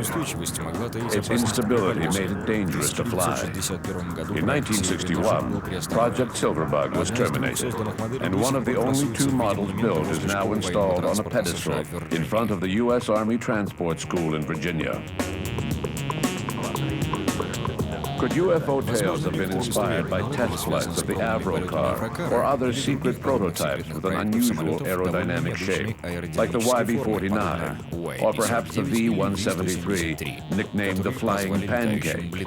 Or in more recent years, perhaps UFO observers spotted the B-2 stealth bomber or the F-117A fighter, both of which have an unusual shape. According to rumors, recent UFO sightings could be applied to the secret prototype being built in the legendary Area 51, a triangular craft known by the code name Aurora. Les rumeurs sur l'existence d'Aurora ont été Rumors that the Aurora exists have been spread by a magazine that is generally quite serious in nature, the Aviation Week in Space Technology. An article was published in 1990 in which they stated that there had been more than 40 sightings or telephone confirmations by sources within the military, proving the existence of this aircraft, capable of flying at incredible speeds such as Mach 5 to Mach 8 at extraordinary altitudes, much higher than the blackbirds could fly. Extraordinaire, encore bien plus haut que les blackbirds. On en a beaucoup parlé. I heard a lot about this aircraft around 1991, and for a year or two afterwards, we heard reports of what were referred to as skyquakes. They were like earthquakes, but they came from the sky. They came from the Pacific coast over California and headed in the direction of Area 51. They would occur every Thursday morning like clockwork. This was rather odd behavior for either a natural phenomenon or extraterrestrial beings. We're not sure why Thursday morning was so important to them. So it seemed to be pretty much of an established fact that it existed. And then we never heard anything more about it. The U.S. Department of Defense formally denied that it existed. We're under the impression that there are sightings of man-made craft that we should normally be able to explain, but they must be secret military craft, and that's why we can't explain them. But even those don't explain all of the sightings.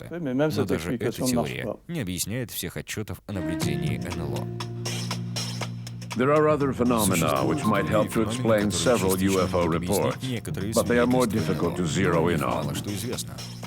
There is a whole field of natural phenomena which are mentioned now and then in scientific papers, but remain mysterious and unexplained. Such is the case for seismic lights, or earthquake lights, as they are sometimes called, lights created by earthquakes. France Saint-Laurent has taken an interest in this strange phenomenon. A few UFO reports, and I mean just a few, a very low percentage, can be explained by earthquake lights.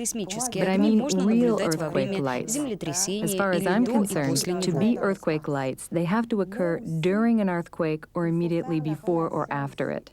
there also Они needs to be a напрямую link связаны с with тектонической tectonic активностью. strain. Землетрясению предшествует Before an месяц и earthquake даже occurs, годы there may напряженных be a period возмущений of под months or землей. В years определенном during месте which major накапливается forces всплеск are at энергии. work В under the момент Earth's извержения на surface at поверхности particular видны locations. сейсмические огни, And as которые this называют stress огнями builds, it can produce what I землетрясений. call tectonic lights, what others refer to as earth lights. Well, actually, the interest in luminous phenomena or UFO reports began with really an empirical approach. We were looking at Мы исследовали многие необычные природные явления, странные световые шары, необъяснимую мутацию животных, и обнаружили, что все это связано с таким обычным и объяснимым явлением, как землетрясение. Они случались в тех же районах, где наблюдали странные природные феномены. Как оказалось, огни землетрясений веками предшествуют сейсмической активности в том или ином районе. Что же касается феномена НЛО, многие живут светящиеся объекты странных цветов, которые поворачиваются, передвигаются и вообще ведут себя довольно странно. Кстати, атмосферные температурные перепады создают волны различной длины, поэтому кажется, что НЛО всегда выглядит по-разному. Так вот, все это вполне можно объяснить природным феноменом. Давление внутри земной коры накануне землетрясения приводит к образованию подобных светящихся шаров. Это уже установленный факт, что сейсмические огни всегда появляются только накануне землетрясения.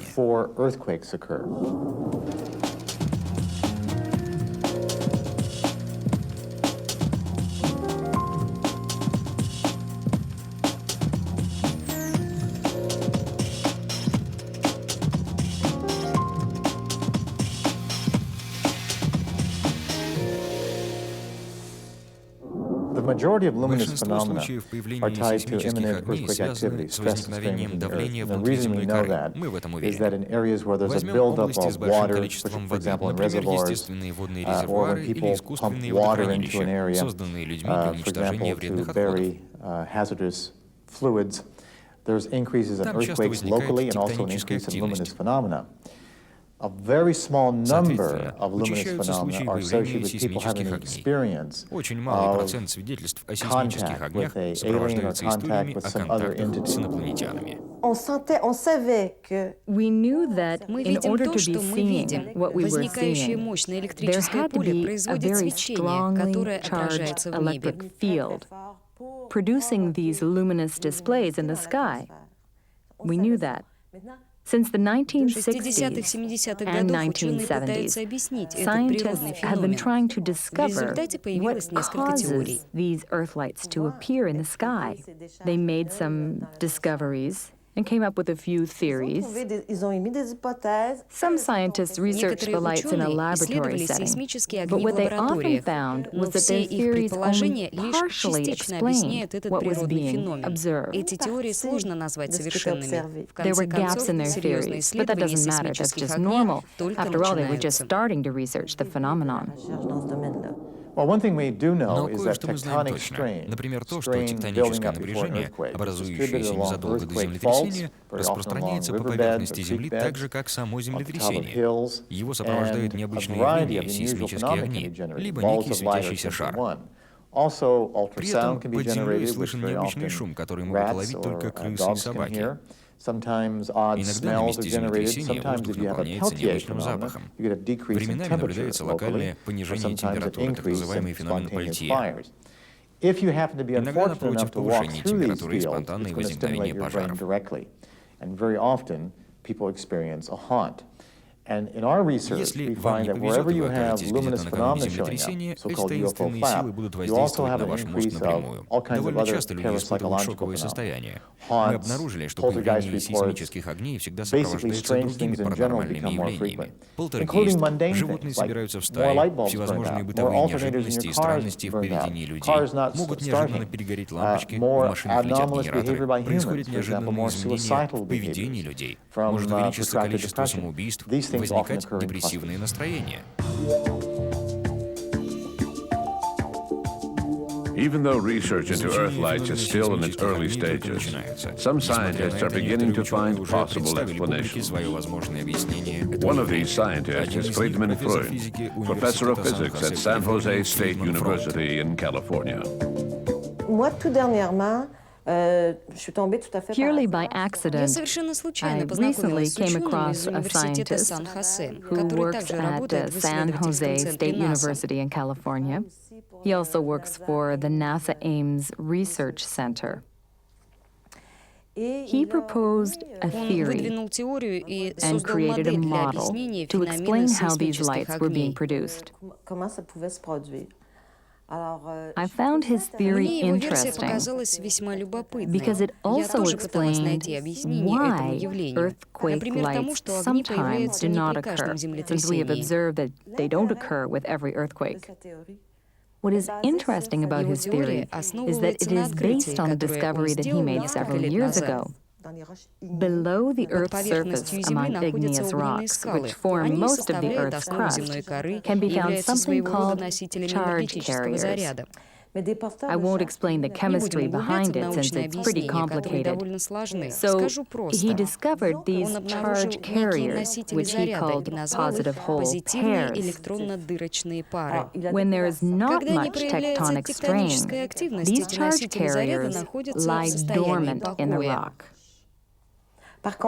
On the other hand, when the tectonic strain builds to the point where an earthquake is about to occur, these charge carriers become quite mobile. In his laboratory, Freund calculated that these charge carriers could move as fast as 1,000 feet per second. That's pretty fast.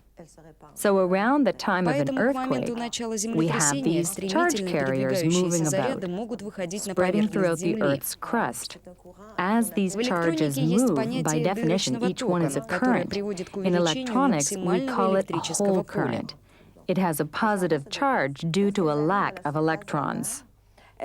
When these mobile charges hit the Earth's surface, they generate electromagnetic waves of various wavelengths. They then create a strong electric field at the Earth's surface. Freund calculated that in an ideal setting, for instance at the top of a mountain, the charge could get as high as 1 million volts per centimeter. That's a pretty powerful electric field.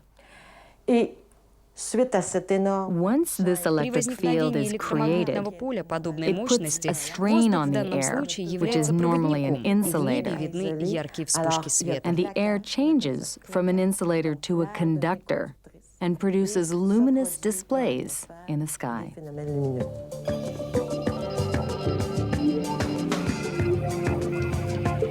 One of the conclusions that scientists arrived at during the Pocantico meetings in 1997 was that UFO sightings do not boil down to one single phenomenon.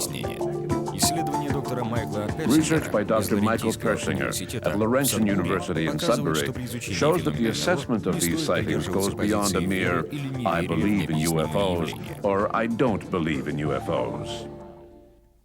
One of the lessons we learn in science is that Любой феномен многогранен. Приведу простой пример. That is an over-inclusive label. I'll give you an example. In the late 1800s, В XIX веке одним и тем же термином врачи описывали сразу несколько заболеваний. Скажем, пневмонию, туберкулез, простуду, грипп и рак легких они объединяли, поскольку все эти болезни были связаны с органами дыхания. Если бы тогда был изобретен пенициллин, и врачи стали бы лечить им всех подряд, повезло бы только больным с пневмонией. Вот почему всегда опасно навешивать обобщающие ярлыки.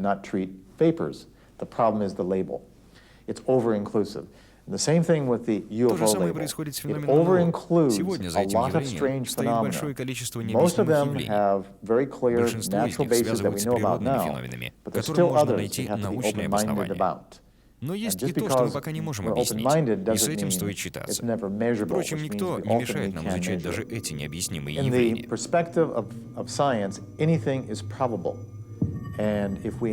Один из постулатов науки — мы должны рассматривать все возможные версии. НЛО стало своего рода ярлыком.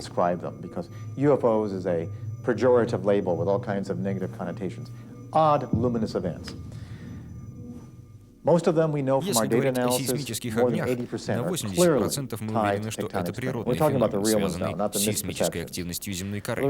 Оставшиеся 20% дают простор для разного рода толкований. and the possibility that there are other phenomena yet to be discovered, including other intelligences, we still must be open-minded to that possibility. In general, the scientific community is not interested in UFOs. Why? Obviously, there is the ever-present funding problem. What self-respecting financial institution would put its credibility on the line by financing research into UFOs? No funding, no research. But there is a worse problem, prejudice. To most scientists, the logic is quite simple. If UFOs were real, then there would have to be extraterrestrial spaceships. And since interstellar travel is not possible, UFO reports cannot be true. In all research, observation must take precedence over theory. As Robert Leighton, one of the pioneers of modern physics, once said, if something happens, it's because it's possible for it to happen. But of all the strange cases that defy explanation, how many are really prototypes of secret military aircraft, and how many are really due to natural phenomena as yet unknown? Could the other cases really be visitors from outer space? For now, it's impossible to say for sure. If there's one thing that holds true in the police world, it's that if you want to solve a problem, you must take an interest in it. We noticed that the science community turned its back on the Pocatico report. We weren't too surprised, since they've always had that attitude where this subject is concerned. I recently did an audit on the CNES Research Center, and along the way I met some prominent scientists from the technical field. I won't name any names, but I was stupefied by what some of them had to say. In their minds, the only things that truly exist in the field of science are things that can be created in a laboratory setting. If the great minds of science in all countries think like this, then we're not about to make much headway in the science of observation. The problem with UFOs is that we don't see them in abundance. We can say the same thing about scientific facts. Who has ever seen a scientific fact? If anyone ever has, I'd like to meet them. It's impossible. Scientific facts are charts, diagrams, and things you read about in magazines. You never hear anyone say, look, I just saw a scientific fact. If we take a cloud, for instance, sure, it's a scientific fact, but only because it's been studied. Scientific facts do not appear out of thin air. Apples falling from trees were used to make jam long before they became associated with the law of gravity. Newton had to invent the law of gravity first. By the way, the apple story never even happened. So we have a problem. To become a scientific fact, it must first be placed in the proper context. So the question is, what can we do with these UFO reports to capture the interest of scientists? We need to word the problem differently. Just because it's worded in terms of UFOs doesn't mean that the problem should be discarded completely with the claim that UFOs don't exist. That's simply not reasonable.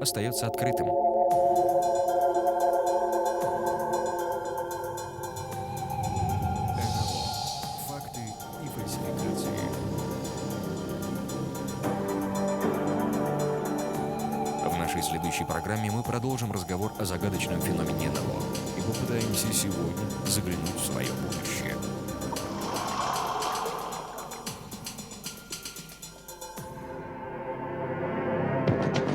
Программа дублирована на студии Ровно по заказу студии U7 TV.